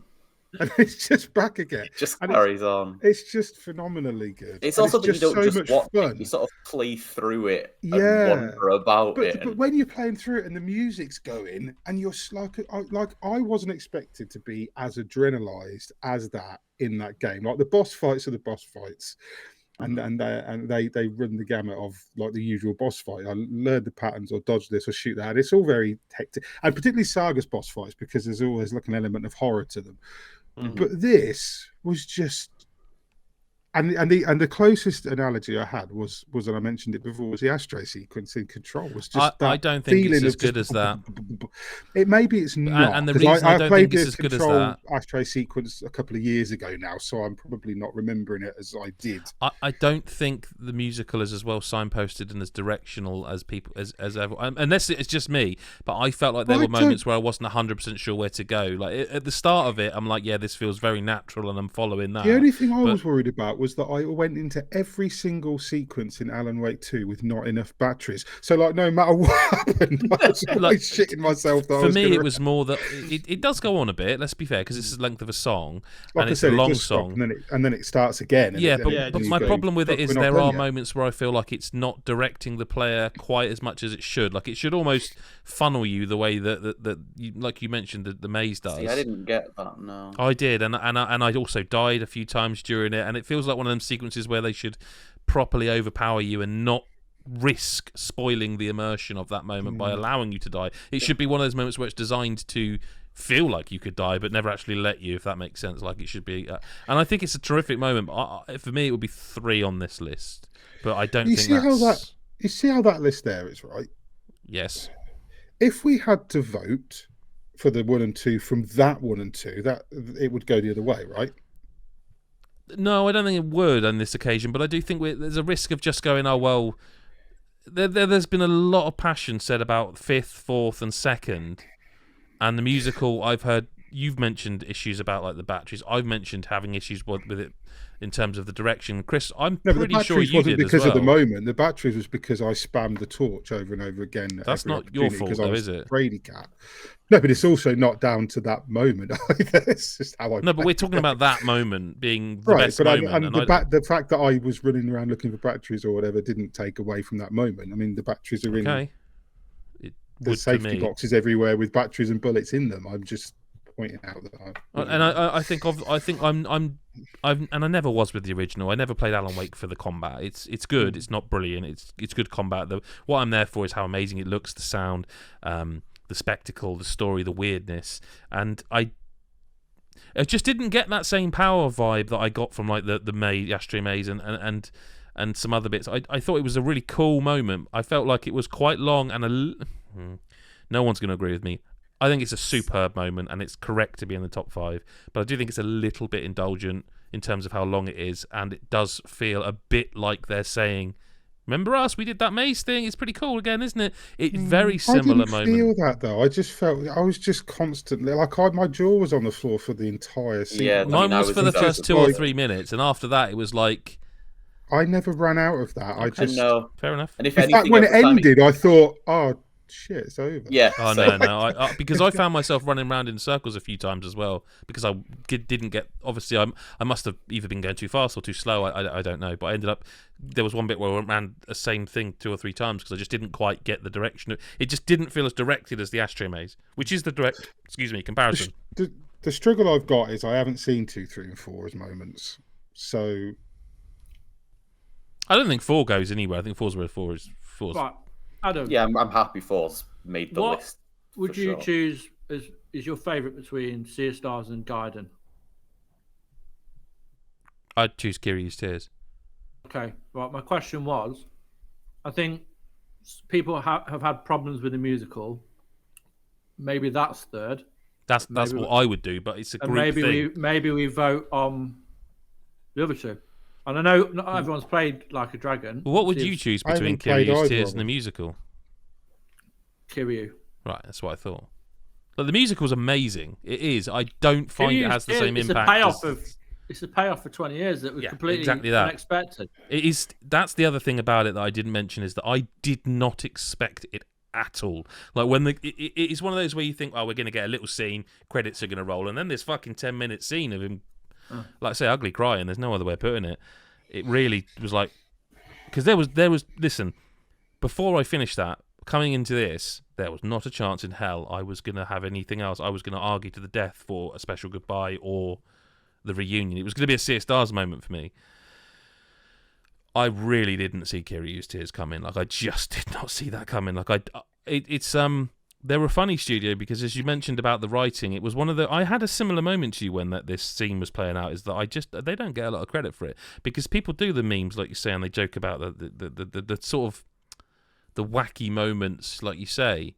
This is like I can't think of anything close to this. Like I say, he is such like the stoic, emotionless at times. Because he has to be. Because he has to be, you know, and trained that way. For me, it is that. But this is a group thing, so you asked a question. That's my honest answer. And I never thought, literally 2 weeks ago, there was not a chance in hell I was gonna. My number one moment would have been anything apart from a Sea of Stars moment. So I can't believe. What is it worth voting for? What we want at 3 before we look at what's left at 1 and 2? Well, it is. I'm sort of intrigued to what Chris Hyde thinks because he's been very quiet of this section. I'm a mess. If I'm honest, I'm a mess, right? And I'll tell you why. So, I said Alan Wake 2 to try and cut through the mire, right? In terms of, I think that as a group would be everyone. I've misread that fucking room. So once again, I keep getting it wrong with Alan Wake and the room. But I haven't played Like a Dragon guide, and I haven't. But I wrote for the site about Song of Life and how it affected me and Kiryu with that orphanage and those kids and him walking off at the end. Right, I've written about that. Go and read it. It's fucking great. Give us another clip. It's hard to explain, but like the tears are falling on the iPad. No, and progressively getting worse. No, I know, so was right? I, if that makes sense. Yeah. So like I say, given what you guys have said, I have to go and play this game now. Because by the way, it's not long. I would recommend anyone who's worried, right, stick it on easy. You can have it done in 12 hours. That's not bad, is it? Yes, that's it. So where are you? Go on then. Where are you sitting, Chris Hyde? I don't know. Right, and this is what I'm saying, because if I had played this, I could say, well, do I think the emotion in Sea of Stars and Kiryu is the? I don't know. I'm going on a promise on Kiryu's tears because I know I would get emotional. I know it would affect me because Song of Life affected me. And now you're telling me the big, strong dad man is doing the things that I was doing at the end of Song of Life, which is crying, right? So if I know that will affect me because of how I felt at the time in my life when I was playing Song of Life, when it's literally bringing up a kid, and now I've got the next step of that, I know that's going to break me. But Garls broke me. So I don't know. And I'll be truthful. The Alan Wake stuff, I was like Mick. I was like, fucking hell, right? I was beaming. Like, this is quality. I did have a bit of technical stuff that I had to play. I'd start it again because I thought I'd fucked it up. Like, it was the bit we have to transfer the light. I don't think it let me do it the first time, or I must have walked past it 20 times before whatever. But I love the fact that exists in the game. It's fucking brilliant.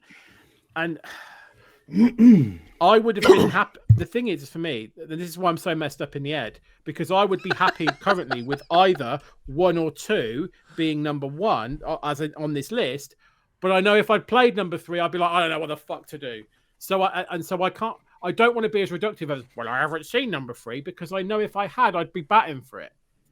I literally can't argue for anything to be number 1 except Alan Wake 2. I can't. So if we've got a vote, well, you can, because we've given you the information, so to speak. Well, you have, but I don't. For me, it is number 1. I don't have the nostalgia that some of you have for the Yakuza games, for that series. It does sound very emotional, but I don't know if it would affect me. To be fair, it's not that much nostalgia. Yakuza 6 wasn't that long ago. Well, I didn't play it anyway. No, but I'm saying it's not nostalgia. No, right, but it's still a. No, I get it. You know what I fucking mean. You know what I mean? Yeah. like if you didn't play the last game, then I do feel like Yes, it sounds like it'd be this less is what effective. I for meant. sure. Yeah. I get you. Vote then, innit? I think we have What to are we vote. voting If you for? want I to, if don't you're know. going to move, if you're going to move the musical to number 3, But I don't because know. I can't save it alone. So- You're not going to be saving it alone No. as a slight spoiler, but Well, then maybe No, we've I got think to there's vote. very much the Lyle and Mick are on the musical. Kiryu is for me and Chris White. And I don't, there's one person. Oh, no, but I don't Chris think that Hyde. solves anything. I don't think it solves anything at this point. We've got 4 and 5 locked, right? Does that mean a special goodbyes 3? Regardless, we're arguing over what's number 1 between musical and Maybe. Kiryu's Tears. It sort of means a special goodbyes number 3. I mean, if 4 of you Right. don't think it makes anywhere near number 1, then doesn't Well, it would that be my buy- number 2, but as I say, that's And it'd be my number 2, but again, they can't. Kiryu's Tears and Special Goodbye can't both be number 2. Mick has no dog in the fight for either of those two, so it's no point really voting because he may as well flip a coin. I on feel number if 2. there's 2 votes for 1 for the other 2, then just maths means the special goodbye has to be 3. And at least we're one step closer to That's kind of what I'm trying whatever to this get is. at, Yeah. Because Well, I feel that- so fucking muddled. It's so wild Well, that that's third, but also I do think it's right for all this fucking. Oh, like I every- say, a couple of weeks ago, there's not a chance in hell we having this discussion. No. But a friend of mine recommended. He knows I love the Yakuza series, and I told him, look, I'm not going to get time. I played the opening hour and a half, and he said, whack it on easy, get the game done, trust me, and I did. And And look at you now. like I say, I wouldn't have got to this game. I wouldn't, but he was like, It was kind of like one of those like, you have to see this game out. And like, okay, that's enough. I trust his opinion. But I do think we're at a voting point. But I do think there's also not really a vote because there's literally, if you're watching the video, there's Adam and Chris Whiteside here on the left that want Kiryu to win, and there's Mick and Lyle on the right that want Musical to win, which basically means it's Heidi's decision. Yeah, and he has to decide on a game he hasn't played but thinks he would love. And Go on, Heidi. And You're what on it. I will Okay. what I will say is whatever decision is made here, that's that. And I think that's fine. Yeah, sure. And we're all happy with that. Yeah. No Yeah. no one's Did going not to be decide over the the last moon. one as well. Look, No. I mean, Nobody's gonna be guys, over the look, moon This is here. a fucking great list of 5. Come Yeah, on. Oh, and Like, whatever either way, happens the now- room is going to be split where 2 people are going to be less than happy. But I'm whatever the vote is the Okay. When there were 33 games or moments on this list, I was worried that musical wouldn't get anywhere because it was Oh the no, one that was that I never really never. Yeah, but I didn't know that because there were such good things on here and there were a lot of things that you guys were really focused It is on. hard to know. And that was my moment of the year that I was just like, please let that reach Well, it the has, top 5. and it's it down to has. Mr. Hyde now to pick the winner. So- Really, So- all that power. No one man, Well, Christopher, I should have decided all Alan that went power. two for best story. You know, I've got all the power tonight. Okay, I'm going to go with Kiryu's Tears, and I'm going to tell you why. Right? The You reason I'm going haven't to go for it is seen it. because one thing I'm going to Oh, play. yeah, this we game, will accept this. It hasn't been a moment for. Okay. and I'm going to tell you why. I'm going to play this game, and I feel like I'll be on the right side of history for me personally. And I also think there is I did have that frustration. I can't ignore the fact that I did have that frustration with the Alan Wake musical. I was a bit And I am surprised you having to didn't split mention it hairs when I here. was, if you know what I mean, because I remember I'm pretty sure you mentioned it ages ago. I'm having to split hairs here because you've made me make a decision. I love both. I love 3. All the top 3. I think are fucking brilliant. I didn't think this is where I'd land after at the start, but that's what I've decided. And otherwise, I'll fucking keep flip flopping. And I tell you now, I'm gonna be fucking fuming if I play that game I think it's shit. and I don't feel anything. Right? Not really my But- problem then, is it? All yours, Chris White, for that matter. Don't really care. No. But those guys haven't let me down before, the developers. So I only struggle to. I don't know. Okay, I'm not gonna.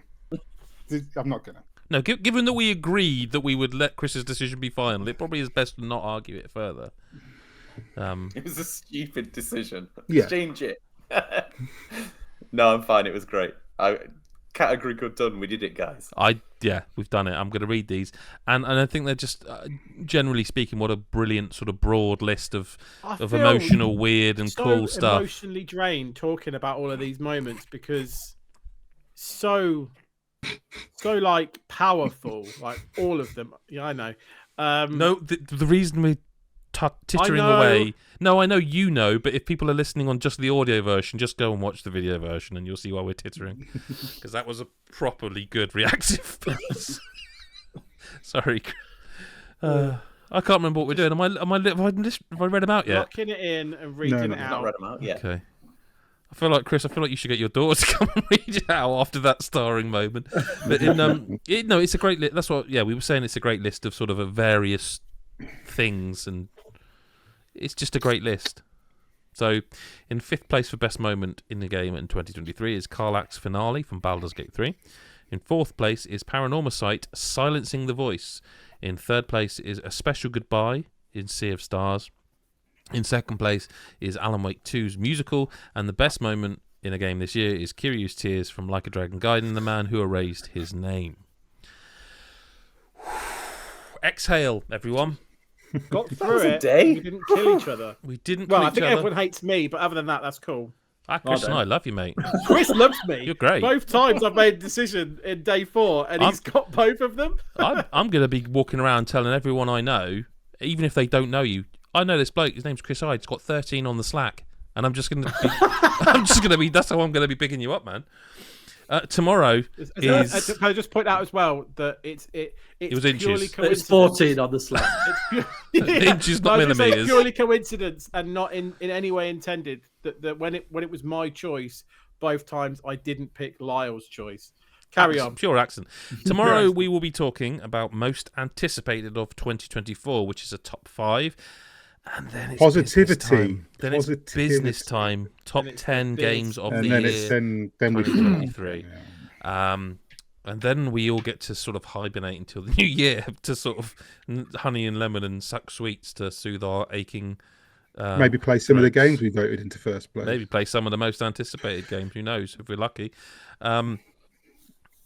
I hope you enjoyed this one. This is always the one I enjoy the most, even though it's the longest, because I love that it is genuinely just like pure positivity. What's the story I love the most? What's the moment I love the most? What moved me? What I love day 4. It's my favourite.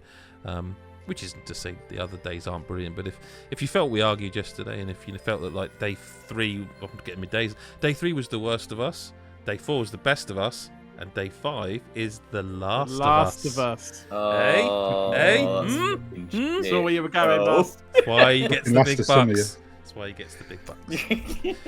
Thank you very much to Lyle, to Chris, and to Mick. And we will see you all tomorrow for the big finale. Ooh, goodbye. It's not Halloween, it's Christmas. Bye.